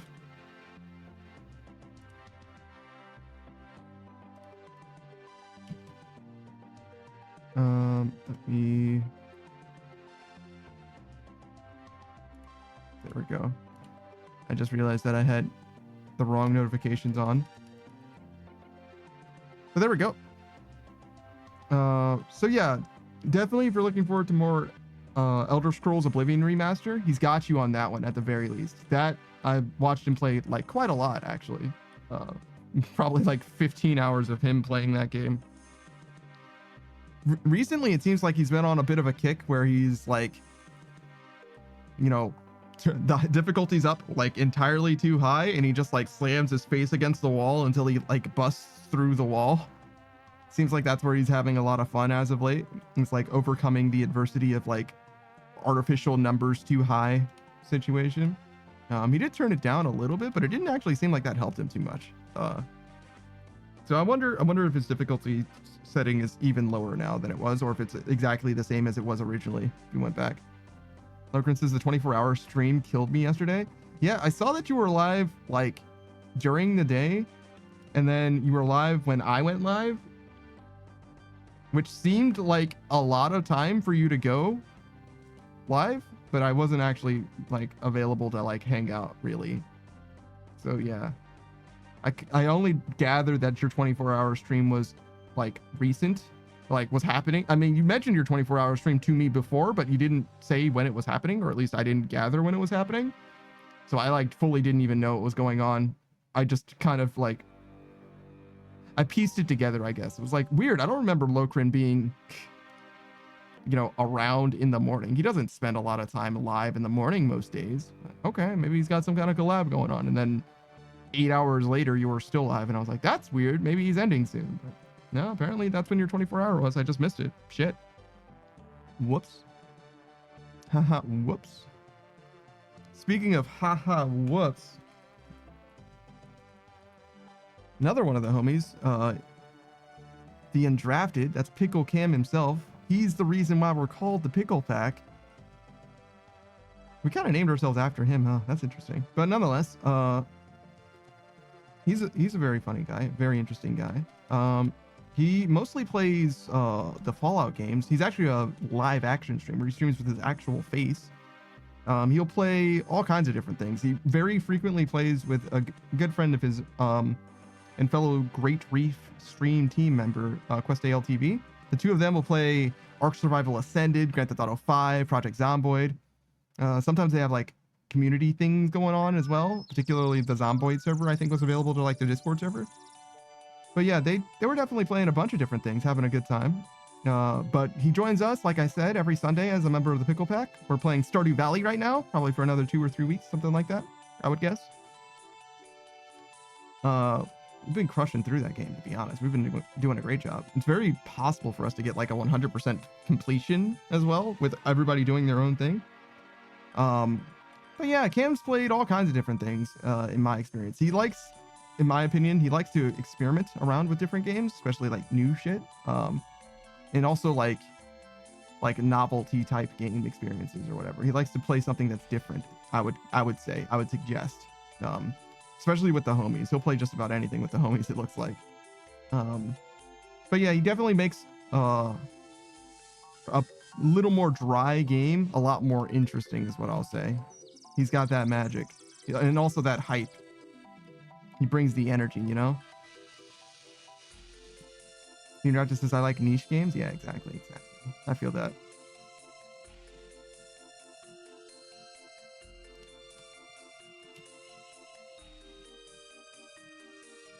All right. Oh, and you can also make him wear a pickle suit. Don't forget about that. It's part of the reason why he's Pickle Cam. He wouldn't be Pickle Cam without the pickle suit.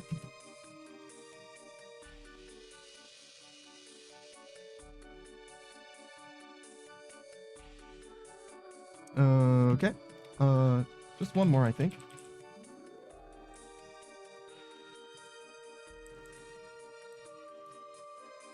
Go with The Way of Gold. The Way of Gold was, if you recall, he was explaining some old school D&D stuff, and by old school I mean like 4th edition stuff. Also 3.5. Oh yeah, that's what it's called. 3.5, not 3. Yes, 4th E and 4E, and also 3.5E cantrips, 0th level spells type stuff, or 4 times or 6 times a day spells, that kind of shit. It's things that I definitely don't know anything about personally, especially not 4th edition. That stuff, most people have skipped 4th edition because of various things. It actually was pretty good from an RP perspective, as I recall, but like the combat of 4th edition was like not it, as I understand it. That was like a big problem for some people, but I wouldn't know. I never played it myself. But yeah, The Way of Gold, definitely a variety streamer, very knowledgeable actually when it comes to Pokemon in particular. I've seen The Way of Gold play through a few different Pokemon games, mostly in like the pre-3D era, I guess is how I would describe it, pre-Gen 5, if that makes sense. I've seen them do, what is that shit called? Oh, Drayano. Drayano has a bunch of ROM hacks, right? They're difficulty hacks for like Heart Gold, Soul Silver. I think it was one other thing. Maybe it was DPP. I think there's a couple generations of Drayano hacks that exist out there. Basically, just to make the Nuzlocke and hardcore Nuzlocke scene a little more interesting for those of us that are like extremely talented, which is very much not your boy when it comes to Nuzlocke. I've done a few Nuzlocks before, but never a hardcore Nuzlocke. That shit is way more that I could hope to accomplish. And what does hardcore add? So a hardcore Nuzlocke means, so a Nuzlocke, let's start there just in case anybody's unclear. A Pokemon game played normally is just a normal Pokemon game. As a Nuzlocke, it means that you play with artificially, you know, like you are imposing upon yourself self-imposed rules. If a Pokemon gets knocked out, it's dead. You can only catch the first Pokemon in every route. That's like the generic Nuzlocke rules. Sometimes there's extra rules layered onto it. A hardcore Nuzlocke means you set the battles to set. You don't use items in battle. You probably have the dupes clause, and you can't over level gym leaders.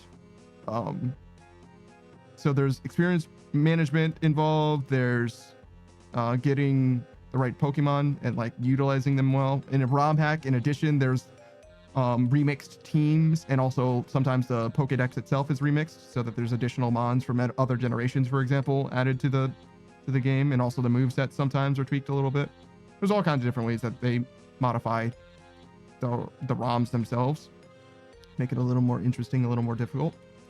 But yeah, I've seen The Way of Gold get through a hardcore Nuzlocke in, I don't remember which one. It was one of those, right? Diamond, Pearl, Platinum, or Heart Gold, Soul Silver, or maybe it was Gen 3. But nonetheless, no problems, basically. Like maybe 1 death, maybe 3 deaths or something like that, which 10 years ago, circa 10 years ago, which would be like truly incredible. Nowadays, the difficulty like sphere for Nuzlocke or whatever has risen so much that like Pokemon Run and Bun is like the standard for like hard Nuzlocke games or whatever, which is just entirely more than I care to ever do. Like I probably couldn't beat that game like without it being a Nuzlocke, to be honest. Like I probably just get my ass beat, to be honest. It's not a good time. It's not a good look for your boy. But the Way of Gold knows what the fuck is up. Also, unfortunately, plays League of Legends. So if you hate yourself like the Way of Gold, you too can play League of Legends. Or better yet, get that evil out of you by just watching the Way of Gold play League of Legends and continue to be a good Christian. You know what I mean? That's better for you. Get the evil out by just watching someone else do terrible, terrible things to themselves. There you go. But yeah, that's the Way of Gold. Very casual type streamer, very conversational, and also quite knowledgeable, particularly when it comes to like Pokemon, but also like nerd shit in general. Apparently, taught me some stuff about D&D. There you go.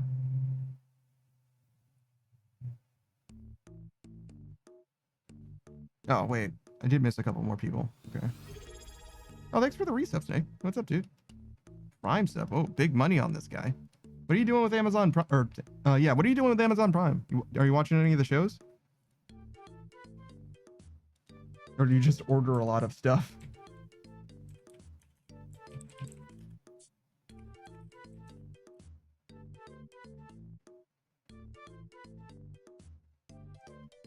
Modern Age Sage says hate for self intensifies. I don't know. What do you mean by that? Snake says, I am not. I order things. I see. So you don't watch any of the stuff. You just order. You just like having things conveniently arrive at your doorstep. That makes sense to me. I had Amazon Prime for entirely too long, which is to say for like 4 or 5 months in a row. And I didn't even realize. I mean, I did realize, but that's the funny part. It's like, I realized that I had Amazon Prime when I didn't want to have Amazon Prime because I started it up to watch Hell of a Boss. No, Has Been Hotel. I started it up to watch Has Been Hotel. And I swear that I tried to cancel it right after we finished it, but it didn't seem like it canceled for some reason. And then again, I canceled it months later. Like, what the fuck? I'm not supposed to be paying for this. So I canceled it. But it again didn't cancel. So I canceled it again like a few weeks ago. And I'm not sure why it keeps not being canceled. I think what happens is like if I order something on Amazon, there's like some option where it's like, hey, do you want to re-up your Amazon Prime subscription so that you can get 2-day delivery or whatever?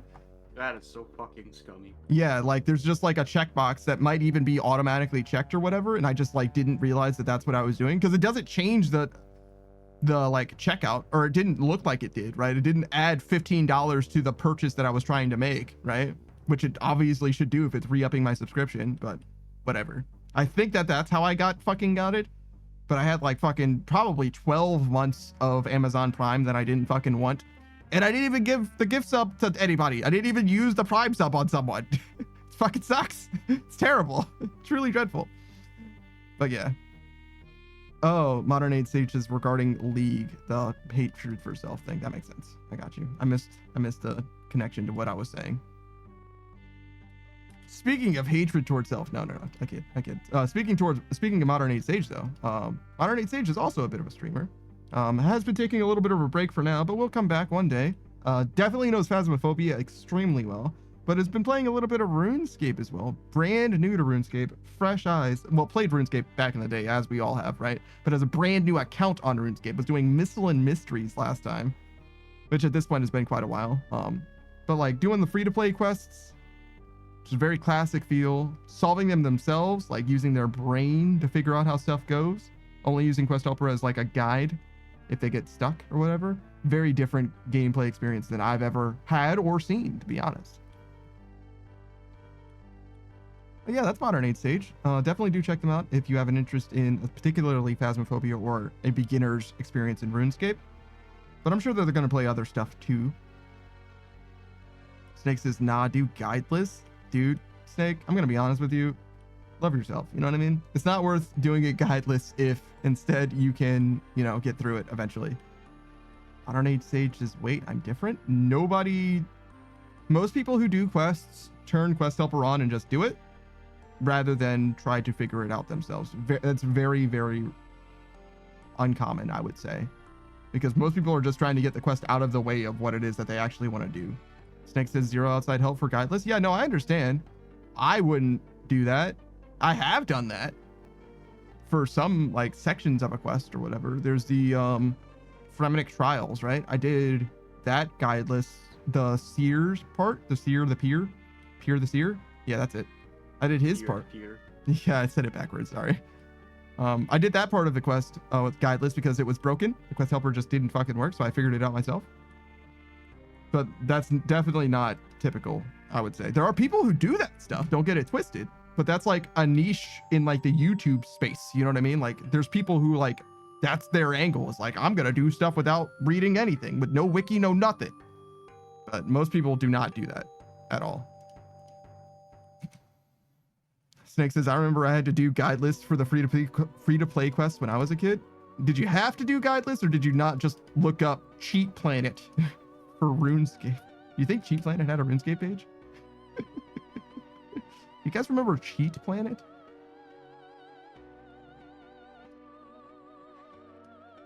Snake says, the Ernest the Chicken quest was hard for my 7-year-old brain. I don't even remember that quest. I'm going to be honest with you. I have no knowledge of such a thing. But that's Modern Age Sage. We had one more. The final remaining member of the Pickle Pack, other than Savage, who does not stream. Delta D03. I don't know what he's doing right now, but I'm pretty sure he's live. He's probably playing Elden Ring, if I had to guess. But if he's not playing Elden Ring, he's playing Call of Duty. But he's certainly done with Call of Duty Zombies at the moment. He finally finished grinding out the Call of Duty Zombies stuff. He's like fully done, as I understand it. He's a camo hunter for the most part. That's like the thing that he likes to do. So instead of playing RuneScape and getting number go up, he likes to assemble digital camos in the yearly released Call of Duty games or whatever, only to abandon it all and move on to the next Call of Duty game before long. It's crazy. He's a crazy person. He enjoys it though. At least he gets it done. I don't know. Maybe he doesn't enjoy it. I guess I shouldn't say all that, but his main loves outside of like the grind of Call of Duty, I would say, is rhythm gaming though. He really, really likes rhythm games. Particularly Quaver is his rhythm game of choice.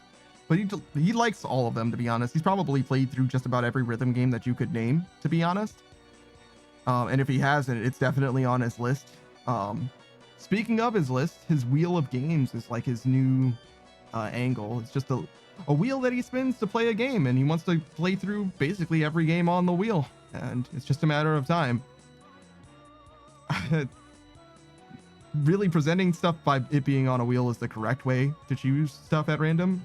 But me personally, I haven't been doing it randomly. It's like, no, I really need to do this game first. But yeah, Delta makes a bit of a show out of the next game that he's choosing from stream to stream.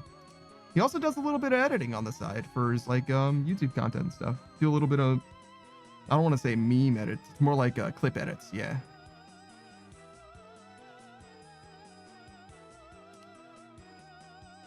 Very much in the Call of Duty style too. Modern Age Sage says guide list was how I did things as a kid and wiki back in the day. I don't know too much about. I think I didn't for RuneScape. I don't think I've used any external material until I started playing RuneScape. You know, a year ago or whatever, a year and a half ago, right? Because I don't think I was aware of guides, or like it didn't even occur to me to like, if I wanted to know how to do something in RuneScape back then, I would just ask someone that I like encountered. You know what I mean? Like some random person that I was standing near, be like, hey, do you know how to do this thing? And then just do whatever they said if I wanted guidance. Like that's what I would do. I don't think it even occurred to me that there could be like a wiki or whatever. In fact, wikis weren't even like a thing back then, really. Until Wikipedia, the word wiki didn't mean anything to me. In fact, is that where the word wiki comes from? Does it come from Wikipedia? Does the word wiki exist before Wikipedia? What does it mean? Hold on. Wiki Etymology.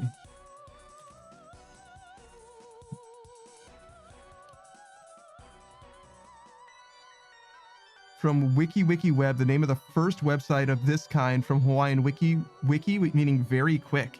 Wow! WikiWiki is a great way of describing something as being very fast. I love the way it sounds, and it also, to me, conveys a certain amount of speed. I actually really like that. Wow. WikiWiki, wow. Huh. I'm so glad I looked that up. So, Wiki does predate Wikipedia, but the reason why it's called Wikipedia is because it's WikiWikiWeb, a similar website that is a similar kind of repository of knowledge. Fascinating. Snake says the more you say wiki, the less it sounds like a word. Wiki, wiki, wiki, wiki, wiki, wiki, wiki, wiki, wiki, wiki, wiki, wiki, wiki, wiki, wiki, wiki, wiki. Wiki, wiki, eggs and bacon. That's not. That's such a stretch. What do you mean? So yes, wiki, the word as an encyclopedia, if that makes sense. Wiki as a repository of knowledge or whatever is very, very new, like literally the 90s, because it used to just mean fast.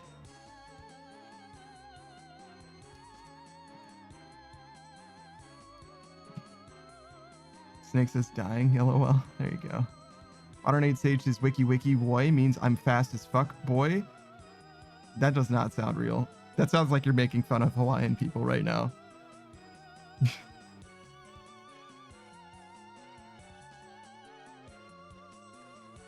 I know some people in Hawaii, but I don't think I know of any Hawaiian people.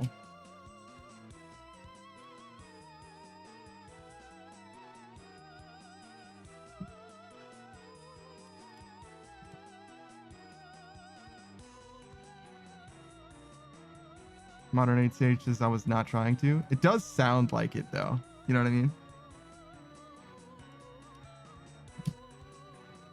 Unless you happen to know Hawaiian, in which case I'm the racist.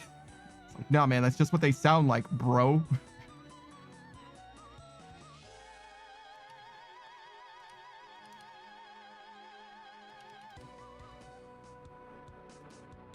Modern Age Sage says, have you seen that guy on YouTube named Johnny Tsunami from Hawaii? No, I have not seen Johnny Tsunami.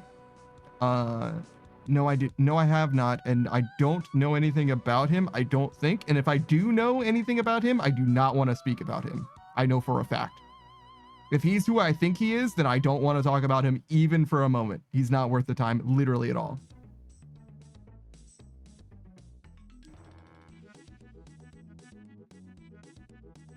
Modern Age Sage says, I'll link him in the Discord. Okay, then maybe he is not who I'm thinking about then.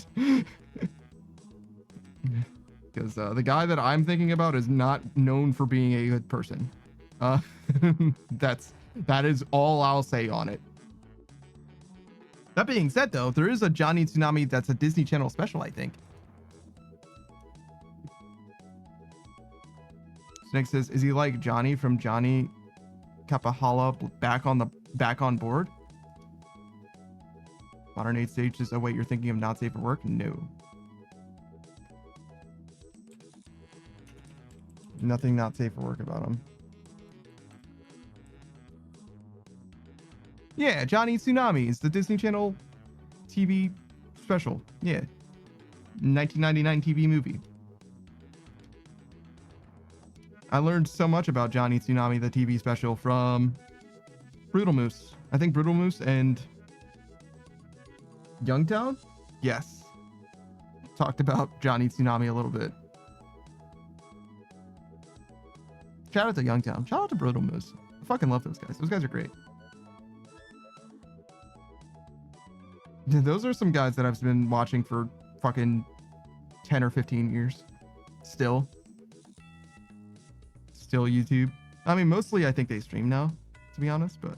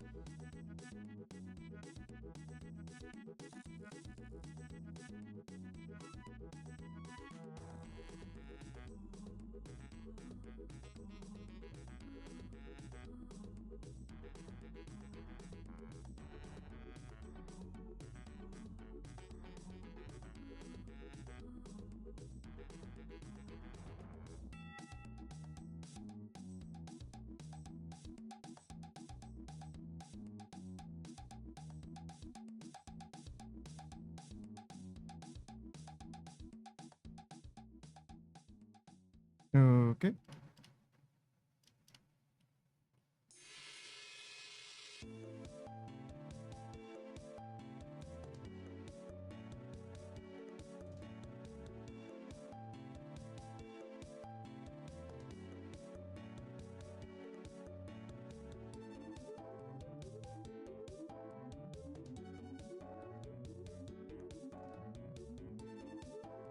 Oh, I should have this on the screen, right?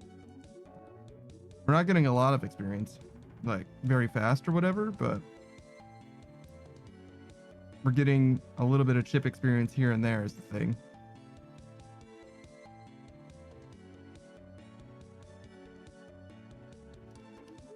That's mostly what it's doing for us. It's just filling this downtime where we'd be doing literally nothing for a minute at a time.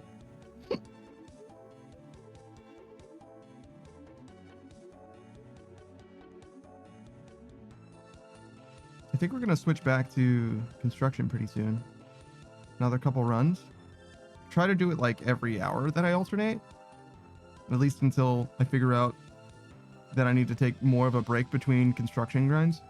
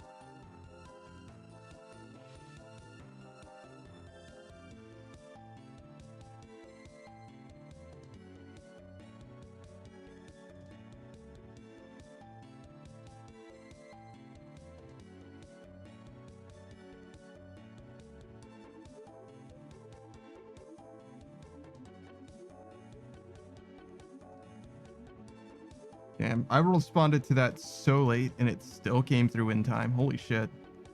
That thing's so generous.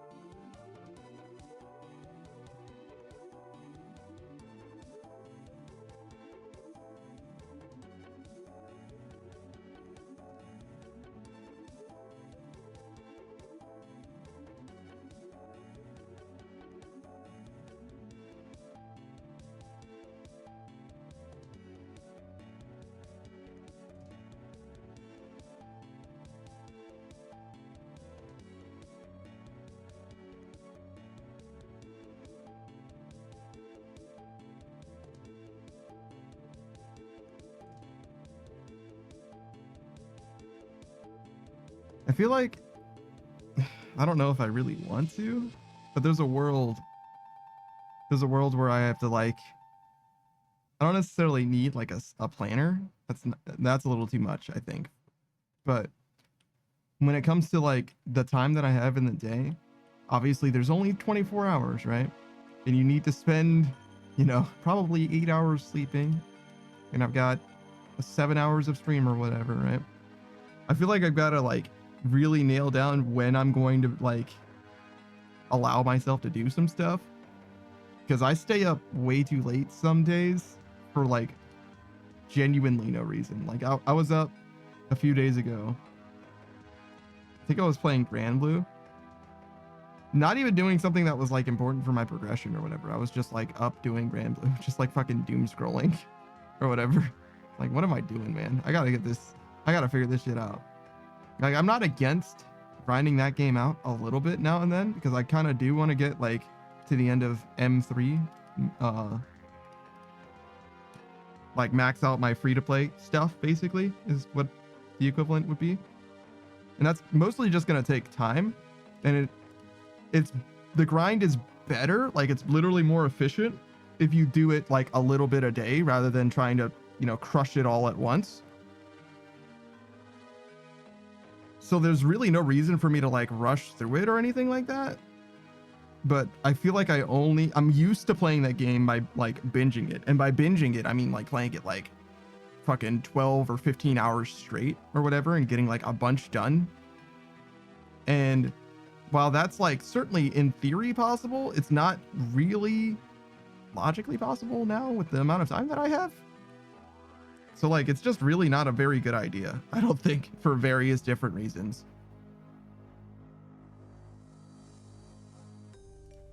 So like, a critical eye on my actual schedule would probably be not just due, but also warranted, I think.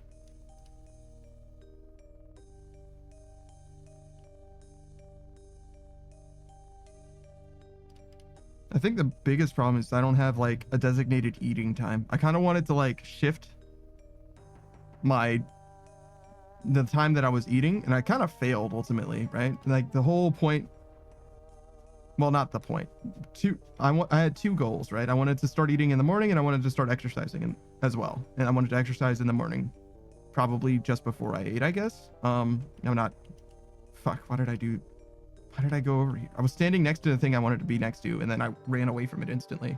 But regardless, so I think it makes sense to exercise and then eat, probably, rather than eat and then exercise. Seems like you might get sick if you tried to do that the other way around.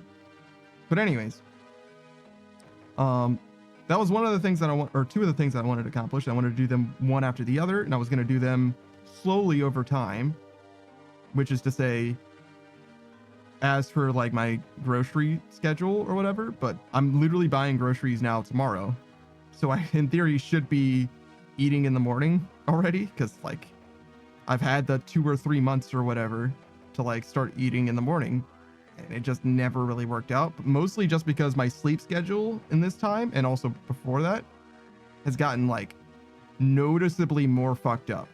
Like I'm just not sleeping consistently or well either. Like it's not good. I don't know what's going on, like why I'm this way, but I mean, to some degree, it's because it's like, oh, well, you know, it's fine. What's one day of staying up until 5 a.m.? Like, it's like, well, it's enough to fuck me up is what it is. So yeah, I definitely should be a little more diligent, I think. And that's definitely part of it. It's just like being a little bit more diligent. But also like having more, I don't know, explicitly defined boundaries would probably make it a little easier too. Or it's like, listen, at like 2 a.m., probably no matter what, I probably should be going to sleep. Like I probably shouldn't be messing around with anything at 2 a.m. For example, like anything more than that is probably too late and not justifiable for the effort involved. Like anything that's happening at 2 a.m. I would be better off doing the following morning, probably. But it kind of depends. Because I've done some important things, to be fair. I've had great conversations. All of my most important conversations in my life, I think, have happened between like 1 and 5 a.m. or something like that. So there's a certain amount of like, I don't want to give up that time because I've had a lot of good experiences in that actual range, to be honest. Something about extreme late night or early morning, if you want to look at it that way. I don't know.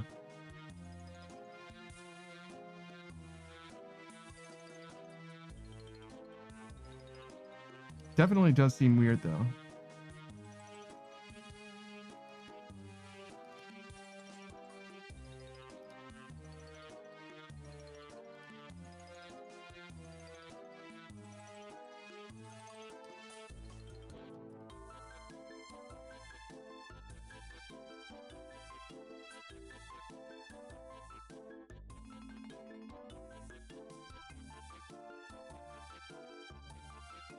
Oh my, that was a very deep yawn.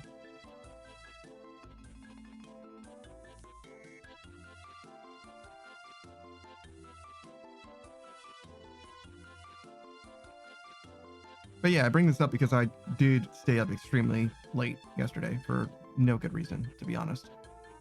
I was like so ready to go to sleep at a normal time, and I was like, oh, but look, Pikachu's playing a horror game.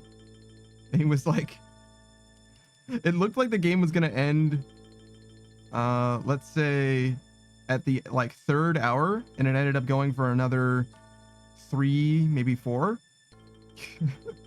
So rather than staying up until like 2, maybe 3, I ended up staying closer to like 5. That math isn't quite mathing, but you get what I'm saying.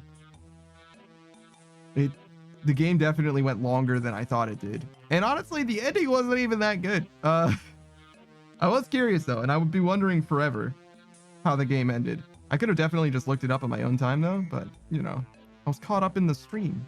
I was caught up in the hype. I wanted to see him play the game, not just see how the game ended.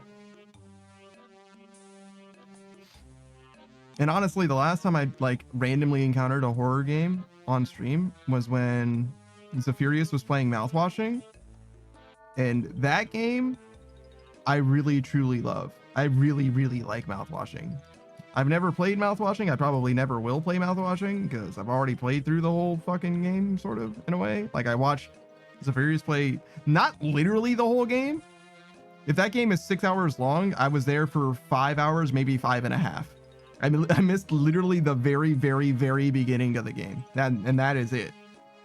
So, like, I really don't feel like I need to play that game myself. I feel like I stand to gain very, very little from playing the game myself, but I very well might buy it just because I've already gotten the money out of it, if you get what I'm saying. Like, I'm happy to support the dev. In fact, I probably will buy that game later. Maybe not literally right now, just because I'm kind of in the middle of something at the moment, but like, it's one of those games. Same with like Contradiction, To Catch a Liar or whatever. That game, very, very cool game. I actually purchased that game already. Even though I have no intention of playing it because I saw someone play literally the whole thing. What is it called?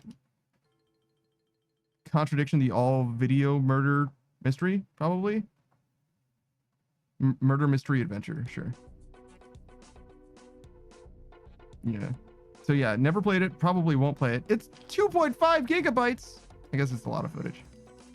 It's an FMV game made in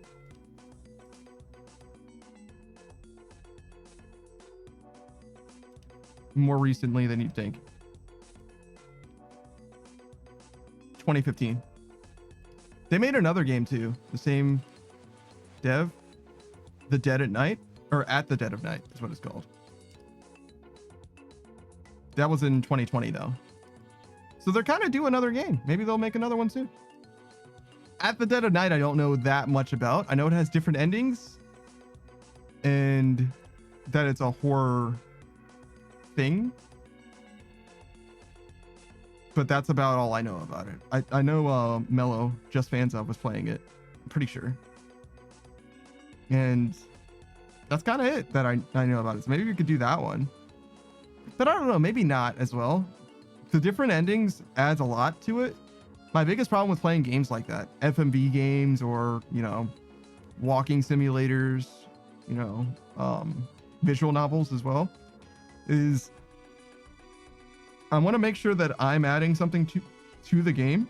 And when it's a game that has like variable routes, or even if it just has like a bunch of content or whatever, like it's very easy to say that my gameplay experience is different enough from everyone else's that like there's some value there. Like you could definitely benefit from watching me play through the game for the first time. Whereas if it's just like me watching a movie, right, isn't really gonna add any value, I don't think, versus anyone else watching the movie or just watching the movie yourself. I don't think that the reaction content or whatever is really there for just a movie. And visual novels and the like are very, very similar as far as like interactive media goes. So I really truly struggle to get there mentally as far as like it being a worthwhile endeavor from like a, not just like a fair use perspective, but also like a entertainment perspective. Like, I don't know if I like really have the panache, you know, to pull off a movie react as if it's my own content. You know what I'm saying? Like, I don't think that's really true. I think that's kind of silly. So with that in mind, I don't think I would ever do a visual novel, but I do really, really, really like Hades, and I did play Pyre as well. And those games are very close to visual novels, but they're also not fully voiced, which helped as well.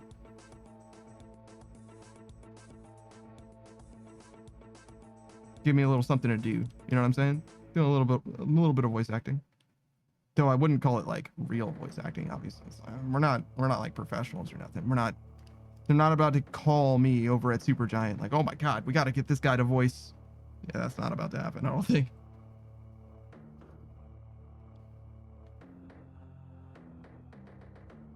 That would be cool though. I would love to voice a character. That's another thing that I want to work on in some capacity, in some way. Like the whole voice acting thing. I do have an interest in it, but I don't know. I feel like I'm being pulled in too many different directions at the same time. Kind of have to take them one at a time. And I think that the initiative for now, like I mentioned before, is eating in the morning so that I eat consistently instead of just like randomly throughout the day or whatever. And separately to exercise as well.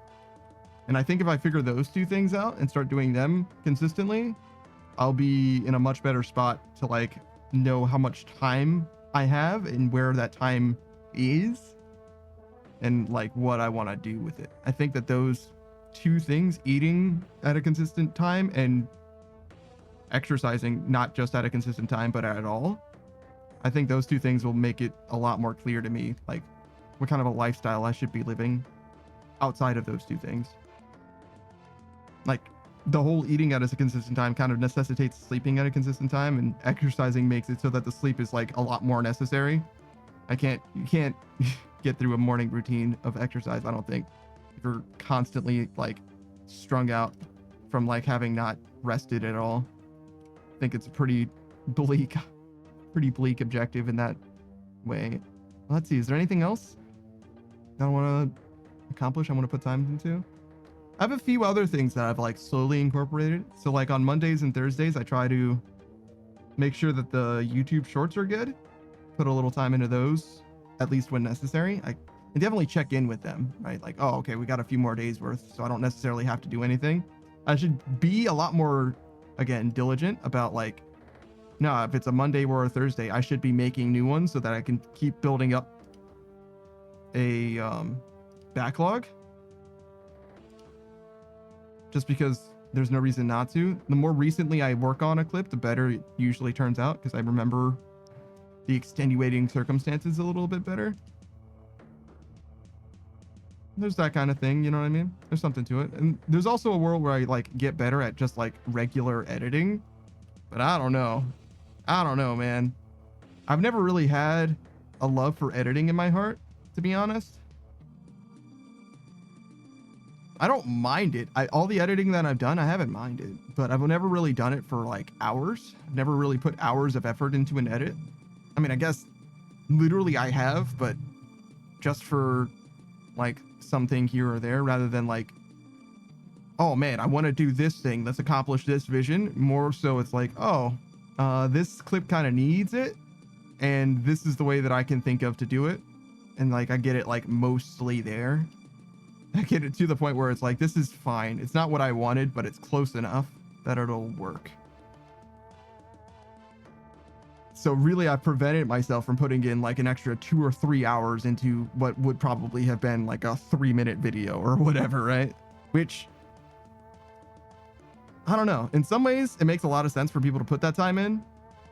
I mean, people love to do that stuff. That's like their passion. But it's definitely not mine, or it doesn't feel that way for me. So I definitely don't want to force it too much. But I am curious to get better at using like the software and understanding what it can do. But also, like, when it comes to things that I could learn how to use better, editing software is like not very valuable. Just not something that I'm going to use. You know what I mean? Like, I don't like intend to be an editor. You know what I mean? Like, I would rather get better at streaming. I'd rather get better at voice acting. I'd rather get better at presenting to microphone, to speaking to people, to engaging with people, to asking questions. You know what I mean? Like, all of that shit is way more important to me. Not even just for the stream, just in general, I could benefit from all of those skills. Whereas like being a better editor just isn't helpful to me. Not really, you know? Though to be fair, being a better editor is a lot easier than cultivating some of those other skills, because like I don't necessarily know how to get better at asking questions or engaging with someone. Or like I think part of it actually, interestingly enough, when it comes to engaging with people, like promoting a conversation, part of the idea I think is I should be in some ways a little more quiet, like more selective about when I use silence. What I'll do, what I have done, is I've asked questions that I'm curious what people think, but rather than like waiting for an answer, like pausing for somebody to like actually opine, I think what I often will do is just like go on to the next thing. And I think it would probably be a good idea for me to say like, what's the best thing that I could be putting my time into? How could I be better as a streamer? And then just like wait, like ruminate on that thought for a second, right? For myself, but also mostly to like see if anybody has any opinions on it. And if somebody says something like, oh yeah, I'll absolutely engage with that idea. Like maybe you're right. I don't know. Maybe you thought of something I haven't, right? But like one thing that I definitely have as like a habit is that I'll just like go from the one thing to the next thing to the next thing, just like continuously going through. Modern Age Sages let it stew, exactly. But you know, that's in some ways like part of the appeal as well. It's just what I'm like. So I'm not like trying to change my whole character in that way. But you know, it definitely could help to have a bit of a pregnant pause here and there, especially when I ask a theoretical question. At least I think so.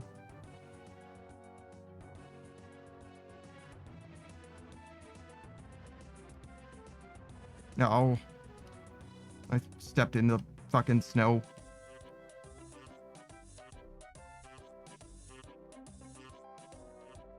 Now I'm also kind of in death range.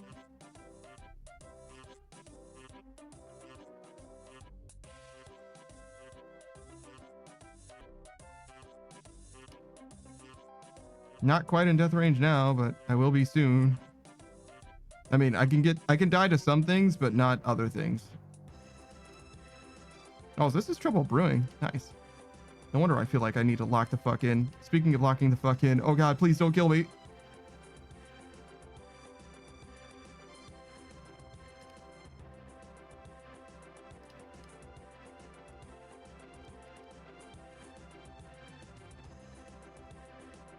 All right, chilling.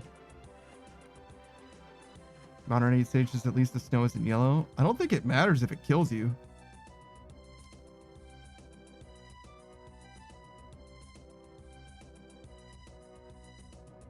Yeah, I don't think I'm going to be bothered by the snow being yellow if I fucking die from it. I think the death part of it is going to be way more important, such that the yellow part is negligible. I think this is Tormented Demons. Yeah. Modern Age Sages, well then it would be red. Not necessarily. You can die to snow without it turning red.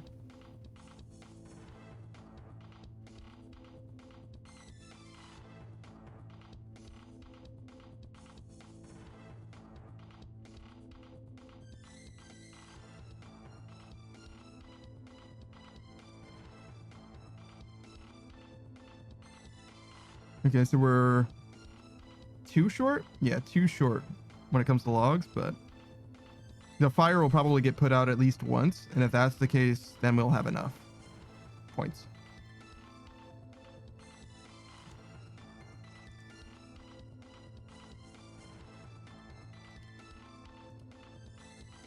Modern Age Sages, okay, I had to think about that for a second. You're right. Freeze to death causes no blood loss because it's all frozen. Yeah, generally.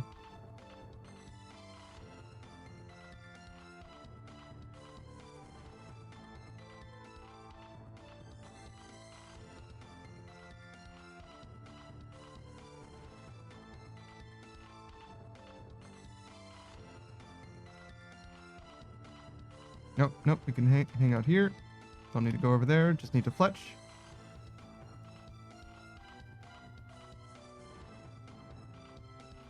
Hang out here because if that thing breaks, Repair it. I think the reason why I didn't repair that is because I was holding the spacebar. It's crazy.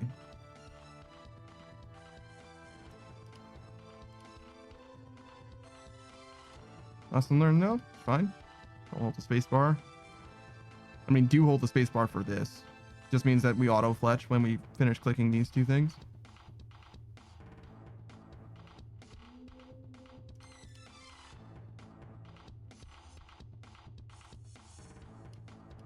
Oh. That's interesting. So that was the snow attack that would have broken the brazier, but because the game ended at that moment, it didn't break.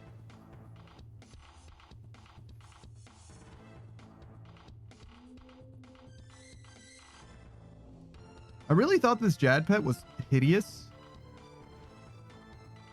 But as time has gone by, I really like it more and more. I don't mind it at all now. I think he looks fine. I think he looks good, actually.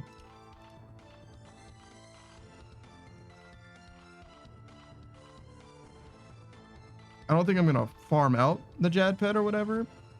But I certainly don't. I wouldn't mind getting him. And I've actually done Jad KC for no reason other than to get the Slayer experience and turn in the cape for a pet chance. But yeah, no, I definitely don't think that I would be against a Jad shit pet. Like, especially like a Jad pet grind or whatever. That would be fine. It's expensive.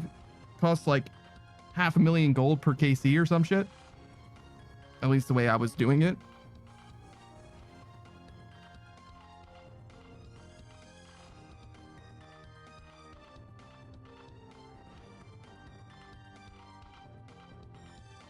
I guess it would be cheaper if I was using a T-bow, but it would cost me a T-bow.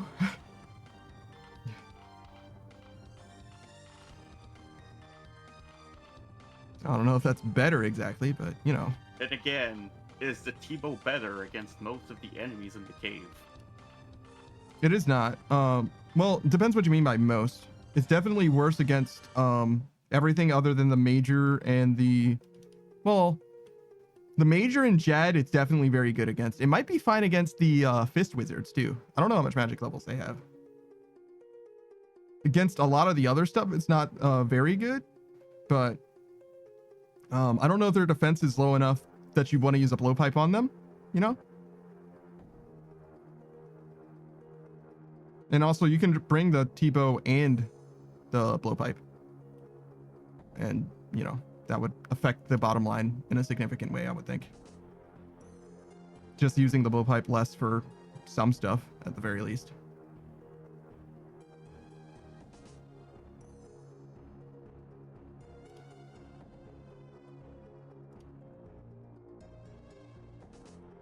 I feel like I remember looking at it and like the majors in particular in Jad do get rocked by the T-bow in a pretty big way, which makes sense, right? They're majors. They're supposed to have a lot of magic.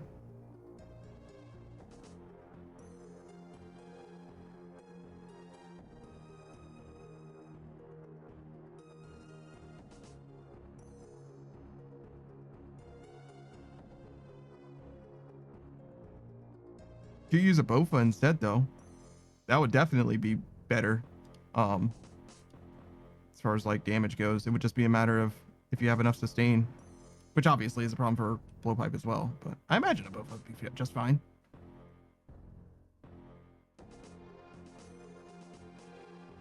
That is the question, though. Maybe the Bofa is better than the T-bow at Jad. I doubt it.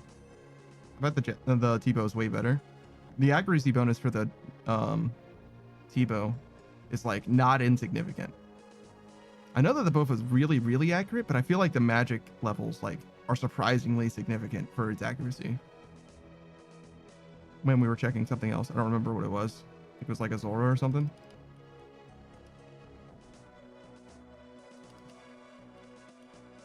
I think Booz and I were trying to hash out how good Bofa was relative to T-bow on magic, highly magic enemies. Seems like T-bow's just way better.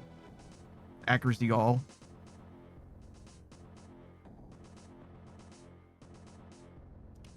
But I don't remember.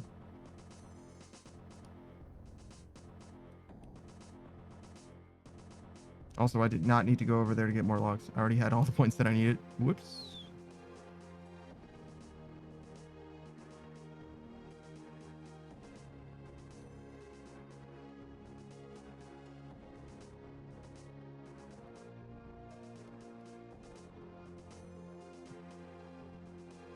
I feel like I have so many fucking adamant bolts and diamond bolt tips. Holy shit. I've already gone through like half of them, I think, as well, which is crazy to me. I got like fucking 100,000 of these jokers and I'm already like halfway done.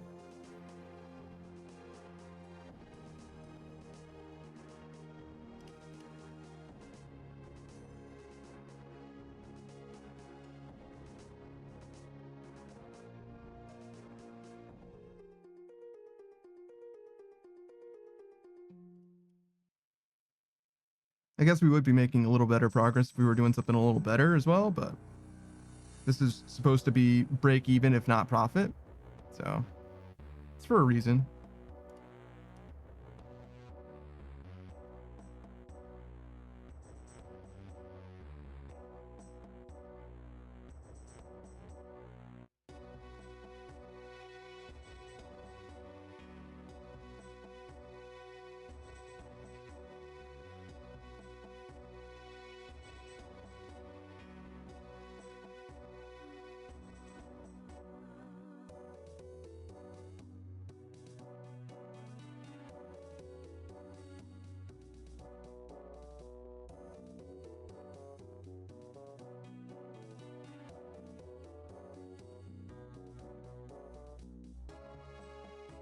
Gommel's Lucky Penny is such a weird thing in this game.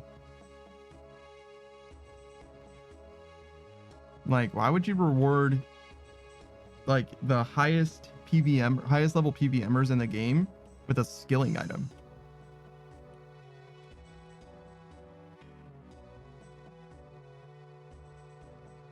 I think it also works on the crystal items, such as the crystal armor. And the crystal armor has charges. I mean, I guess.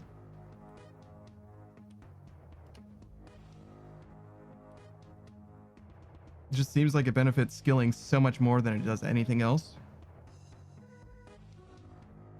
To the point, like, I don't know if they even care about the crystal armor charges, because they're probably using better gear than that, to be honest. Like, there's a world where you use Bofa, right? Like, Bofa isn't a terrible item, but in most cases, you're better off using something different than Bofa. That guy just fucking died. Blah, blah.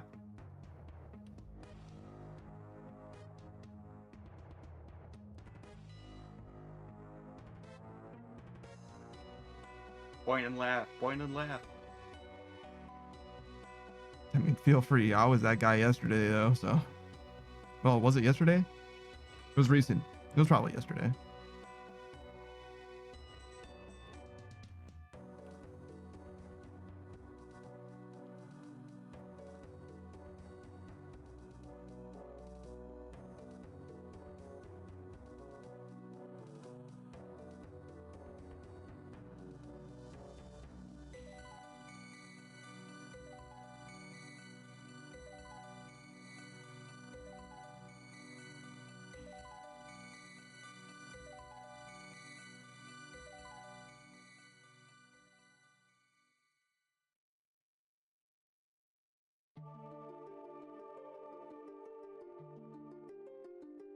All right, so we're gonna need to repair this thing at least once. I think a couple times, actually.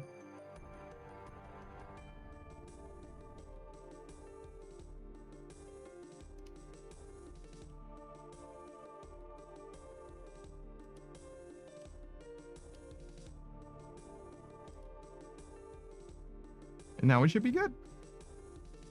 Wait, I think that's like one short. No way. So repairing the brazier and lighting the brazier wasn't enough. Why am I so behind on points?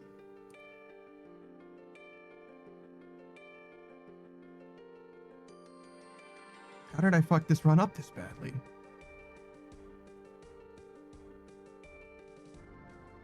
I'm only one log short though, so I guess it's not the worst. What are the odds? What are the odds that in 20% we don't repair this even a single time, right? It'll be fine. Just give it a second. Be patient.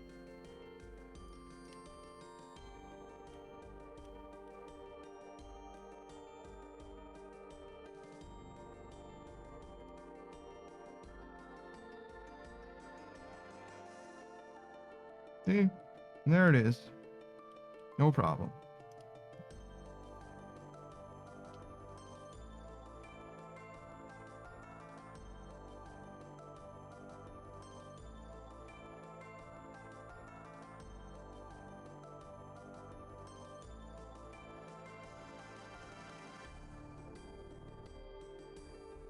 So I can light the brazier without, or while holding space. I feel like repairing it didn't work for some reason, but maybe I was just like late.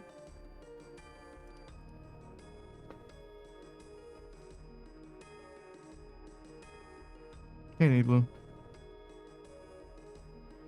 actually doing something different from every other time you've been here.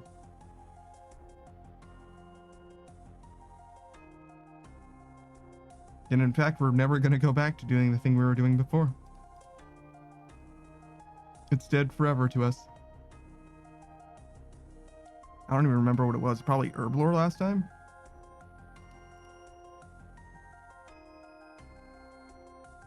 Hey, Blue just graduated yesterday. Congratulations. It is graduation season after all.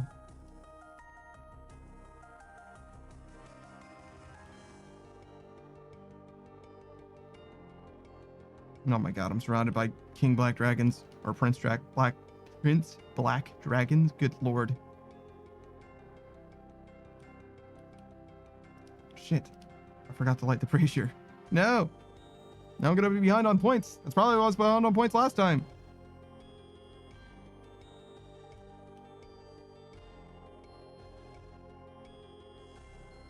God, I'm such a fuck up. In a way that's mostly inconsequential. Wait, I'm supposed to stop doing this, I think. Yeah, I'm at like 400k. I was supposed to stop at like 270 or 300k. Alright, later, Nablu.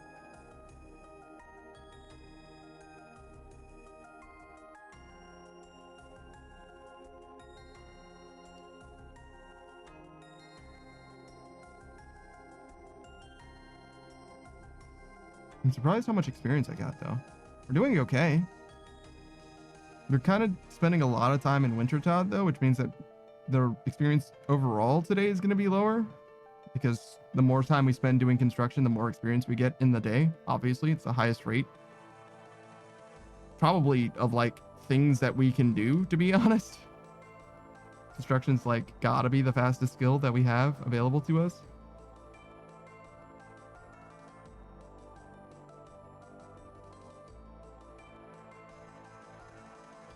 Maybe we can, like, burst with mage or something. Maybe that would be pretty fast, too.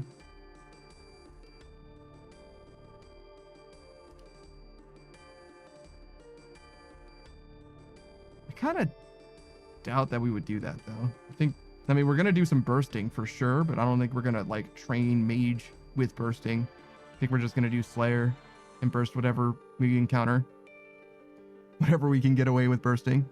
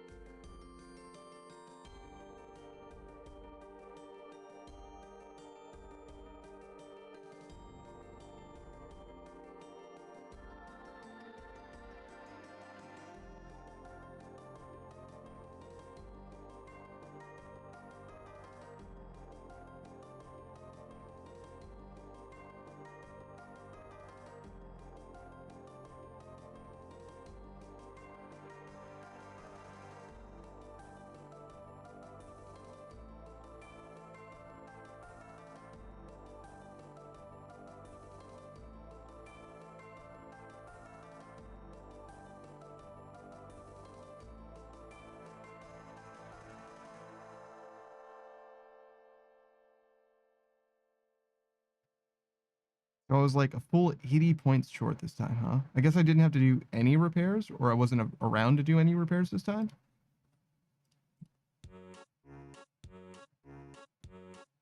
Did I finish last run and start this run after? Surely I was in this run when I realized that I should stop, right? Surely I didn't finish last run and after stopping, or after realizing I should stop and just started another run anyway. All right, we got to get out of here. We got to go. Can't stay here forever. I mean, we can. There's nothing wrong with just doing Wintertodt. But we should, or I want to focus. Yeah, I want to focus on construction if I can.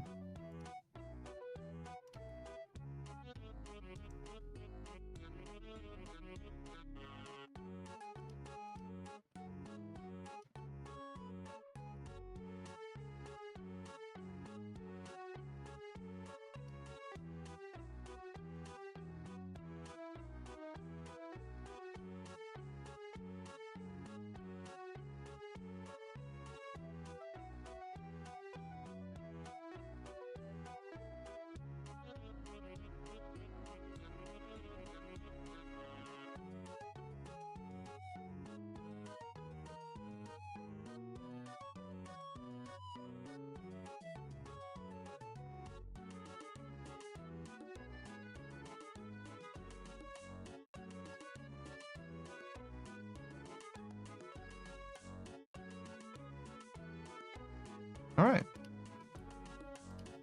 Now we want to stop at like 1,000,000 experience, basically.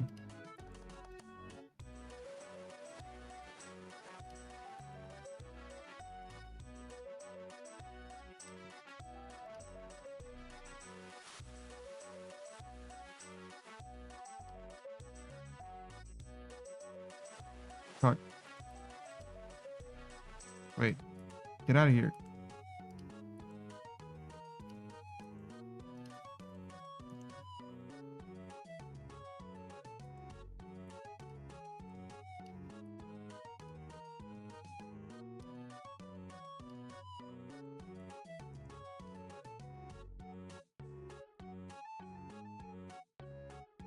So how's it going, Saku? Are you doing anything in RuneScape?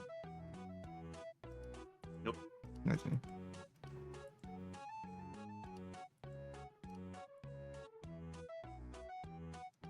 Kind of looking forward to get back into the Slayer grind. Mostly because I want it to be like done. That's one of the skills that I'm like more concerned about how long it's gonna take.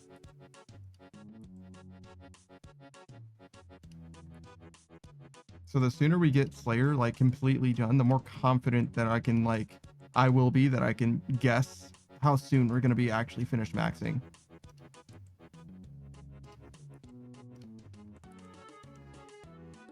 But we're making some like great time at the moment. These skills are all pretty fast. Well, fletching isn't like extremely fast, but it's not bad. It's mostly an in-between skill, right? The only reason we're doing fletching is because it's the only skill that we can do while waiting in between Wintertodt rounds. Hey, Shiro.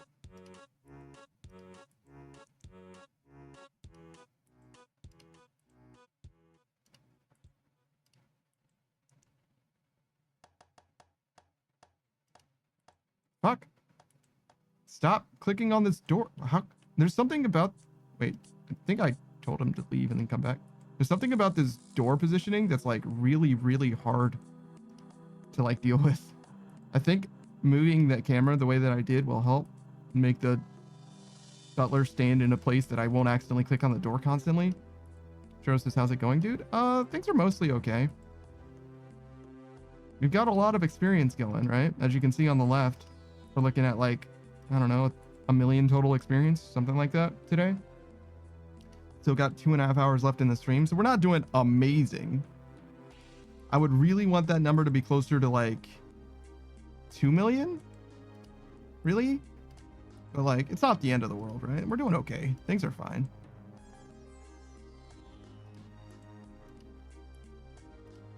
Really, what we want to do, right? Like our broad goal, if you will, is to get.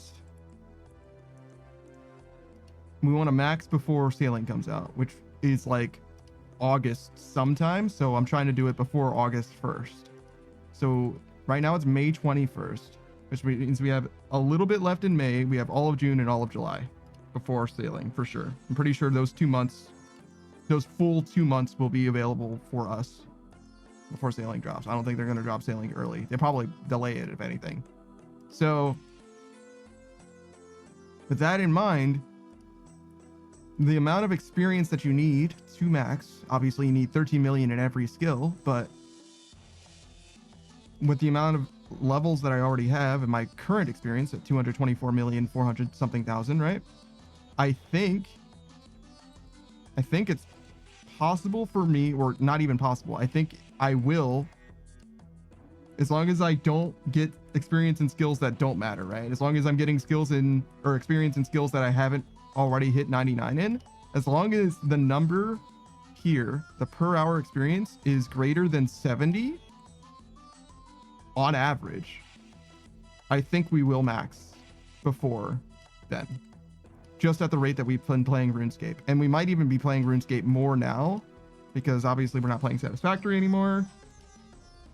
And I haven't been very good about playing RuneScape in between Monster Hunter Wilds and Schedule 1, but we're going to be finished with Monster Hunter Wilds pretty soon, and I don't think that, even if not finishing Monster Hunter Wilds soon, I think that Zeph and Kat are more likely to be doing Decadent Rain stuff, so I'm probably going to be more incentivized to switch games after Monster Hunter Wilds. It's pretty soon as well. It's cool that we are able to play that game for longer when they're around, when they're available. And obviously they don't mind if I play it on my own or whatever.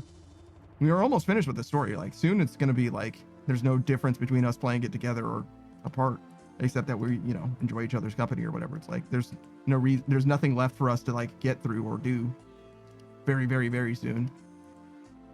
I think it's the Zoshia, and then we're done with like progression. We're just like fully uncapped. Like, the next cap is 999 or whatever. Shiro says, you got this? I appreciate it, man. We're definitely grinding it out. We're doing our best. Shiro says, I've had the heartbreak of my mod pack dying on me. Got to see if I can revive it on my new PC that's coming. Yeah, I noticed that. I saw that you had some problem with your mod pack. I don't know what that really means, or like why it would not work. To me, if it worked yesterday, it should work today. So I don't know, unless there was some kind of update. Usually when you have a mod pack or whatever, though, it's on an older version of Minecraft, right? So like, all of the stuff should still be compatible because nothing ever changes really. Like, you can update the mods in the mod pack, but that would mean that the problem is the mod that you updated in theory, right? I feel like it should be. What happened? Yeah, exactly. I don't know what's going on. I feel like it should be something that you can trace out and figure out what the problem is, but I don't know. But yeah, I don't remember which chat I saw it in, but I definitely saw that news. Sure, so I ran an update on some of the content installed, so I don't know if that's broken some of the compatibility, as I've added some extras to it. Well, see, now you know why scientists only test one variable at a time. Well, much better than changing a bunch of shit at the same time is to do one thing at a time just to make sure that everything still works. Especially when you have a mod pack, which is to say a pack of mods, which is to say a lot of independent things can all go wrong one after the other. But I fucking hate mods. I'm gonna be honest. I hate that shit in like gaming period. Like, I'm happy for people to use them, like, do what you want. But me, I hate it when stuff breaks, and mods are so fucking liable to break. It's like almost likely for them to fuck up. In fact, in my experience on this stream with mods, I don't think we've had a mod that didn't break at all. That just worked perfectly. Now there might have been individual mods in a game that we were playing that those mods didn't break, but we've never had a game that was modded not have a failure because of the mods, if that makes sense. It's just not all the mods are at fault, which is like fair dues, but like, sorry, like, you're only as good as your weakest component. You know what I mean? The game crash is a game crash. I don't care if one thing caused it or 100. Shiro says, as long as I can salvage the world, I should be able to run it on the original unedited pack. Interesting. Well, I wish you the best. Good luck, man.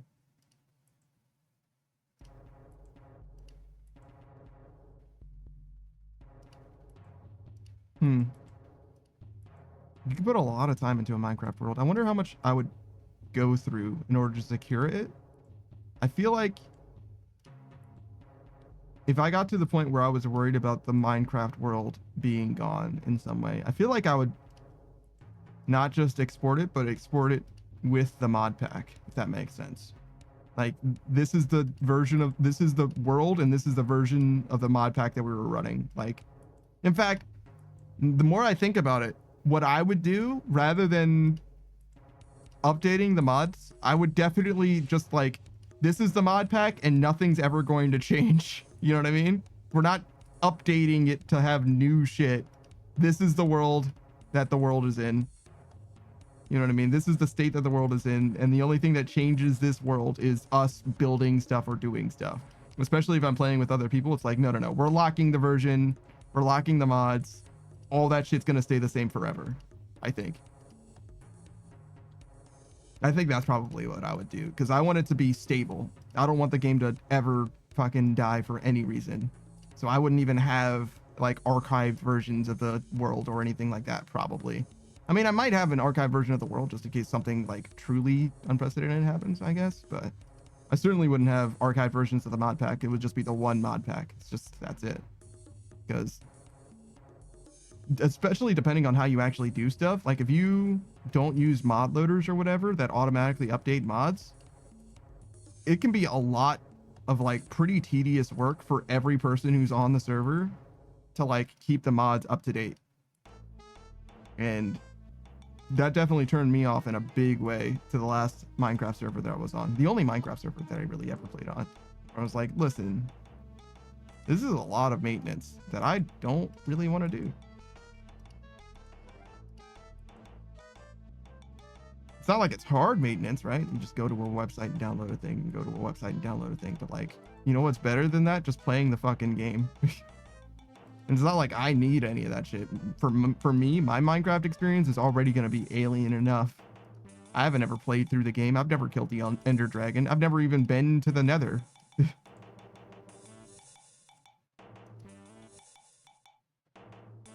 Shiro says, yeah, going forward, I'm going to avoid updating mods in the future, as I've had that happen before. Okay, fair enough. I mean, there's no wrong way of doing it. It's whatever you're comfortable with. If you have high confidence and you're willing to like, you know, stomach the pain of any time something goes wrong or whatever, and like figuring it out, hashing it out, like it's more power to you, whatever.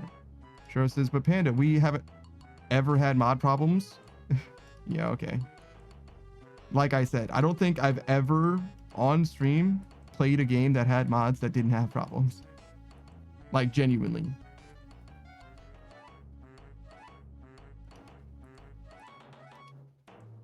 I'm trying to remember, when Jay and King and them were playing with Zomboid with us, there were definitely mods there.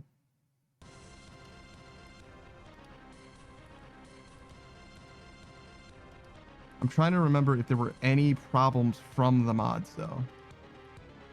Because when Savage was the only one modding Zomboid,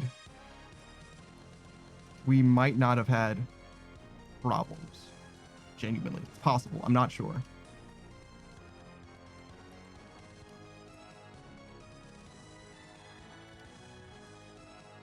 I know Jay wasn't able to play with us, but that was after. That was before Beatrice joined, but in that same Zomboid, you know, arc or whatever.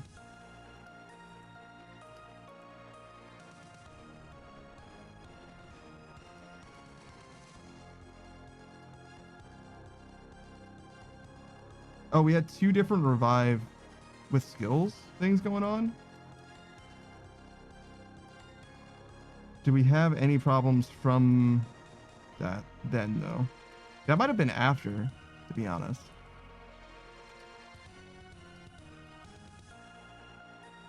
I think Delta died. Potentially due to a mod fucking up. I gotta check with him on that. I know he did like a spear charge or whatever, but I think it fucked up somehow in a way that wasn't like really his fault.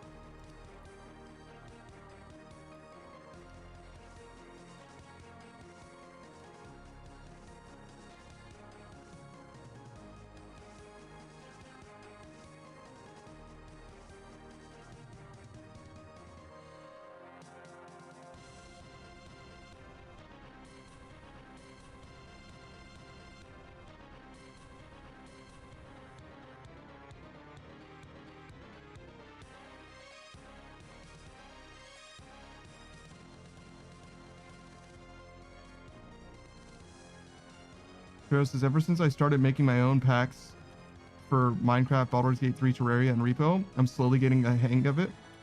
Oh, sure. That makes sense. The more you do just about anything, as long as you're like not ignoring your failures, you know what I mean? If you're like incorporating lessons that you're picking up along the way, yeah, you'll get better at it. I've never really done or been about like the mod pack life. I think I'm all right. I get the appeal. Delta like loves that shit, to be honest.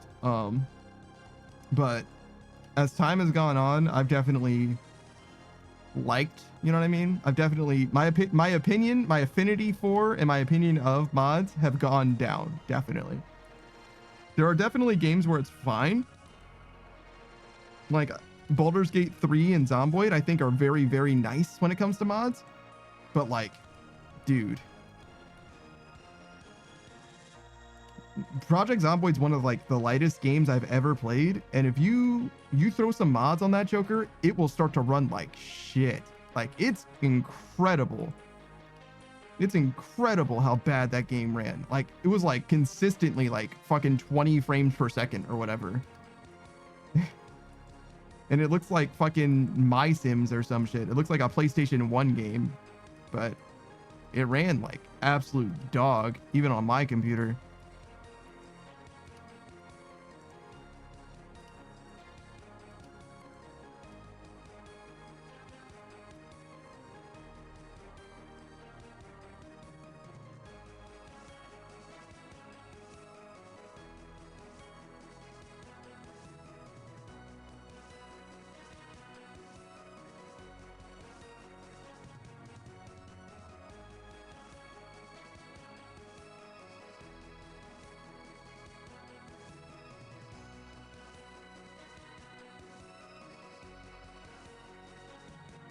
Is there anybody else that I can think of that was modded? I don't think so.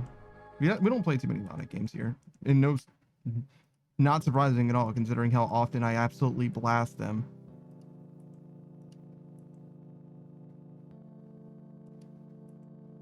Not for no reason, man. Not for no reason. It'd be different if they always worked. Fucking Skyrim players out here, Fallout 4 players and shit, they're out here with like computer science degrees, making sure there's compatibility things and going on, you know what I mean? Out here fixing shit. I've seen somebody working on like AI like navigation meshes before on stream. Like, I don't know how they did it or why they were doing it, but I do remember distinctly, it's like, oh yeah, no, this triangle's in the wrong place, gotta move this over to here, there you go, it's fixed. It's like, damn, that's crazy. I could fucking never. I imagine that you could though, Saku. You've literally made your own batch files for streaming. Have you ever made any other like custom coded solutions for yourself, Saku? Thinking.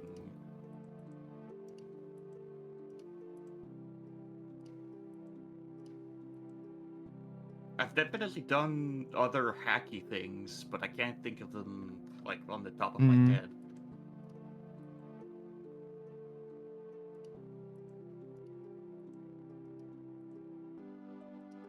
Yeah, I don't think I've ever made something for myself as like a tool to use to accomplish something that I would like normally do in my like private life, even for like stream or anything like that. I definitely could.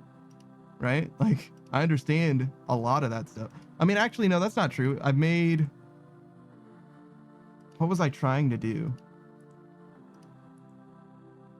I was trying to download, like... I think I was trying to download 1 million different files, like 1,000 or something files, and then I was going to upload those same files.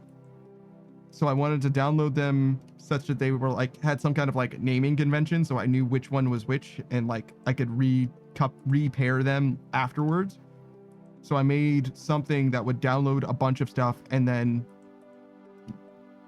name all of them a particular way, and then store them in a place that I could then upload them later or something like that. I think I did that once. Yeah. That was hell though, but not for that reason. It was just hell. It was a hell experience. I was going through a lot of shit. It was way more than I should have been trying to do in a weekend, but I did it. God.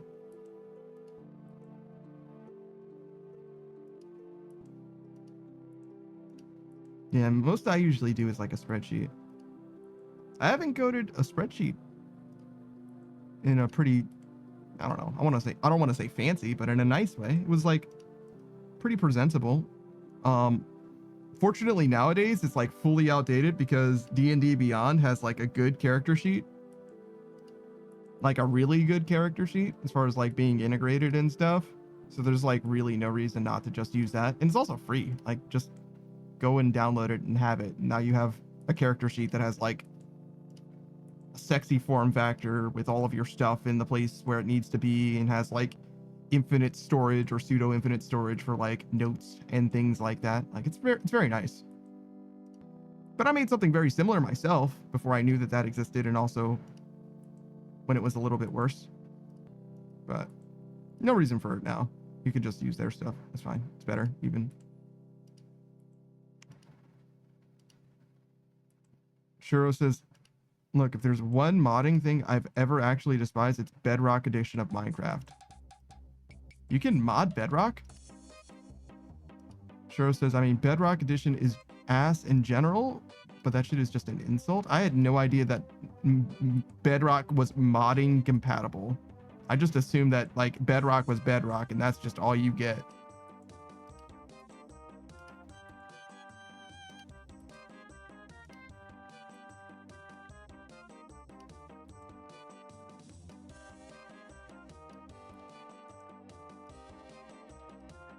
I'm not gonna lie, I thought that Cam said not Ayo to Churro, but a woo, because Churro's a wolf.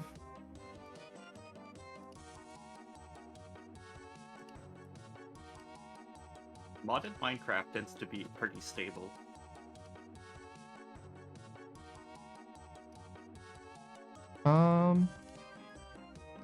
Sure, I guess. I've not had good experience with that, but you've played modded Minecraft much more than I have.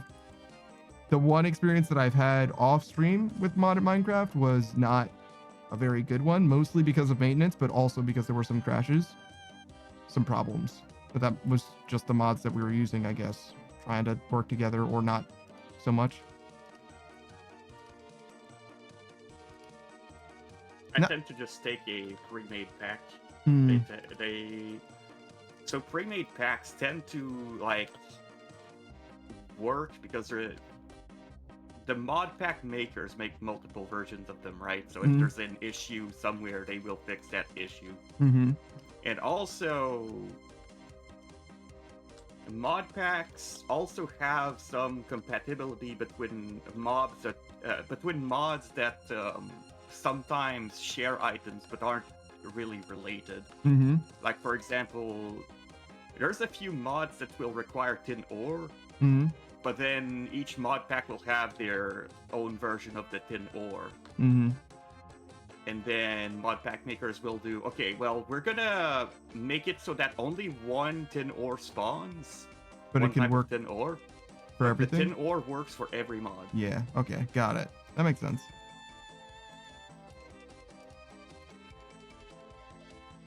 Shiro says, nah, Bedrock has the damn Minecraft marketplace and they sell what's called add-ons. Ah. Shiro says, which are just gutted mods that run very, very badly due to the absolute spaghetti code that's Bedrock. Yeah.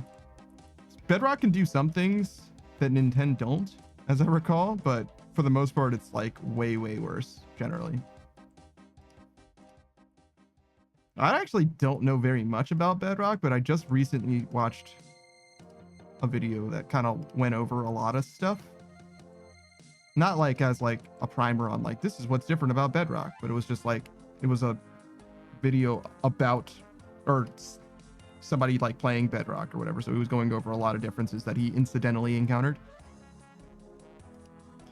But yeah, no, I don't think Bedrock is definitely an inferior version of the game. Definitely, if you have a choice, you don't want to do Bedrock. For a bunch of different reasons that I could even just plainly see myself, to be honest. Java superior. I'm sorry, how superior? Java. Yes. Yeah, of course.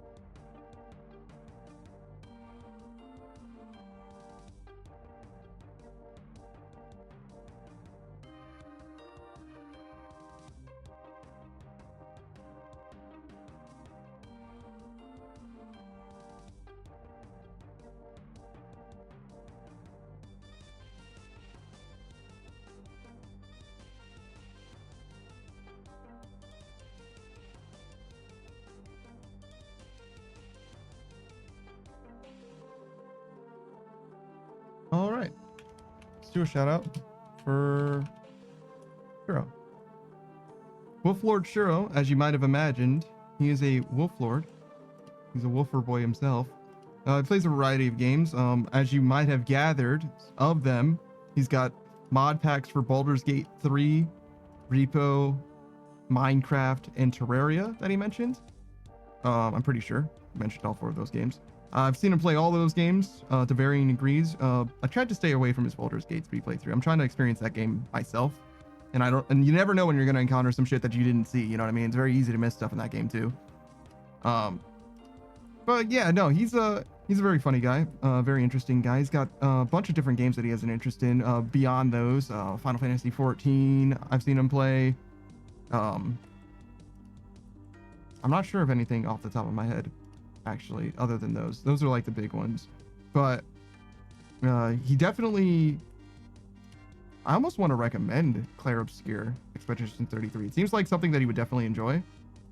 But he's played a wide variety of games, to be honest. I don't know if I could pin down one thing that he likes, like, above and away more than everything else. It seems like he just loves playing video games, especially like video games multiplayer style, likes playing with the homies, likes hanging out.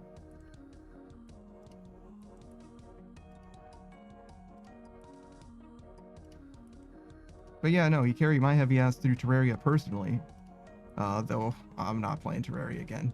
I unfortunately, towards the beginning of my stream career, if you will, as far as collabs go, I did Terraria twice. I just happened to play Terraria 2 times, and I'm like, I don't want to play Terraria anymore. I don't even like that game that much, you know what I mean? Like, that's too much Terraria. I gotta figure something else out. We gotta play something other than Terraria somehow. The game's fine, though. It's a good game, even. Shiro says, to be honest, I love games, but what I love more is gaming with the squad. Yeah, see? Yeah, I get that impression from your stream as well. Seems like you'll carve out your schedule as much as you can to play with the homies rather than playing something by yourself. Obviously, it's fine. Some of the best games are multiplayer games, especially nowadays. it's a fucking tragedy, dude. Gaming nowadays is like, I don't want to say like Schedule 1's a bad game because it's really truly not a bad game.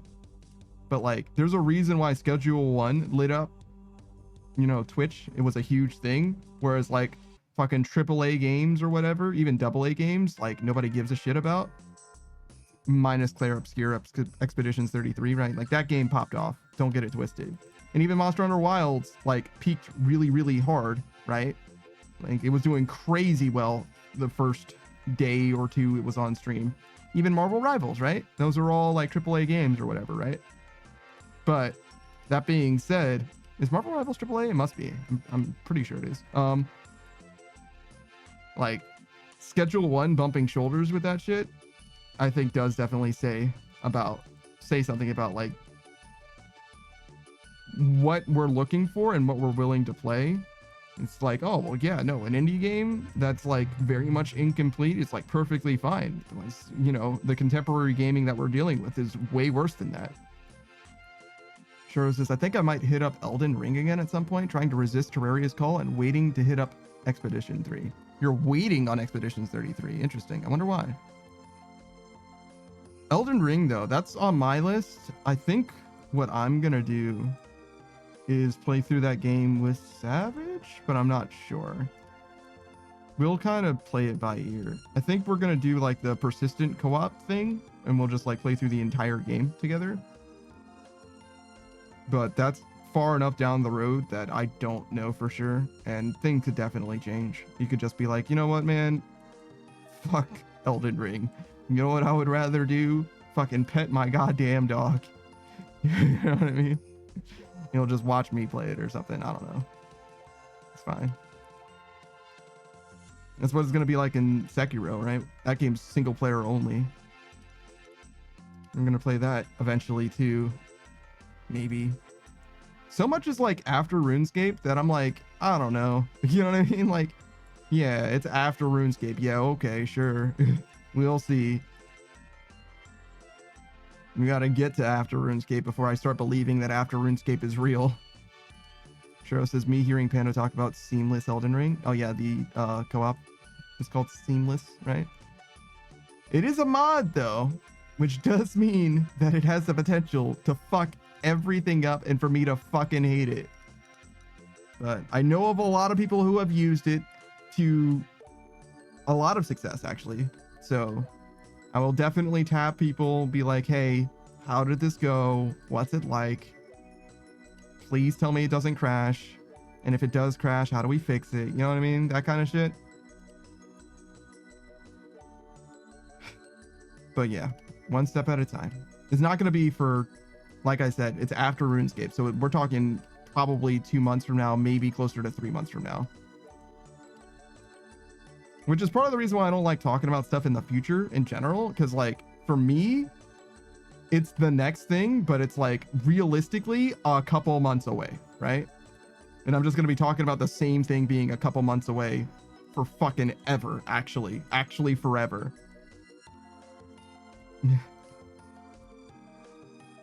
Shiro says, helped our neighborhood suck set it up. Yeah, I know. I'm aware. You're one of the people I was mentioning. I didn't like mention you by name, but I'm aware. Yeah. I would definitely ask you if I had trouble or if I wanted to figure it out. Shiro says, bro's just like me for real. What do you mean? Are you stuck in the same game for months on end? What are you talking about, sir? Shiro says, talks about stuff when it's a long while ahead. Oh. Yeah, in some ways. It's also the only next thing that I've got though. Like, other than like collabs, which have filled out my weekend quite nicely, actually. I think that's probably for the best. That's probably the best place for the collabs to be, is on the weekend. It's on the longer streams, and most people tend to be available on the weekends. Like, it makes a lot of sense for that to be where that lives, and like, you know, just like let that be what it is. Rotate it out when something gets dry. Play a new game. Maybe play with some different people or something. I don't know. Something like that. Just depends on how the people are feeling.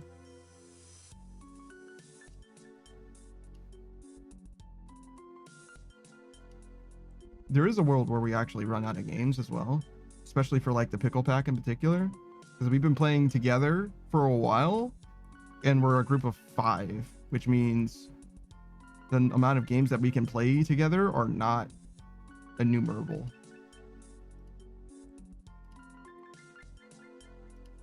Shiro says, oh shit, that's something I've stuck back into. V Rising finally got its huge update. I do know about V Rising. That was something that was on my list for a while. I don't know if we're gonna do anything about it though.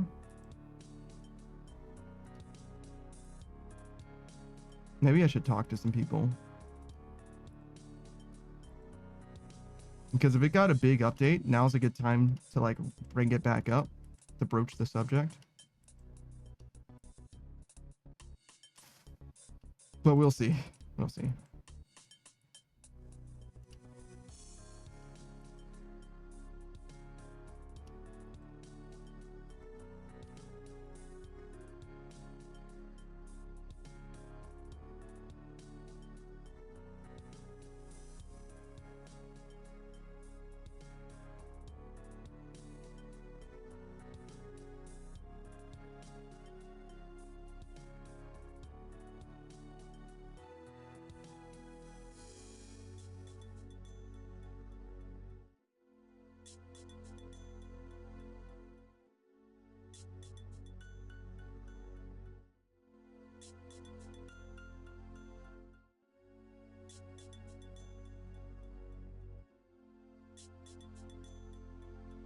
Rose says, I've got to play some Left 4 Dead 2 soon, but I need a full squad for that.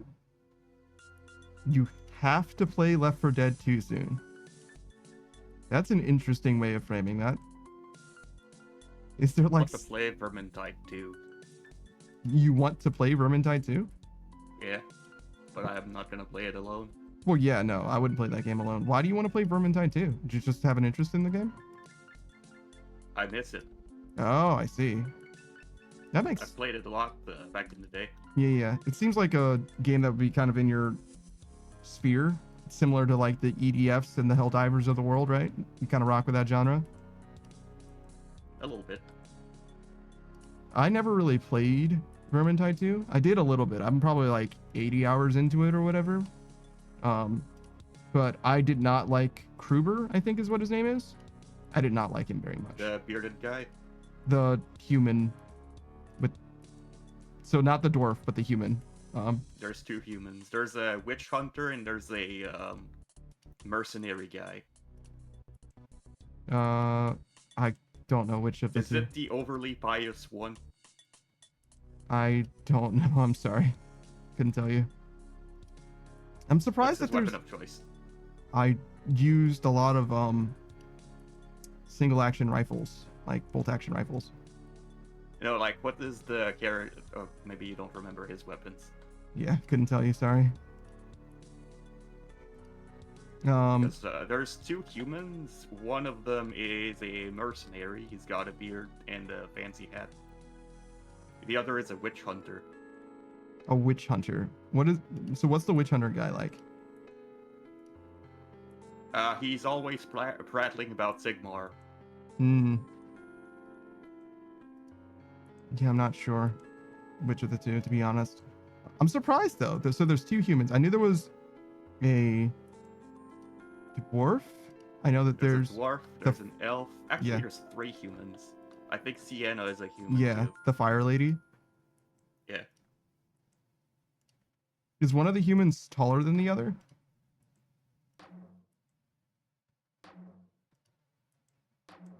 I would say so, yeah. I think it was the taller one of the 2, but I'm not sure, to be honest. The ability that I remember using, like the subclass, if you will, of them, it was like a huntsman with like a stealth, I think, is what I had. That is a human. His name is Kruber. Okay, so it was Kruber. I didn't like him. I thought I was going to, because I mean, really what happened is one of my homies chose Carillion, who I would have definitely chosen, and you can't have repeat people, which is really, really fucking stupid, but whatever. So I chose the next most appealing thing, which was Kruber, and I did not like him. I didn't like him at the start, Yeah. and I didn't like him 60 hours later. And I was like, I don't know, I just don't like this game. And then I played the Fire Lady instead, and I was like, actually, this is kind of sick. I actually kind of like this. And I Huntsman Kruber is pretty underwhelming. fair. So I enjoyed the Fire Lady. I probably would like to play, if I ever played again, I would definitely play as her. Or Carillion. I might give Carillion a chance, but probably not. I'll probably stick with the Fire Lady. Aurelian is pretty decent in all of her classes. Well, less so the Shade. Sure. Well, I played it a few months ago, but one of the folks had to dip, and from then on, some lower kept sniping the stream.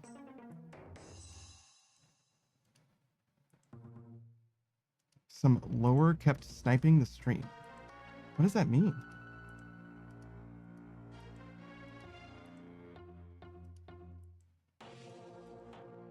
Interesting. I actually just started playing Left 4 Dead recently. Loser. Got it. Some loser kept sniping the stream? What, like, you can just close the lobby, right? What's the problem?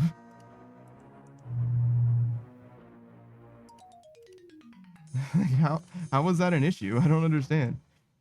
But yeah, I started playing Left 4 Dead 2 recently because Zero and Savage both like Left 4 Dead. Savage particularly likes the first game, Zero prefers the second. And we were joined by Delta as well. But we only ever played off stream. It's for Thursday night. Somehow I game literally every single day now. Just sometimes on stream, sometimes off stream. Not sure how exactly this came to pass, but that's what we've got now. There's no rest for the wicked, I guess.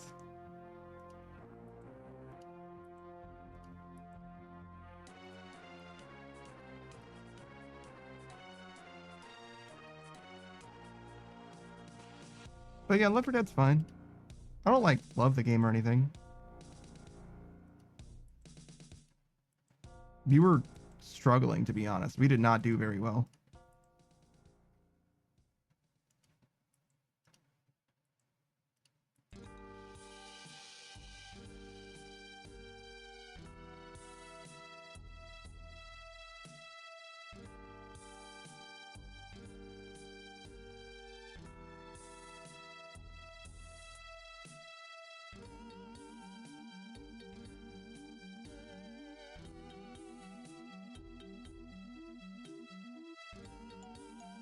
Did you ever play the 40k equivalent? What is it, Dark Tides? No. I was not as much interested in that one. Yeah, it released pretty rough, but I think it's much better now. Shoro says he was cheating his way into the lobby every time we made a new one and blasting slurs in both chat and voice chat. When we managed to get rid of both of those, he kept crashing the other two people's games. That is truly incredible. Holy shit.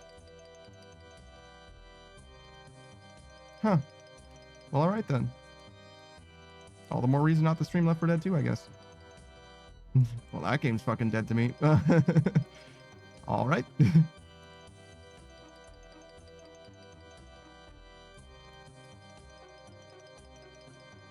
That's so interesting. So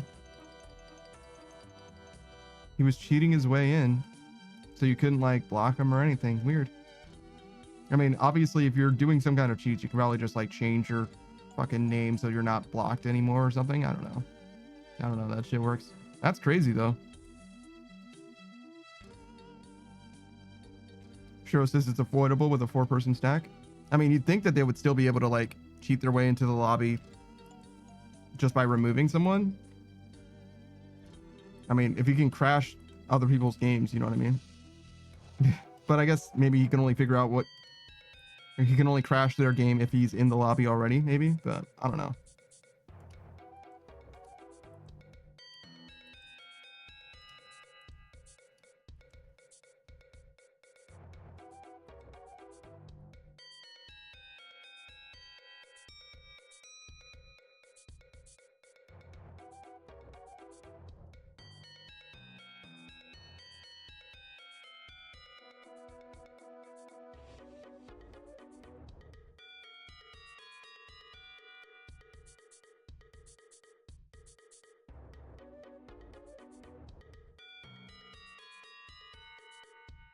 I gotta sort out this grocery list too. Gotta make sure I have everything. Because it's gonna be a lot.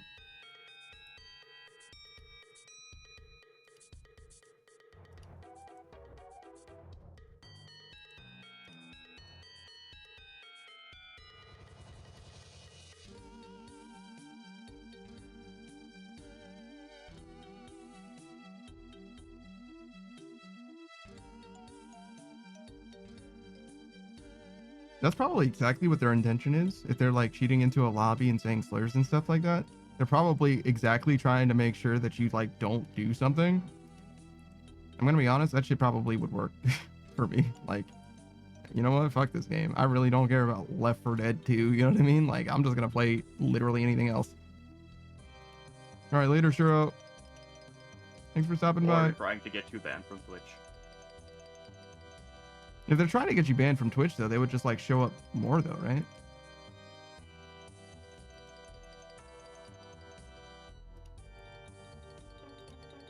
And also, like, I'm just gonna mute the in-game audio, close the in-game chat, right?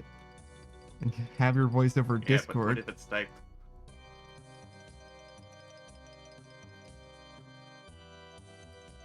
I don't know. I mean, the whole like making you crash or whatever definitely is a pain in the ass regardless, but you're not going to be able to get me banned through the game. I don't see that happening. You could get me banned from the game, but you're not going to get me banned on Twitch through the game. Not unless you cheat like some seriously heinous stuff into the game somehow, I guess. Well, the banned part is not necessarily from the cheating, but more so from the slurs. Yeah, that's what I'm saying. It's like I don't even have like voice chat enabled in most games because like I'm not using it. You're not using it. Obviously, we have Discord. You're not in my Not Discord necessarily server. voice chat, but text chat. Yeah, but you can turn that shit off in like every game that I've ever played. But Left 4 Dead is an old game. Yeah, maybe.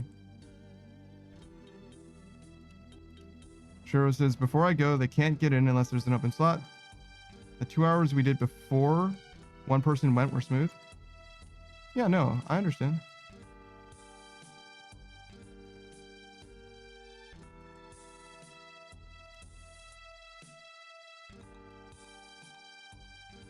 I don't think I have fucking haters like that. I'm gonna be honest. Maybe I would if I played Left 4 Dead 2 on stream, but like I mean, It's probably not a hater targeting him specifically, but some idiot that just went in the category and, oh, there's someone playing. I'm gonna fuck with their game. yeah, that's kind of what I'm Kinda thing. saying. It's like it's probably the game more than it is the person.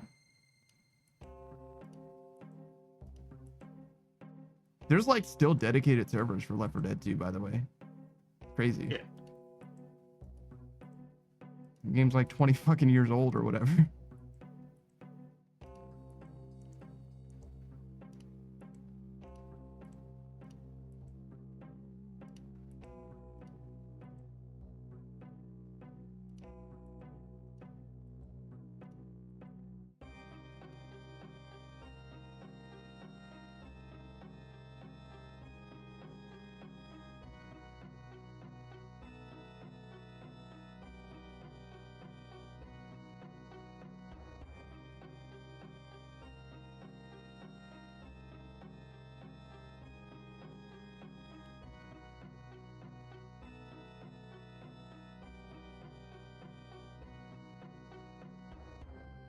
I don't think I'm at risk of RSI right now, but my arm is falling asleep, which is also not good, but it's less not good than RSI is.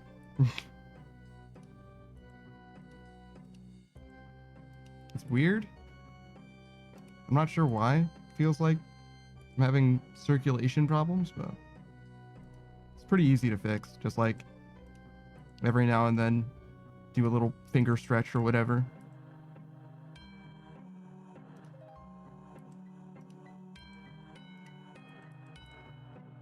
Pose for the camera.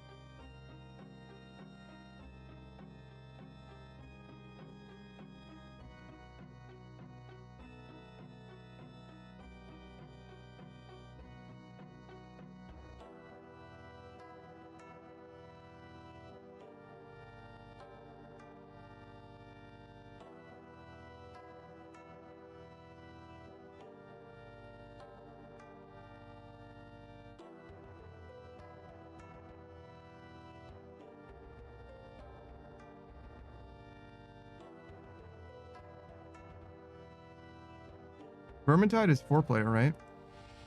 Yep. Yeah, 4 players, but 5 characters, I believe, which was weird. Oh, Modern Age Sage has to go to sleep. All right, later, man. Thanks for stopping by, hanging out.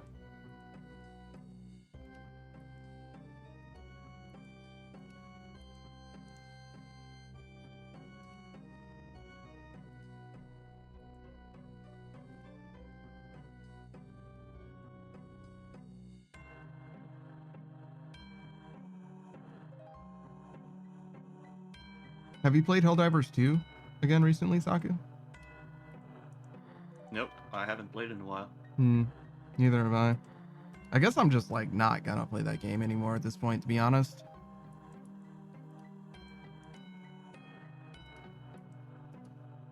Not that I have like any real hard feelings about it. Originally it was like, oh yeah, I'll play again when the cape gets added, and then that's just like never fucking happened. It's like, oh okay, well whatever, I guess. It's not like I need an excuse to not play a game, you know what I mean? It's easy to not play a game. It's harder to justify playing it. But again, nothing really wrong with it. It's a fine game. Just, I'd rather. There's a million good games out there, in theory at least. Mostly just Clair Obscure, to be honest. Expedition 33, that game seems like it'd be pretty fucking sick. I've seen nothing but people enjoying themselves. And as much as I've seen of that game, I have literally no fucking clue about it as well. I haven't learned anything. As far as I can tell, I haven't had anything spoiled either. Like, I have no fucking idea what's going on there. There's boss battles in real-time defense elements. That's like literally all I know about the game. Also, there's some freaky little guys. Some weirdos that you can play as or with or whatever.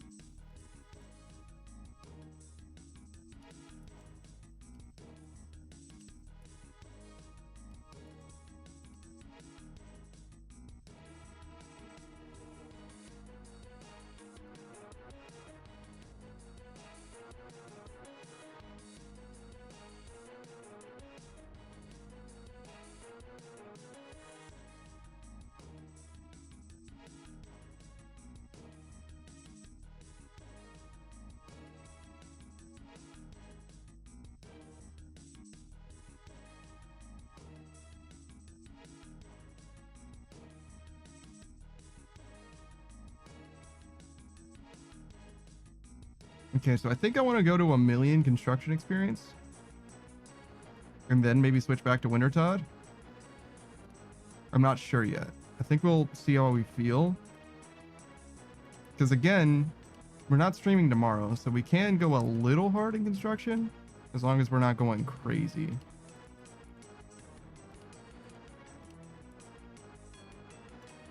So it has everything to do with how we feel at the end of this 1,000,000.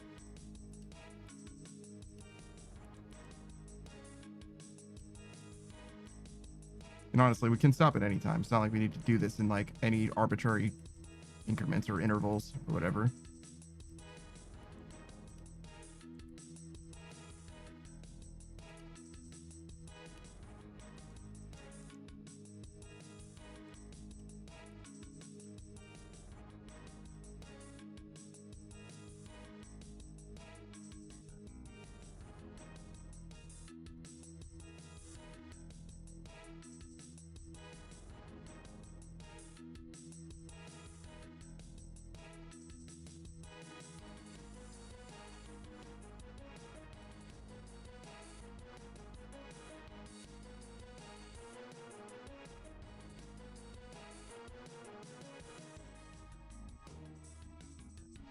Oh, that does remind me.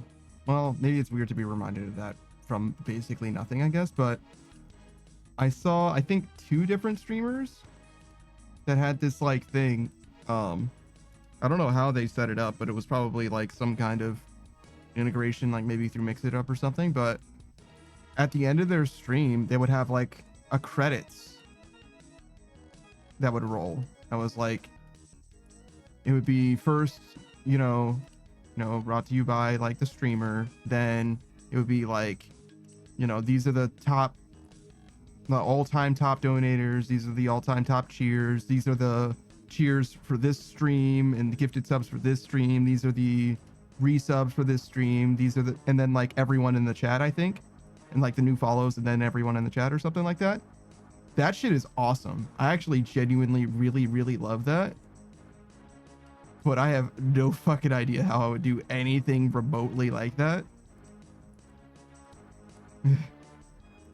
And I feel like when it comes to like integrations, similar to my policy with mods, I really only want to mess with any of that stuff if I either fully understand how it works or if it's something that I'm already using. So I have some newer stuff that just comes through VTube Studio, which I already use, right? So like if VTube Studio has any problems or whatever, like if you got me, you got me, you know what I mean? Like it is what it is. Like I'm not going to stop using that software. That's the thing that I use. Similar with like OBS or whatever. I guess in theory, there are like OBS plugins that I could maybe add, but so far the only one that I've added to actual OBS itself, other than like the Twitch integration, which is kind of the same thing, right? Is there's a countdown, the countdown guide that I have, which is surprisingly not just like built into OBS. I really thought that a timer would be like, I don't know, a pretty standard thing, but not really, or at least not the way that I understand it. But yeah, much more so than like adding new shit to OBS is, in my opinion at least, like more important than that is like understanding what OBS can fucking do. Like it's such a powerful software that I don't know anything about. I'm so stupid. You know what I mean? I'm sure that there's ways to do things, and I'm sure I can be way smarter than I am. But right now I am the biggest dumb.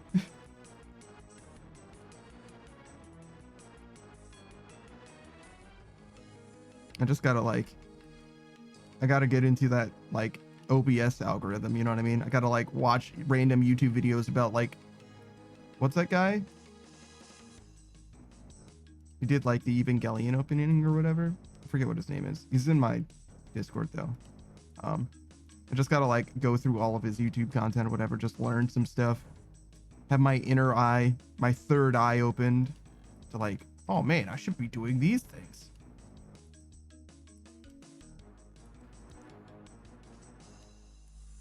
No, yeah, actually, now that I mention it, I should add those to like, I have a list in my Discord of like, these are the things that you should do eventually.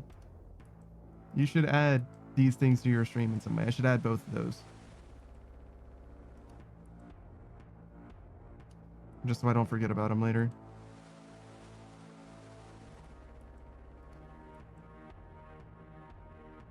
God, so many lists, dude. That's another thing, actually. I kind of want to know what I should do, what I should make or have made, because I know some artists and some of them are theoretically available to like do stuff for me, and I would love to like make things that I'm missing. I just don't know what I'm missing, you know what I mean? I mean I know some things that I'm missing, but like there's definitely some emotes that I'm that I could get, and maybe some emotes that I'll switch out as well. There's also emotes that I don't have any problem with. I like them the way that they are, but I would like for all of my emotes to look like each other, if that makes sense. Like one, just have the artist who did them originally do them again, but this time like all together, like just remaster them so they all look like they're part of a set instead of being designed like one after the other over the course of, I guess, about 2 years. Which isn't a problem. It's just, you know, I would like for them to look a little more like a prepackaged deal. Also, there's some elements that I like in retrospect a lot. So most of my character is like, you know, when I'm rendered or whatever is dark. So having a white outline makes the emote pop a lot, especially against or in dark mode. Obviously it's less of a problem in light mode, but if you have, in the same way that I have like, you know, text on the screen for like the timer, right? it's white text, but it has a black outline, because if you have white text with a black outline, you can see it on like any background. Generally, usually it's fine. Technically, it's a little hard to read on like a zebra type, optical illusion type background or whatever. And then you would really want to add like a color to it specifically, but generally it's pretty good for that. And there's like subtitle rules as well. Hold on, how does this work again? Oh yeah, so it's white text with a black outline, and it's got some opacity behind it as well.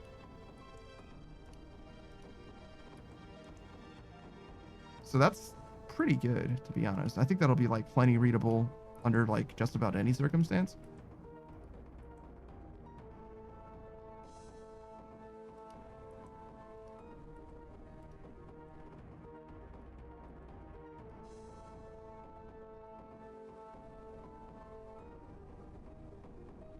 Yeah, I used to spend a lot of time like co-studying other people's streams for like ideas.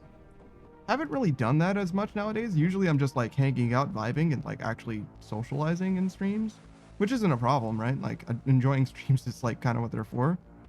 But I probably could stand to improve things here in at least a few ways. I'm pretty comfortable with things as they are now, but more is probably better. But there's also like, not drowning myself in pursuits, which is another thing. It's like the idea of like pacing myself, making sure that I'm not stretching myself too thin, which is like fully liable to happen. I feel like more and more things are like, coming onto my plate rather than like balancing out. I mean, there's some things that I want to do, right? So like the exercise thing, like I really do want to do that. I really want to like make that happen. It's just going to be hard to do with like my sleeping schedule fucked and also my eating schedule fucked. So we're just going to see how it goes.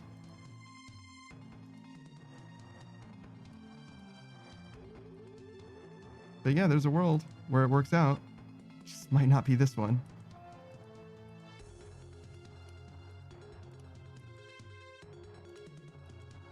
I'll keep you informed. Come next stream, in theory, we would have already started it, right? Because that's when the cycles. That's what the plan was. Stick to the plan, man.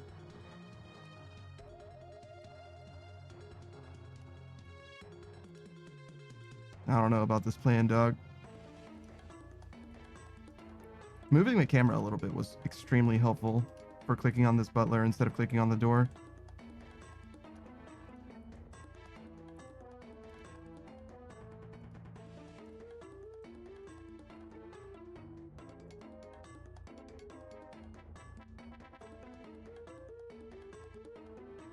Oh, one more door. There's this song in I think the newest season of Ruby that has a door in it. Like, they mention a door in the lyrics of the song. And every time I say the word door, I think of that song, even though I don't even know what the name of the song is in this moment. It's like Seventh Door or something.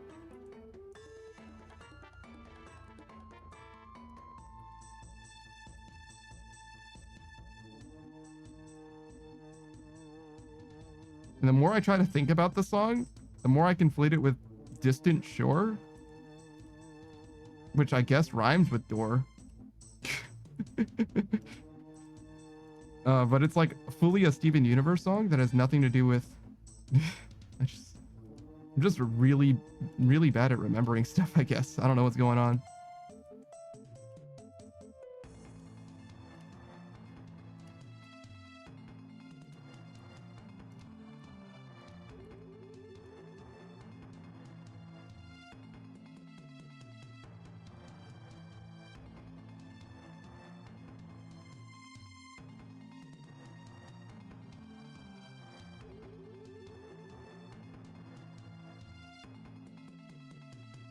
Hey, Unknown Queen. How's it going? Welcome in. As you can see, we were grinding all to hell this game. We're grinding this game into dust, into dirt. I think in theory we were gonna stop at 1,000,000. I don't know if we actually will though, because I kind of feel fine. I mean, it's hard to tell because my hand is, well, my arm is kind of numb, which maybe is a bad sign. Should I be worried about that? Yeah, it's fine. I don't know. I mean, it doesn't hurt. Feels like nothing. It feels like it doesn't have enough circulation. It feels like I should stretch it more, maybe. But other than that, that's like fine, right? Just do a little stretch. It's fine.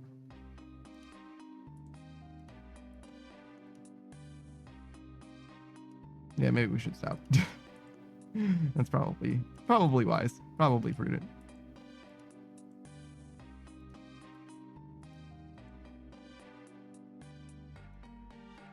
No, but how close are we to leveling up?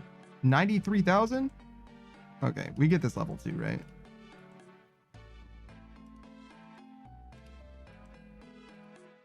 Like, yeah, we could stop because, like, you know, armor or whatever. But, like, come on. There's a level right there.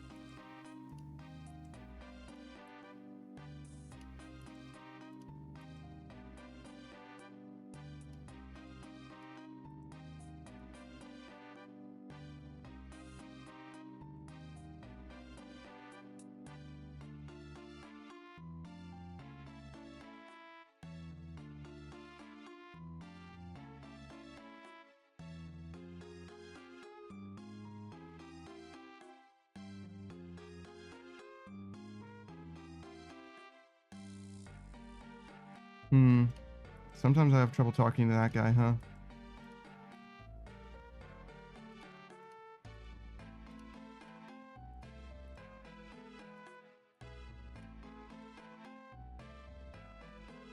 Oh god.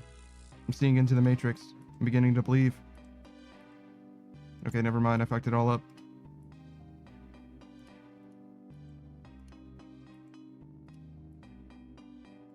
I think the ideal is like 1-to-1 inputs. Every click you do is timed well and does exactly what you need it to do, and no clicks are wasted.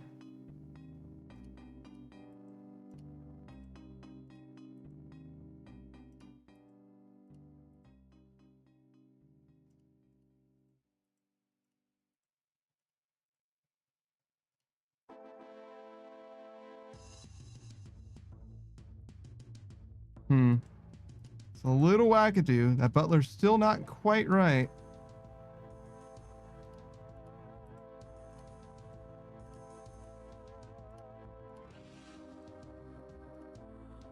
Yeah, it's all falling apart.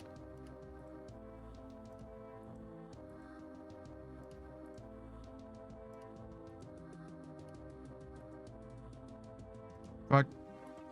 Guess I was too late.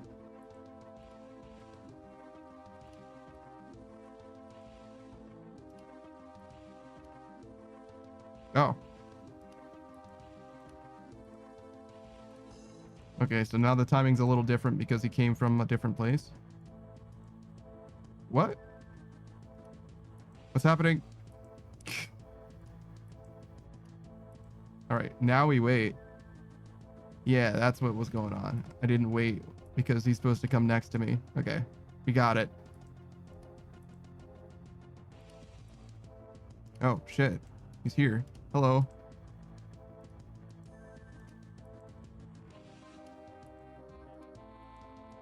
Fuck.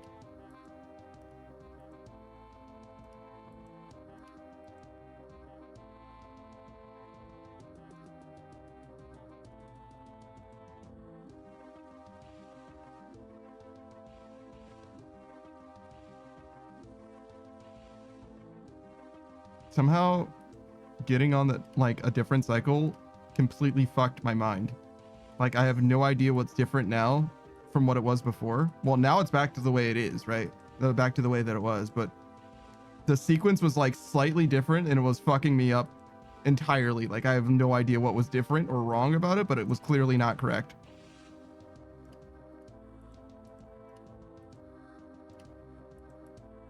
Oh god. Now I'm fucking up my inputs for no reason.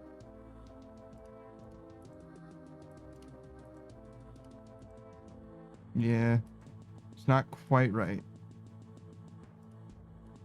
You can kind of see when I recover, though.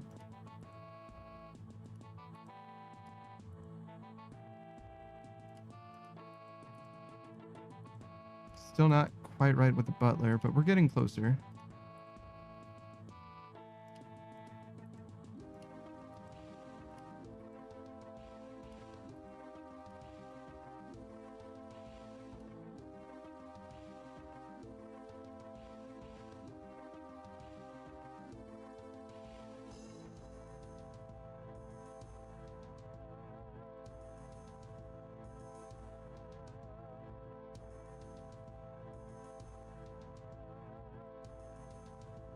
Get out of here.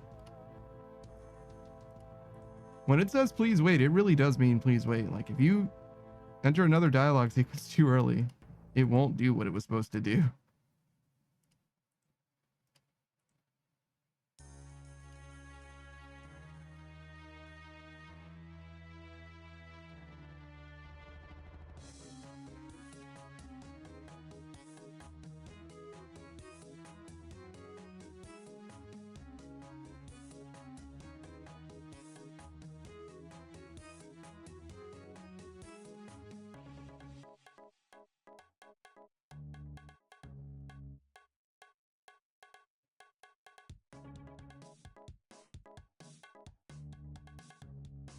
All right, we're almost there. So 94 construction. Damn, did we get 2 levels today then? Holy shit.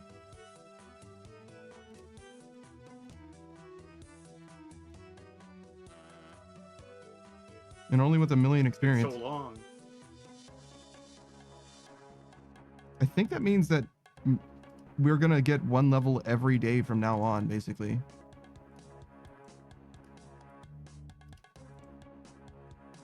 Like the last level was like 1.2 million, which is still possible to get in a single day for me. Just, well, actually, it's not even like that difficult, right? It's only 3 hours, but it's a matter of doing this for 3 hours, which might not be the easiest. It depends on how we how we pace ourselves, right? Like we could definitely do it, but we might not ever type again, you know, which is not worth it.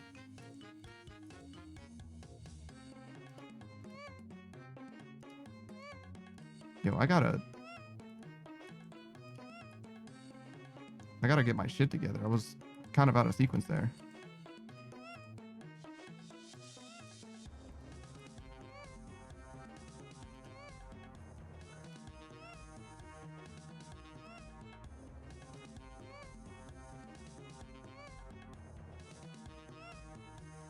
Get out of here. Do door. Do it. Thank you.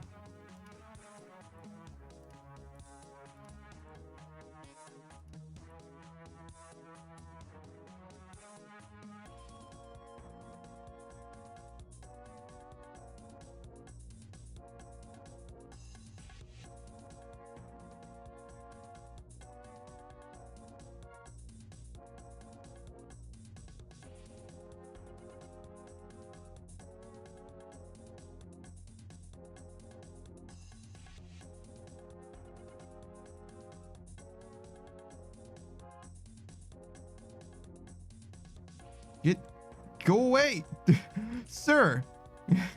This fucking demon butler. When I tell you I want planks, stop talking to me. Get the fuck out of here. Leave me alone.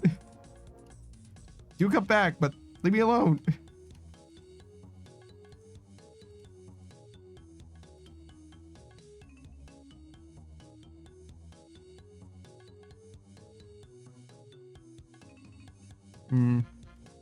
So I did that a little too soon, I think.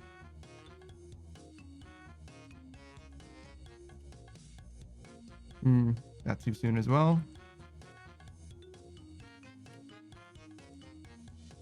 I pressed that too soon too. Wow, interesting. It's mostly me pressing things too soon, actually, is what I'm realizing. The reason I'm doing it faster is because I'm doing it slower somehow.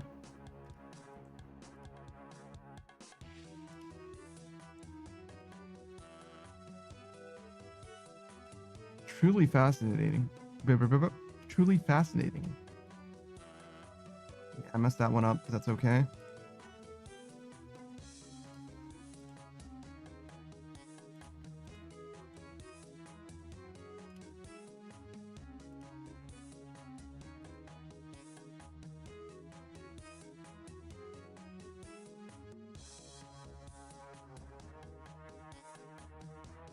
I don't love that input, but that's okay.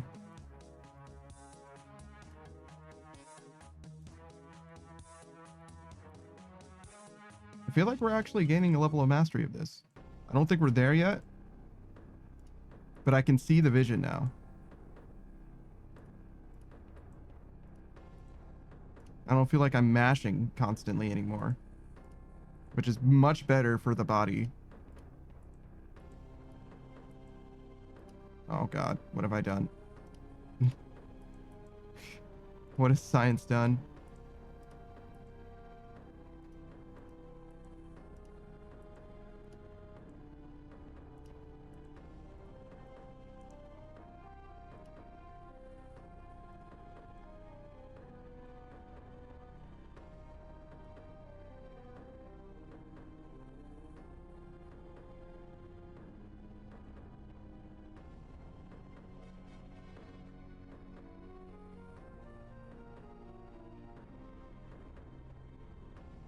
Come on. There we go. Go. Fucking, sir. You're supposed to leave.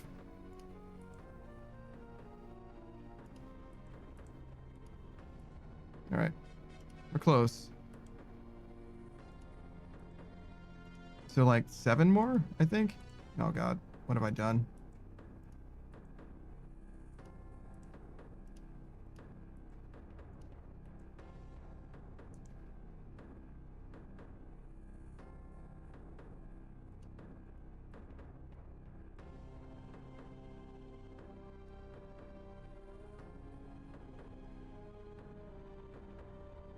I don't know how many there are left. I said 7 more and then I did like 3 doors, I think. Okay, well, whatever. We'll do these last 2 doors.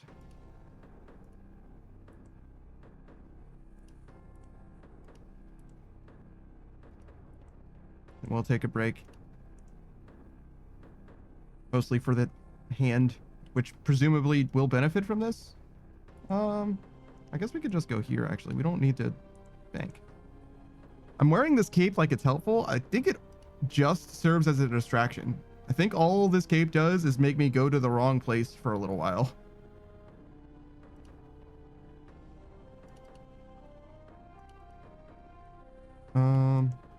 We have bolts? Okay, good.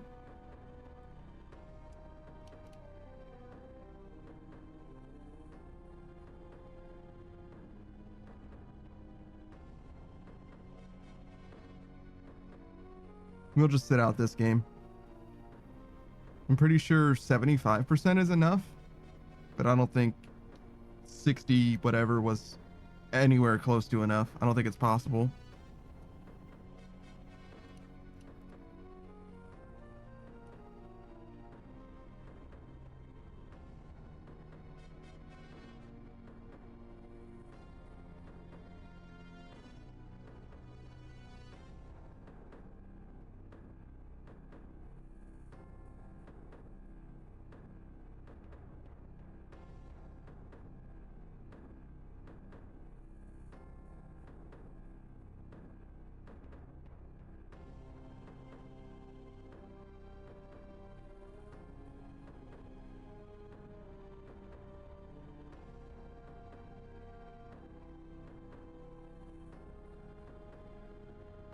Do you think there's going to be some new tokens, Saku, for the final part of Arlamore? Like the red tokens and yellow tokens or whatever they were? I wouldn't be surprised if they added blue tokens. Makes sense. Red, yellow, blue.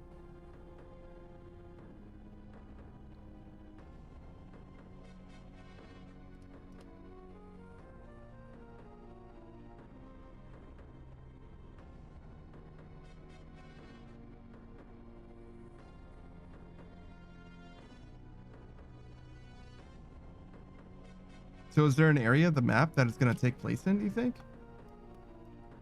I guess there's this western section. Perhaps. Could also just be like the area we've already seen, right? You just add new stuff to there. I don't think they did last time.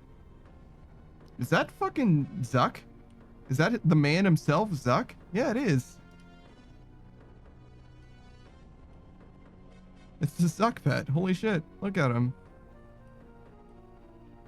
That guy's a fucking crazy person. That might be the first time I've seen the Zuck pet in game before. I didn't realize that he didn't have legs. What are you doing in Wintertodt? I don't know. I think Zuck would beat Wintertodt in a fight. I think he's well stronger than Wintertodt is.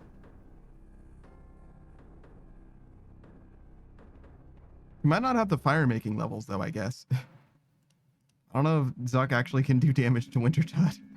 Wintertodt could definitely damage Zuck though, right? Do you think Zuck's hot? Maybe he's got infinite warmth.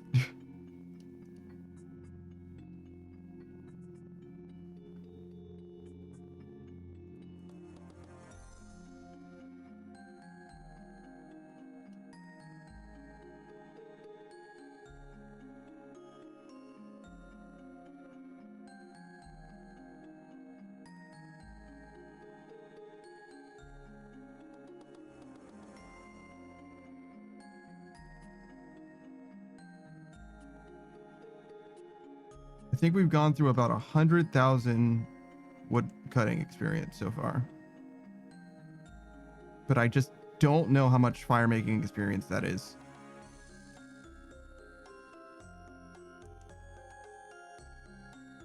I think it was 14 times by my estimate, so 1.4 million for fire making, but I'm just not sure that that's true. That would mean we started at 5.5.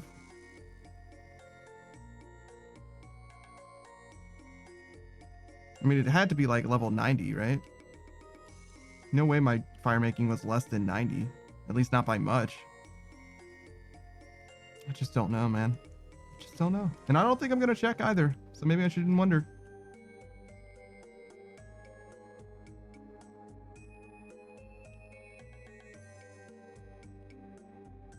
This pink fleshy mining pet is freaking me out, dude.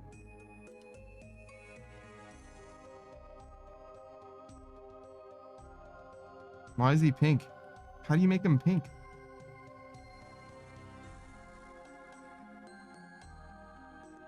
Can you feed the mining pet the new rock from, what's his name? Yama? Is that how he becomes pink? Amethyst.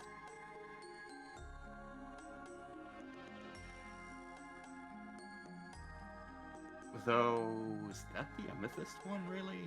Amethyst is purple, right? Am I crazy? Amethyst is pink.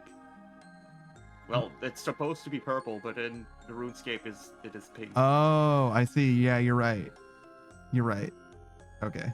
I was like, am I getting gaslit right now? I swear to God, amethyst is a purple gem, but you're right. Like amethyst dart tips and shit like that, that is pink.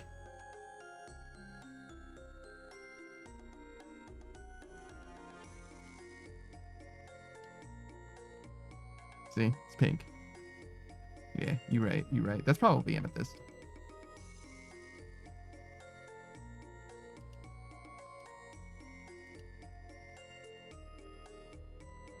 Oh yeah, the salts. I forgot about those. They're not a very big part of the game.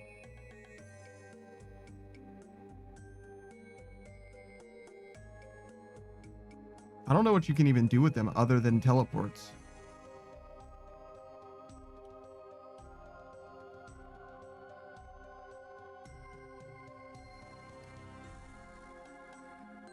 This guy's gonna fucking die.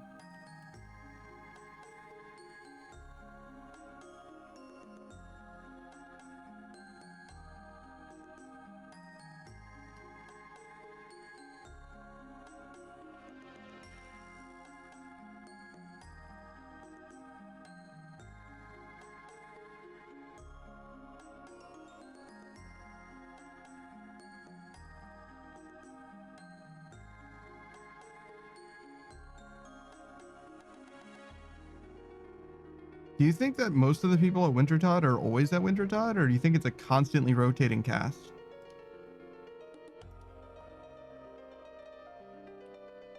I would lean towards rotating cast. Yeah, I would think it must be, right?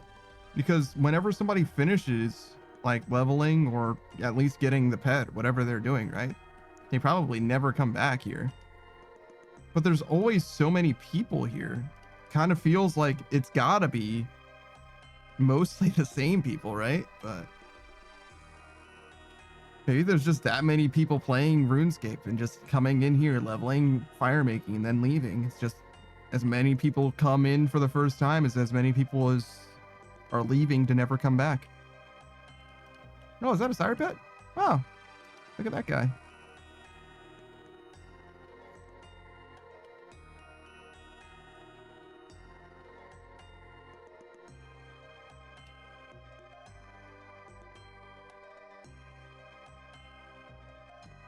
I feel like the Zuck pet is kind of a flex. Like, that is no mean feat.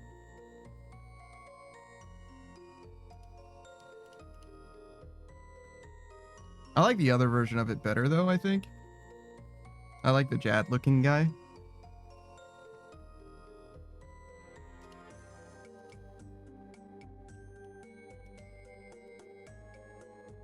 I've always liked the newer version of Jad, the Inferno Jad, more than the regular Jad. TikTok Jad is fine, but I like him better now than I've ever liked him. And maybe a few weeks from now, I'll like him even more than I like him now. But I think I'll still like Inferno Jad more. I think he's just more handsome. He's like an Apple version of Jad, you know what I mean? He's smoother. He's got sexy curves as opposed to being a blocky oofish bludgeon.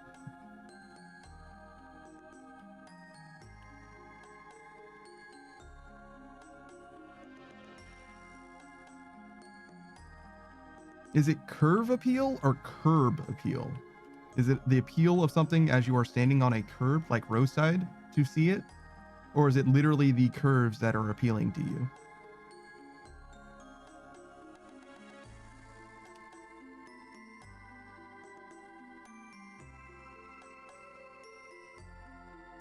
Do you remember the lore of Desert Treasure 2?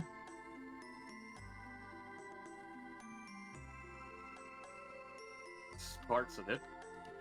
So Vardorvis was one of the like goons, one of the creeps, one of the henchmen, right? And he was trusted with one of the pieces, like Duke Succulus was, right? And that's why we needed to go and like fight them all in order to get the icons or whatever to open the treasure, to open the fucking temple, the pyramid. You know what the fuck I'm talking about for that part. My question was, do you know who the other two people were? I think the Whisperer was one of them.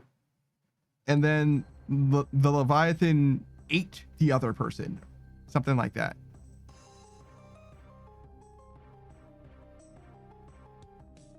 I'm pretty sure the Leviathan ate, like nobody trusted the Leviathan to hold one of the pieces. The Leviathan just ended up with one of the pieces, I think.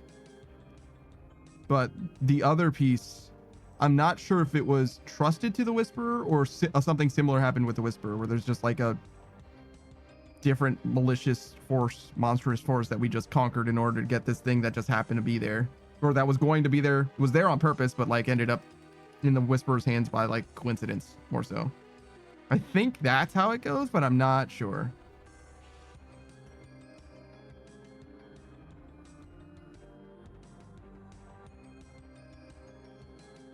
There was a name that like it wasn't the Leviathan that was carrying it, but there was a name for that. I think the Leviathan ate that person or something. Yeah.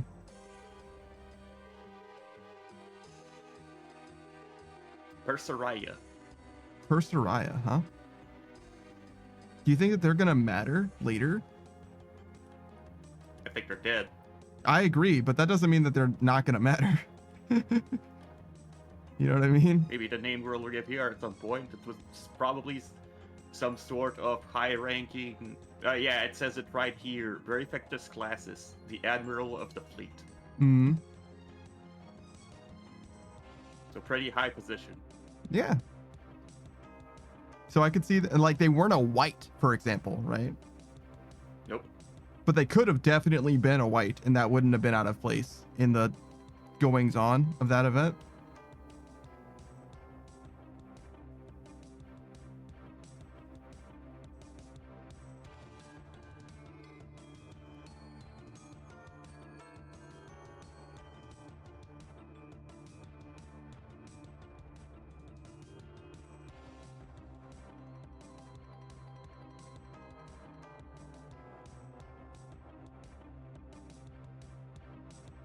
Yeah, my hand feels fine.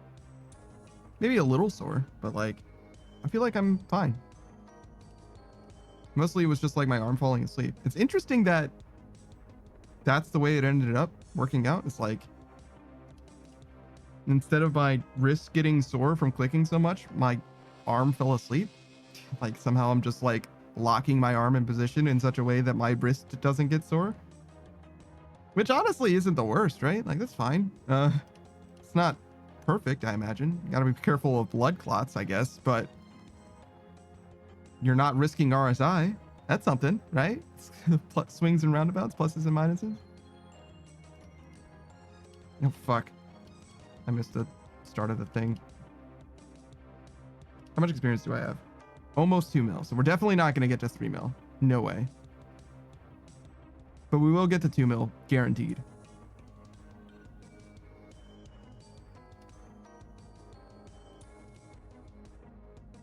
Then we'll take a little bit of a break. We might even get fire making to level up again. 170k? Yeah, definitely. Nice.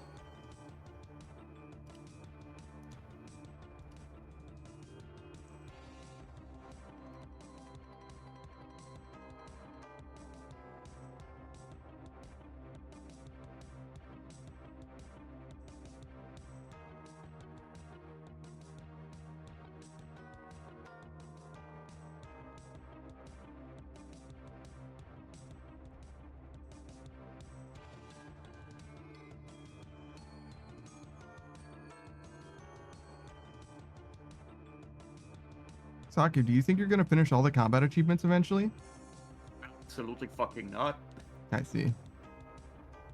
All the combat achievements means doing many different Zuck in many different ways. Also involves getting all of the. It also involves getting the blood torva. Hmm. So killing every awakened desert treasure twos. Hmm. Yeah, no, that's not gonna happen for me. Fair enough. I could see That's way too much. killing every awakened every awakened version of the Desert Treasure 2 bosses. I don't think would actually be that bad. I think you could definitely do that, but I don't see myself being motivated to do that in any way.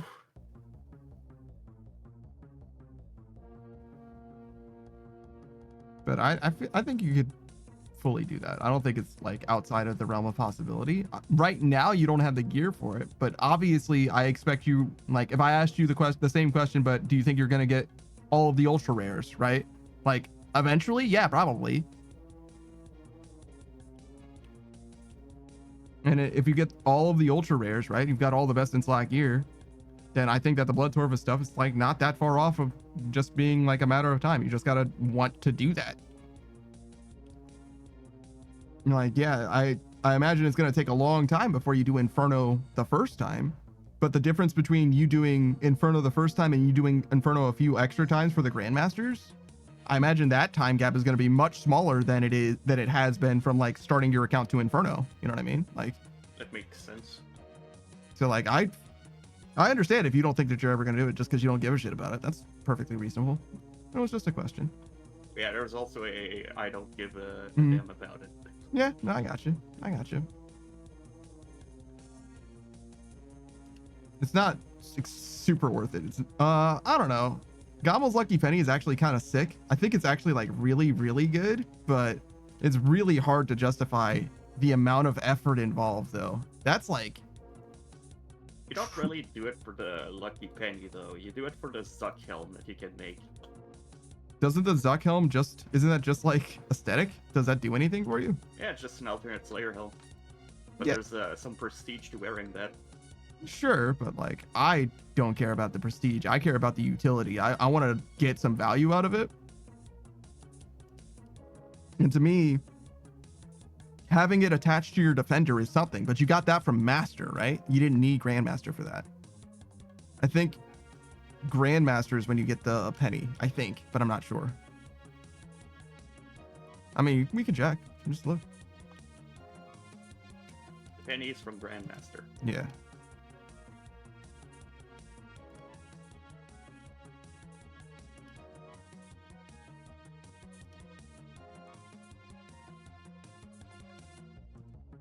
Oh, can I not look at this while looking at that? Okay, fine.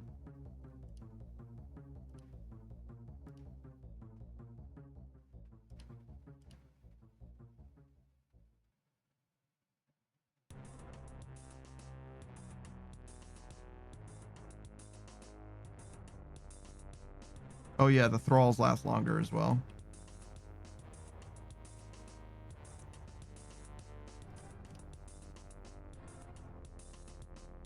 I forgot about that.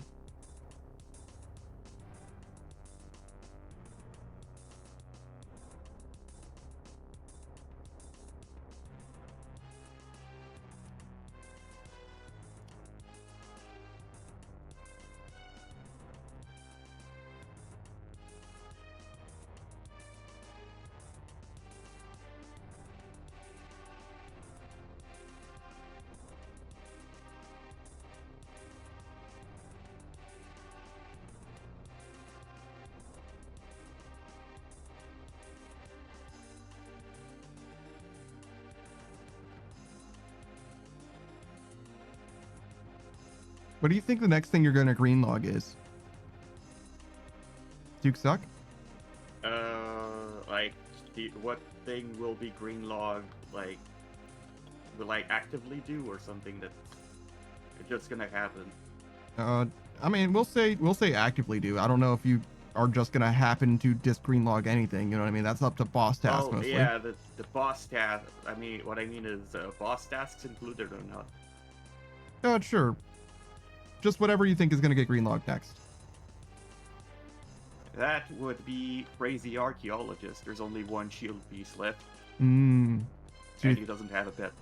you think you're going to end up with the Crazy Archaeologist task enough to get that? It's probably not that bad odds, right? It's probably like, what, 1 in 100 or something for one of the pieces? 1 in 256 I see. Is that for that specific piece or any of the pieces? for that specific piece. Okay. So, yeah, it might be as low as 1 in 100 for any of the pieces then. There's 3, right? But he is a fast skill, and I have him ranked up to 30 per task. Ooh. You want that motherfucker off your list, huh? And also, he's super easy. You Mhm. just bring Mage and he dies. I think I was killing him with ranged for some reason. You bring Mage, he protects. You protect ranged, and he dies. Mm-hmm. Are you bursting him for heals? Nope, I see. I don't need to heal.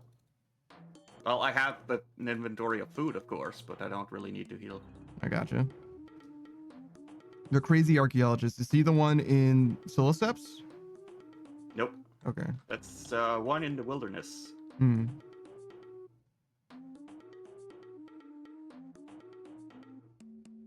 I have no way of knowing which one of those is which. You know what I mean? There's 3 dudes that are all virtually the same. One of them's in Siliceps, and then 2 of them are in the wilderness.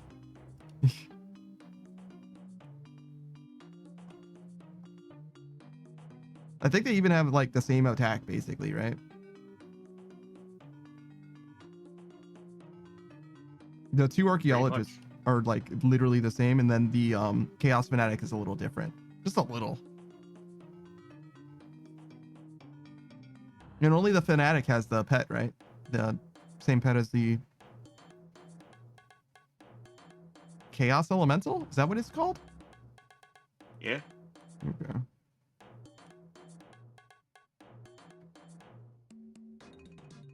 Fnatic has the Chaos Elemental, but so does the Chaos Elemental. Mm-hmm. So if I get everything from the Fnatic, I might remove it and instead re-add the Elemental because it has a higher drop rate. Okay, so if you get Interesting. Is there anything that you're missing from the Fnatic, or did you just say no, you're done? Otherwise. I'm missing both shield pieces. Oh, okay. Also in 256. Mm-hmm. Does the elemental have anything other than the pet? Nope, that's all that's left. I see. Interesting. What did he even have? Like a dragon pickaxe or something? Dragon pickaxe, dragon two-hander. I think that's it. Really? What a terrible fucking boss. Like, basically no nominal unique other than the pet.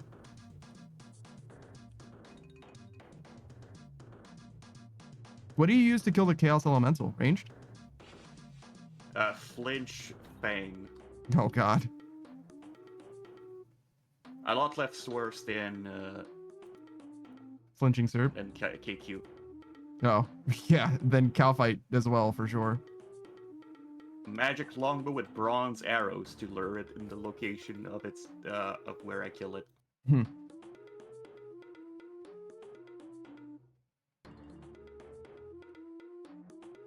it's a pretty slow kill then.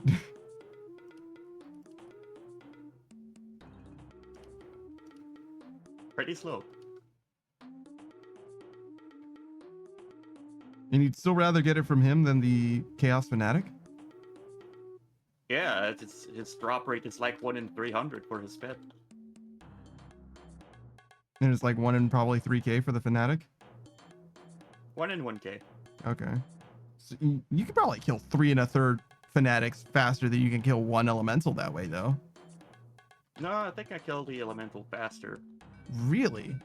than 3 fanatics. Okay. Fair enough. If the math is math, and then do the math. Fair enough.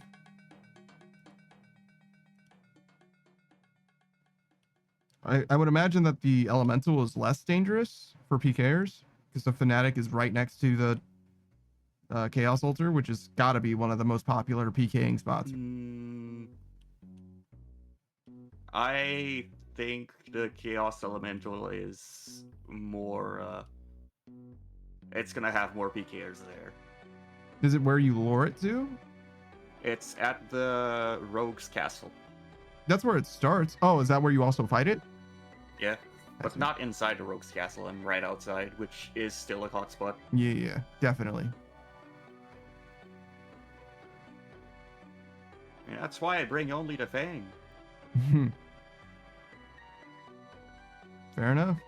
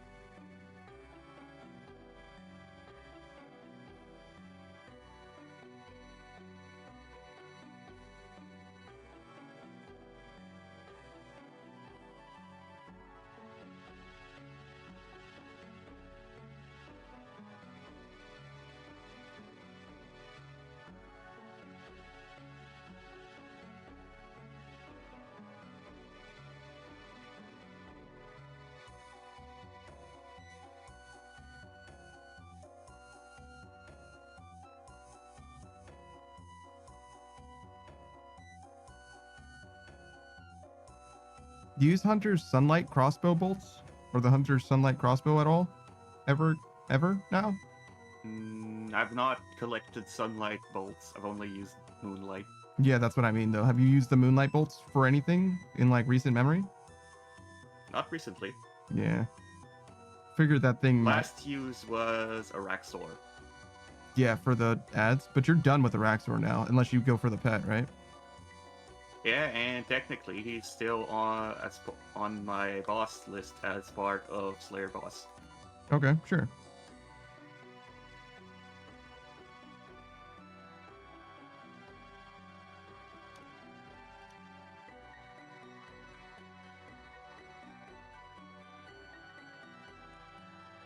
How many halberds did you end up with? 3?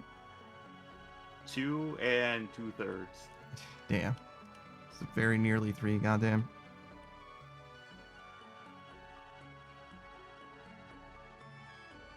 You wouldn't even really do Araxor though, right? Because you still need the imbued heart, so you'd be killing the Araxites instead. Yeah.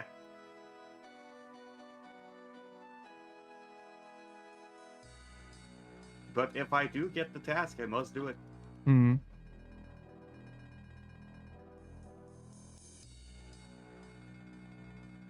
Dude, I hope you get that imbued heart. That'd be pretty sick.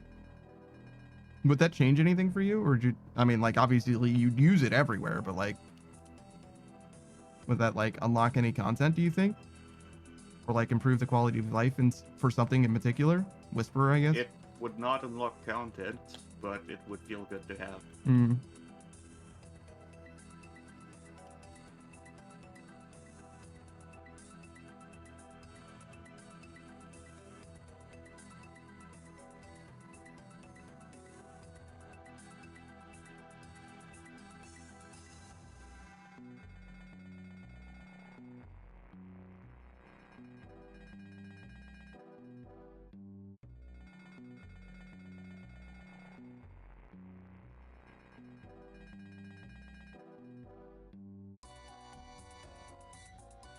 Yo, have I been listening to the same song for my entire life? Bro, please. Anything else?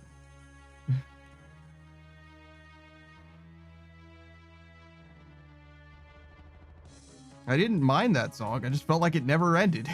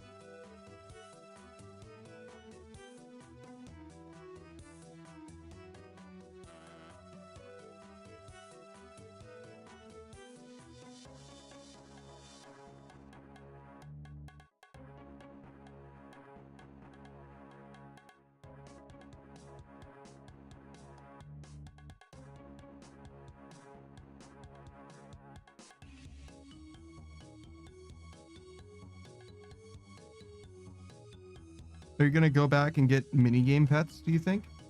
You're only missing like the only 2 minigame pets that exist, right? I'm kind of on that already. Mm-hmm. I did put some boss tasks for them.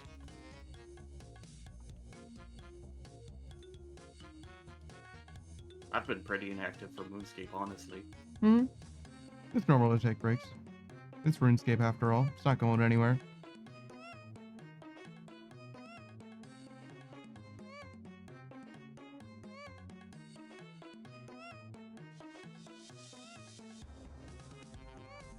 It does feel like this is the season, like the seasonal down for RuneScape though, interestingly enough. It's hard to say. Like I haven't really been looking at like the RuneScape numbers like on Twitch or whatever, but it feels like RuneScape's at a bit of a low point at this time of year.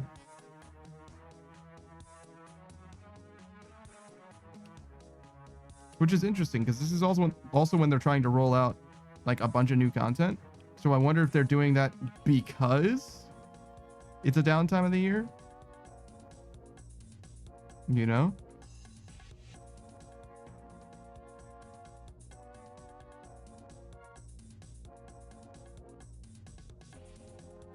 I don't really know when seasonal playership for RuneScape peaks. I imagine it's probably summer and winter. Because kids in the summer and Christmas break in the winter.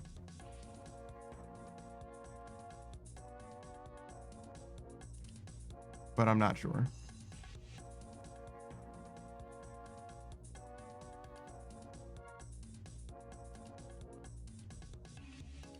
No, I stepped away from it as soon as it needed to be fixed. I'm a fool.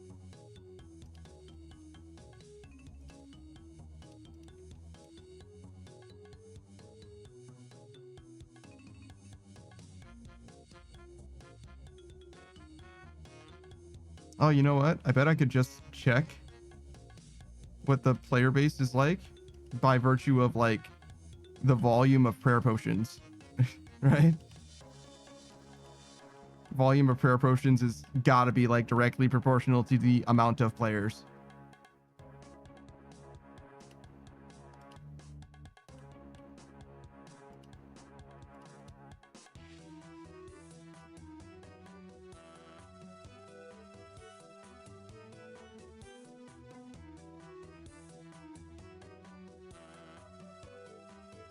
Oh, game's over.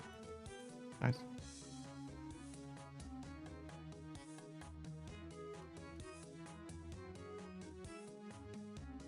I guess I could just wear these adamant bolts this whole time.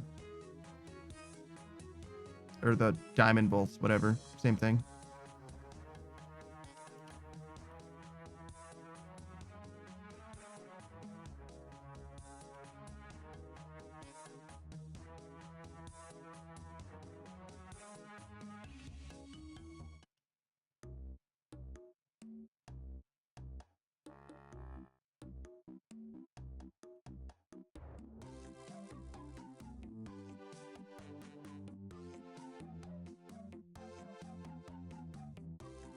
I like the Whisperer pet.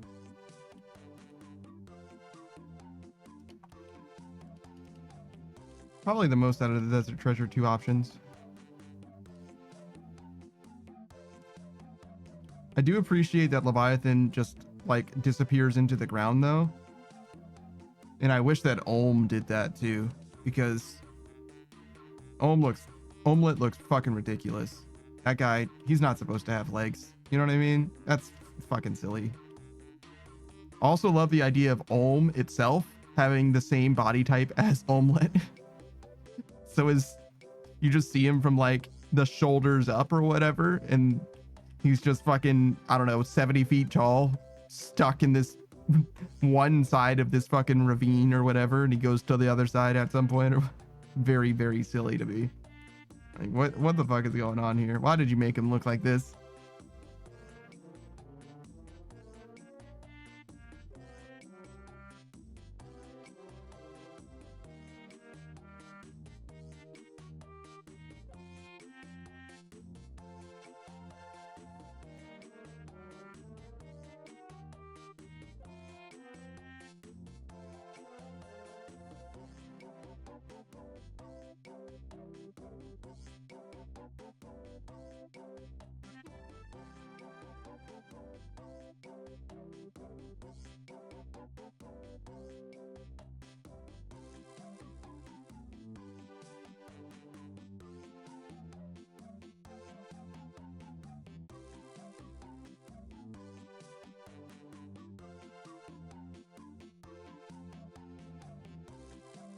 There's only one Hunleaf pet, right? You can just change him from blue to red somehow?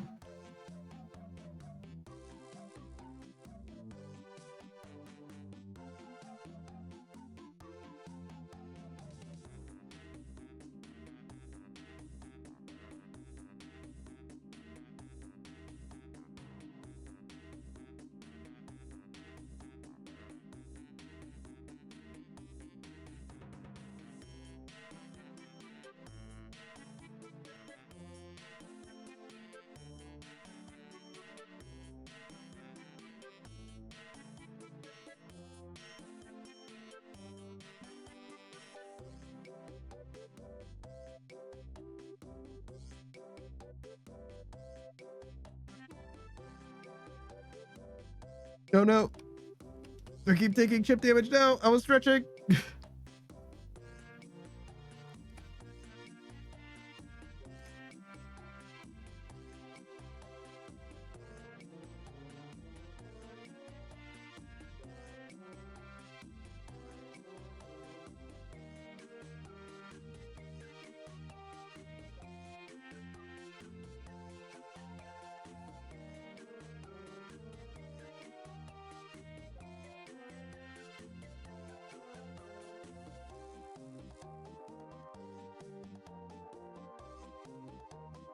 Oh, we don't need any more.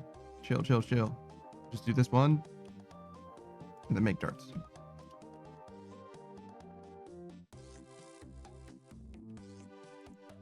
It's a little too early maybe to say this, but considering how close we are to being maxed, I feel like it's really possible, really pretty easy actually, for someone to like max in their first year of RuneScape. Literally playing this game for the first time, you could probably max pretty easily. You would just need to play the game a lot, obviously. We're talking like 50 hours a week, but if you play this game like a full-time job, going from brand new to max, I think is like a 1-year endeavor.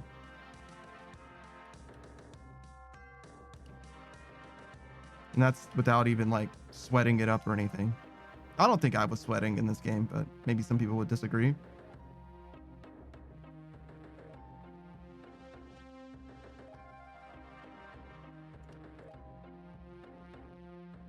I mean, for the max part of the game, I really don't feel like I was like yeah, I was like walking on Warcath, but that's not that hard. You can do that.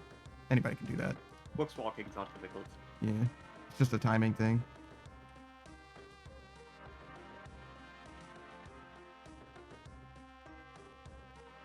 It's a little spooky at first, but you get used to it, I think. It's mostly about just not getting burned out, I think.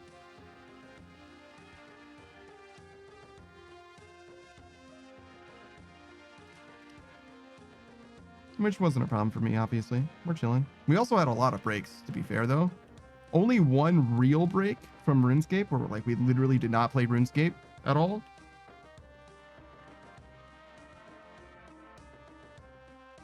I feel like that was only for like a week, though. Something like that.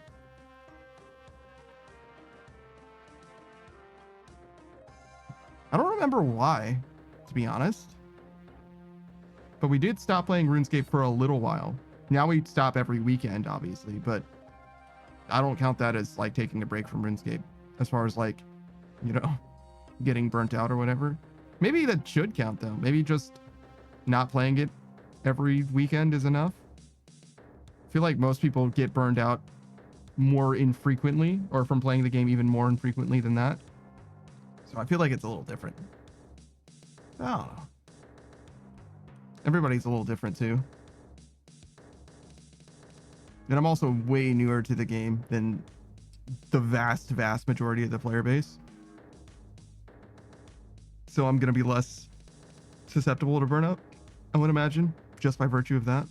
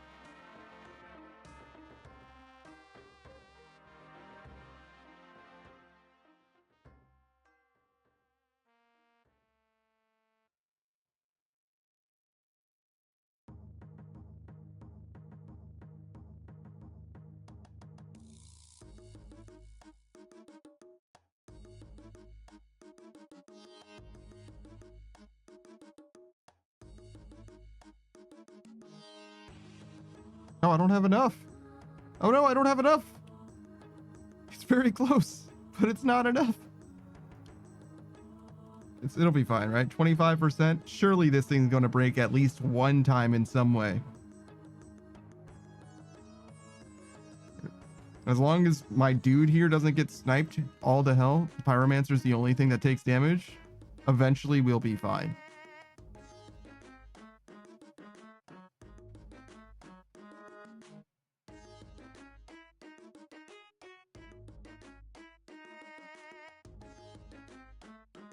Oh, there's the Pyromancer taking damage.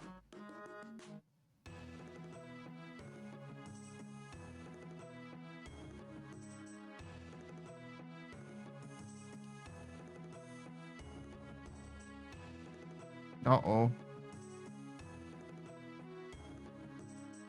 All right. Oh, there it is. Just needed to wait one more second. It's fine. Not even close.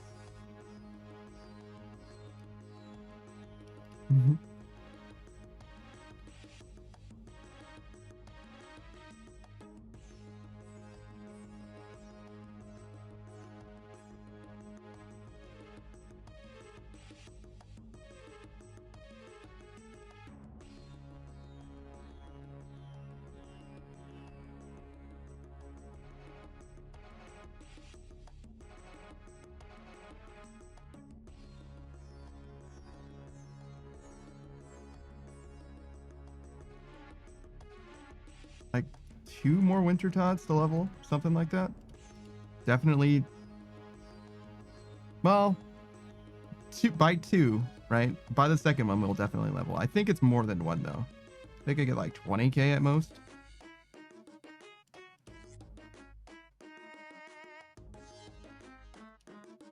Oh god, this guy's protecting magic.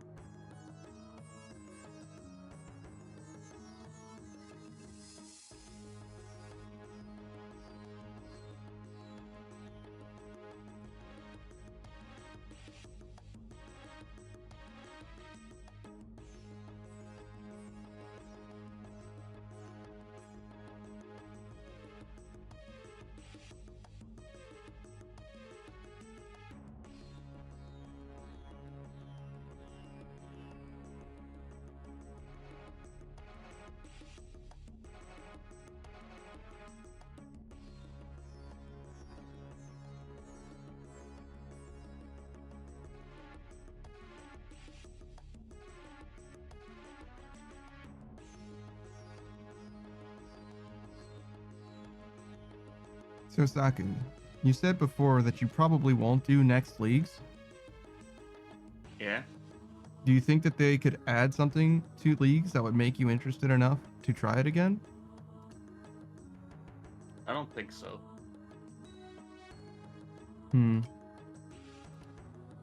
Last time they added boss variants, which seemed really cool, and you even liked them. Yeah. But you don't think that they could add like a boss variant that would be of interest to you? I mean, it's like, it's a boss, right? You could just watch somebody else play it, right? Yeah. But like, even if they add some cosmetics that I'm interested in, I can just buy it with the points I got from the last 2 leagues that I haven't even used.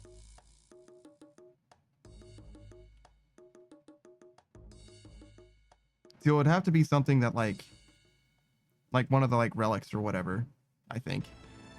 Something that like really just like scratches an itch that you're like, you know what? This game has always missed this. And I'm glad that somebody finally acknowledged it. But like the auto alking that you had before, the Golden God, that shit was already like pretty cool. And I don't think I would That was need. insane. Yeah. And you've already experienced that. Like you've already gotten a bill gold, right? Or whatever. Yeah. So I don't know. I feel like it's a little. It would have to be something like truly awesome. I don't even know what it would be though.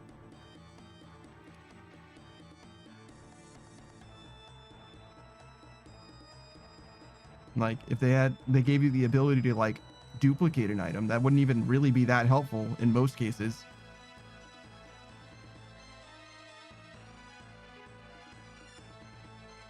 So I don't know. I'm struggling to think of something. I'm sure that they're trying to do exactly that though. Like with every league, they're like, oh man, we got to get people interested in this leagues particularly. Like we want, you know, number go up. We want more people to play during this particular league than last. But like the boss variants was very, very cool. And I'm be surprised if they don't do something similar next time as well. I don't know. Like that was Raging Echoes, right? That was like the thing about that league. So like maybe they will just do something completely different.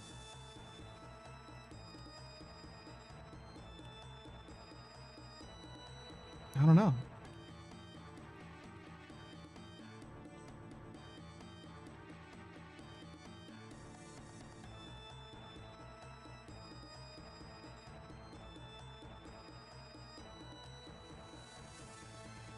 I kind of agree with you though, where I don't really see a lot of appeal in it.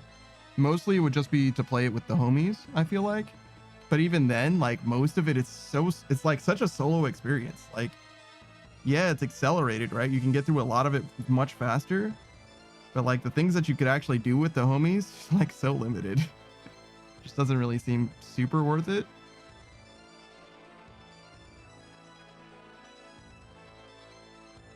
Oh, that's one of the things though. I think I mentioned this before when we spoke about this, is like our group leads makes a lot of sense. In the same way that you have like group irons. Yeah.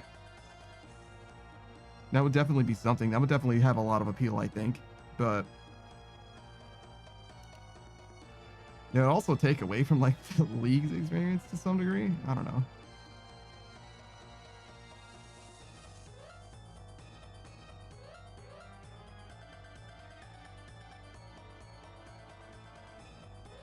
Can you imagine like trading over your like pickaxe relic to let somebody else use it? It's probably just not going to be tradable, but Yeah, when you start in leagues, you're always an Iron Man. mm-hmm. So who knows? Maybe they'll do a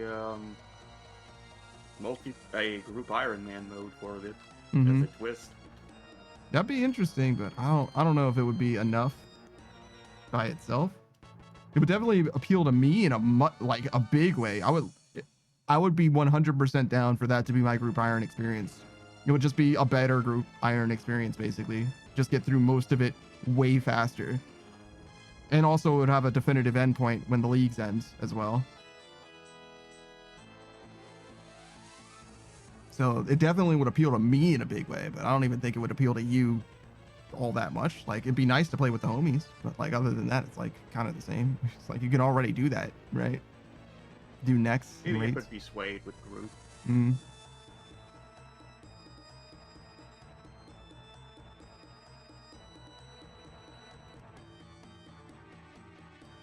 Yeah, I don't know. I'm really struggling to think of like other things that they could like do. And it'll be like, oh man, that would be fucking awesome.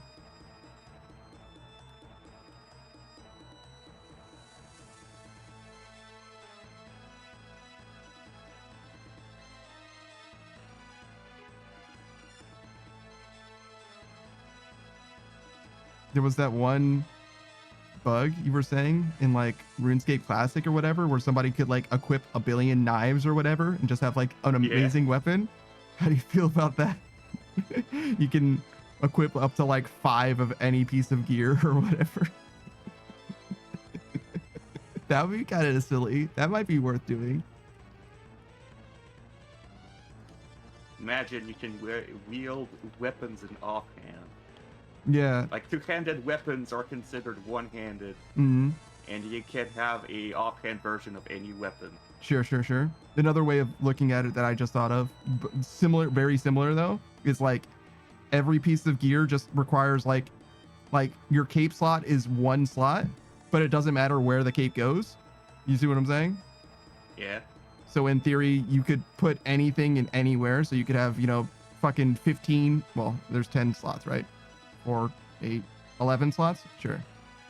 So you could have 11 Bandos God Swords equipped or whatever. Like, so it's silly, but like, you know, I'm wearing my boot Bandos God Swords with my ring Bandos God Sword. I'll do you one better. Yeah. You wear full Darox, but you equip the rest of the slots with Darox Great Axe. Pretty awesome. Pretty awesome. Yeah. I'm here for that. 100%.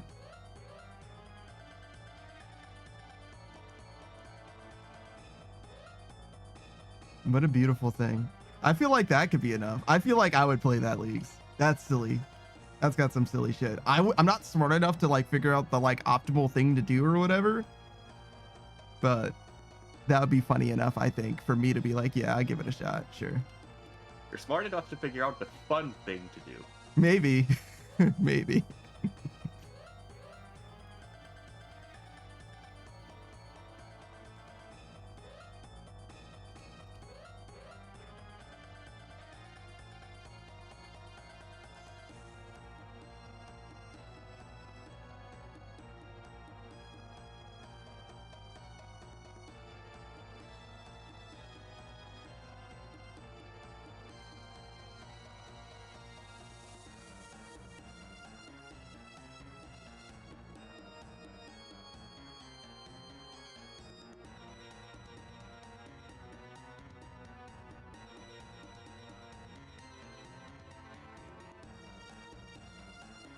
Oh, I guess we'll do our pools just to see if we get pants or a hat, maybe even boots.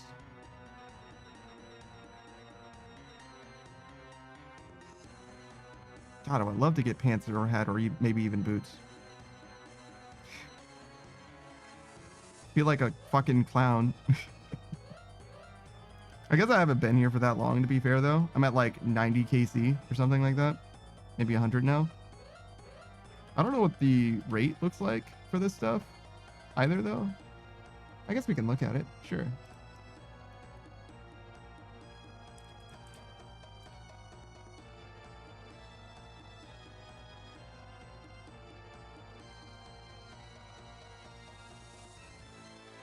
Yeah, give me the numbers. Reward card, please. 1 and 150? Okay, so yeah, no. We're like well below rate. We're chilling. Wait, but that's 1 and 150 pulls, not KC. Right. I should check how many pulls I actually have because I've done duos a decent amount. So maybe I have a lot of pulls for how much KC I have.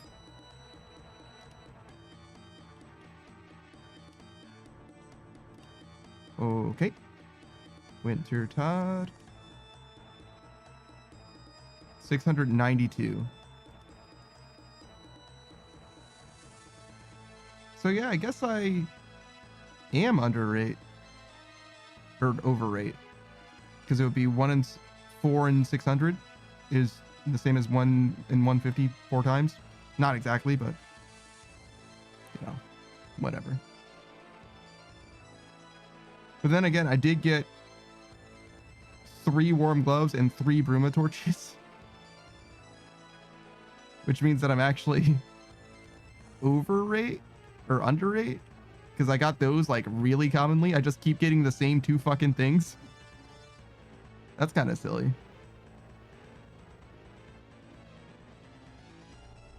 And none of it is what I goddamn want.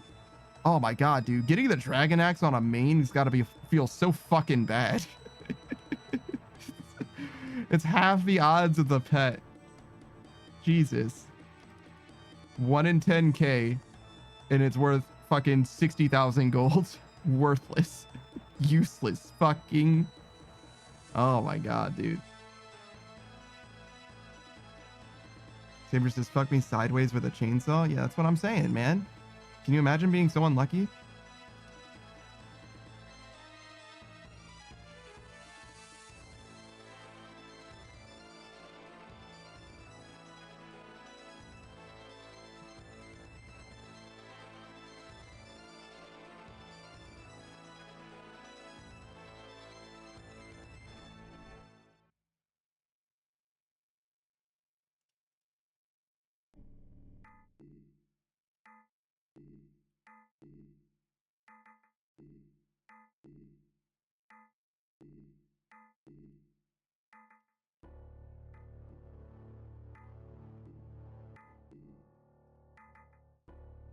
Saber says, I just got off 19 minutes ago. I quit.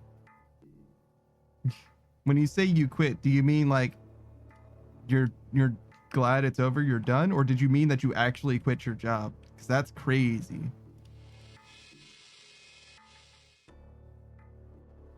Surely you mean I quit, I'm done with this shit, I'm good, rather than like, no, that job can lick my whole asshole. Saber says, my dumbass agreed to a double. Yeah. That can be a lot, man. It can be a lot. Saber says, and it was a long shift. What? You got a double long style? What the fuck does that mean, bro? That's crazy. I'm sorry to hear. I'm sorry to hear that. Yeah, I think any double would be a long shift, but I don't know. Maybe I'm not as cultured as I should be.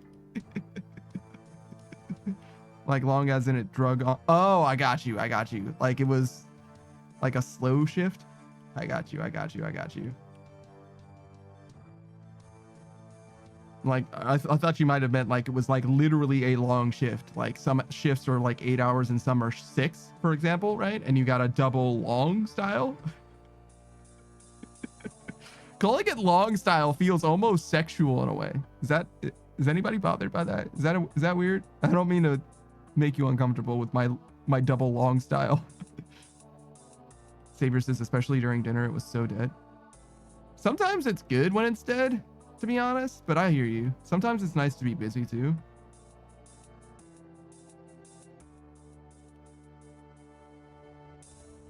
I don't know. It kind of depends. Like, depends on the day, you know?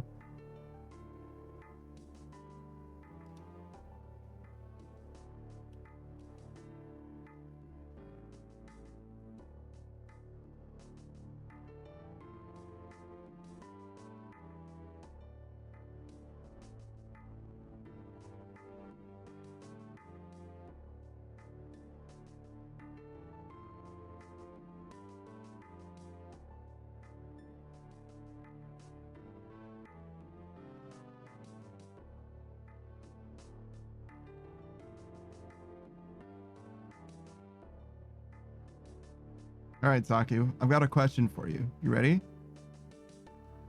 Yep. It's about passwords, but I don't want you to tell me your password, obviously.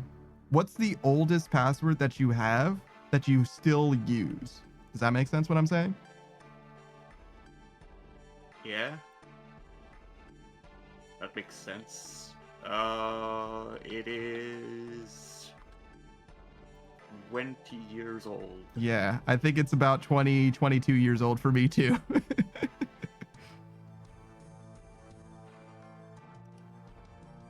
It's a very old guy. He's a little long in the tooth.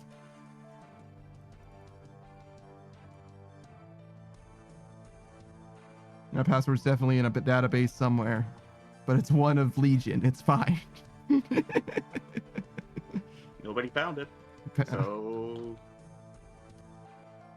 Saber says, all right, Saku, I have a question. Have you ever been fucked sideways with a chainsaw? Well, Saku? no. Yeah, me neither.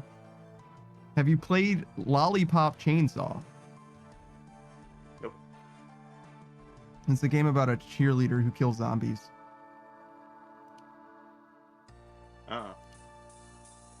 Well, she's like a vampire hunter. Like, she's like a Van Helsing type or whatever. Her whole family, like, just, like, does that shit. But her weapon of choice apparently is a chainsaw. And her boyfriend is also a zombie. Sort of. He's fine. She cut off his head so he didn't become a full zombie, I guess. It's better this way. He prefers it this way, I think. So he likes it rough. Yeah. Saber says, I thought that's where you were going because I was thinking of how wild the choice of sentence was. Yeah, it was a little weird. I kind of like led into it a little bit too.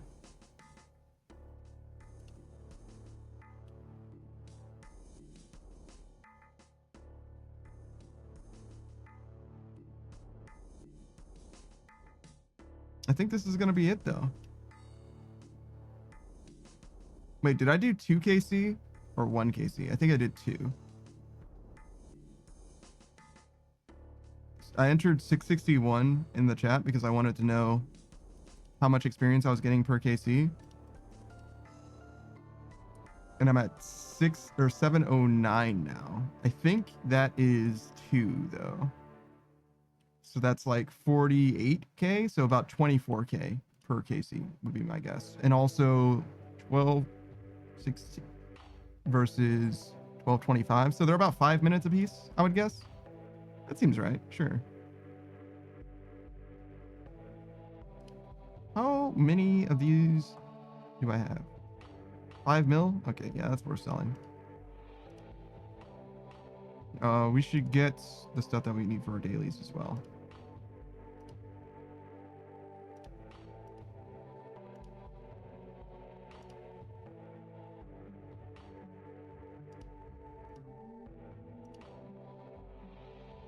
Saber says, I should probably sleep anyway because I got to go back in at 8:30. So I'm glad you're wrapping up, Loki. God damn, dude. You're working you like a fucking dog, dude. I hope they're paying you like a dog. Wait, no, I hope they're not paying you like a dog. Yeah. We got there. You like a dog. Yeah, that's it. Sure. But yeah, nah, man. I appreciate you for stopping by. But yeah, we are wrapping up. We gotta get out of here. You gotta live your life too. And by that I mean go the fuck to bed. you gotta wake up tomorrow. $22.75 an hour. Never mind, you're good. You're chilling. That seems like a good amount of money, right? Anything over 40 is time and a half. Hell yeah. Fuck yeah. That's some spending money. Yeah, 40 hours. Yeah, I got you. I knew what the fuck was up. We need to raid someone. Who are we raiding though?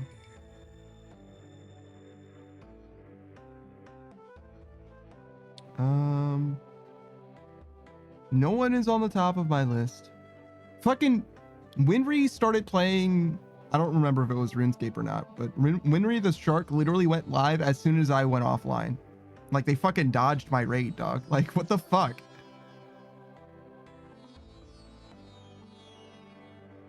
Okay. Oh, the homie. Okay, excellent. We have someone playing RuneScape and everything. Great. Oh man, it's chair gameplay. We could raid into his chair, but maybe we shouldn't. Fucking, what are you doing?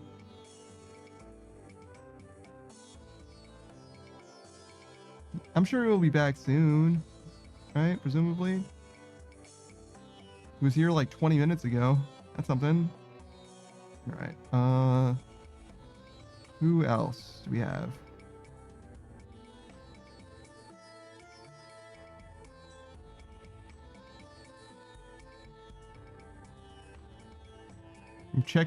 I'm cross-checking the list of the people that I've rated most recently, or least recently, I guess, with who's live. Damn. Oh my god. It's only because he's got chair vision, but yeah, okay, we're gonna raid Neapolitan. It's fine. She's on day 57 of her subathon. Her share. Oh my god, she's got so many fucking hours left. Good lord. Yeah, I can do a flip for you. Don't worry, bro. Here you go. Bam. Oh my god, we're going crazy. Do a flip. All right. Yeah, we're gonna raid Neapolitan. She's the ice cream themed kitsune. The ice cream themed kitsune. She'll do it. She knows how to say her thing. I can't do it. I don't have the brain cells. I can't manage. I love her thing so much and I can't do it. I'm too stupid. I'm so sorry. The ice cream themed kitsune, here to steal your heart, but mainly your ice cream. Yeah, there it is. We got there. She's playing with her chat as well. She's doing Marvel Rivals. She's got 16 hours nearly left in her subathon, which is in much contrast to where she was before. She and Elian are doing a shared subathon, which was at like 50 minutes yesterday.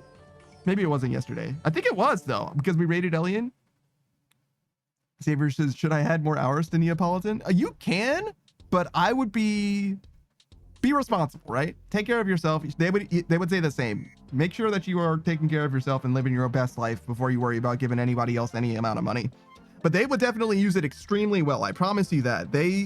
reinvest into the stream like perhaps no other. They put, I would guess, like literally tens of thousands of dollars into their shit. So it's not going to be wasted. And they're also very good people. They're very funny, very fun, very good to be around. Savior says, I wouldn't give if I didn't have to throw. No, I got you. I feel that, but I got to say the thing, you know what I mean? Got to make sure people know. All right, I'm going to be gone. Saku's going to be live tomorrow. No stream tomorrow. Goodbye, everyone. Goodbye. Bye.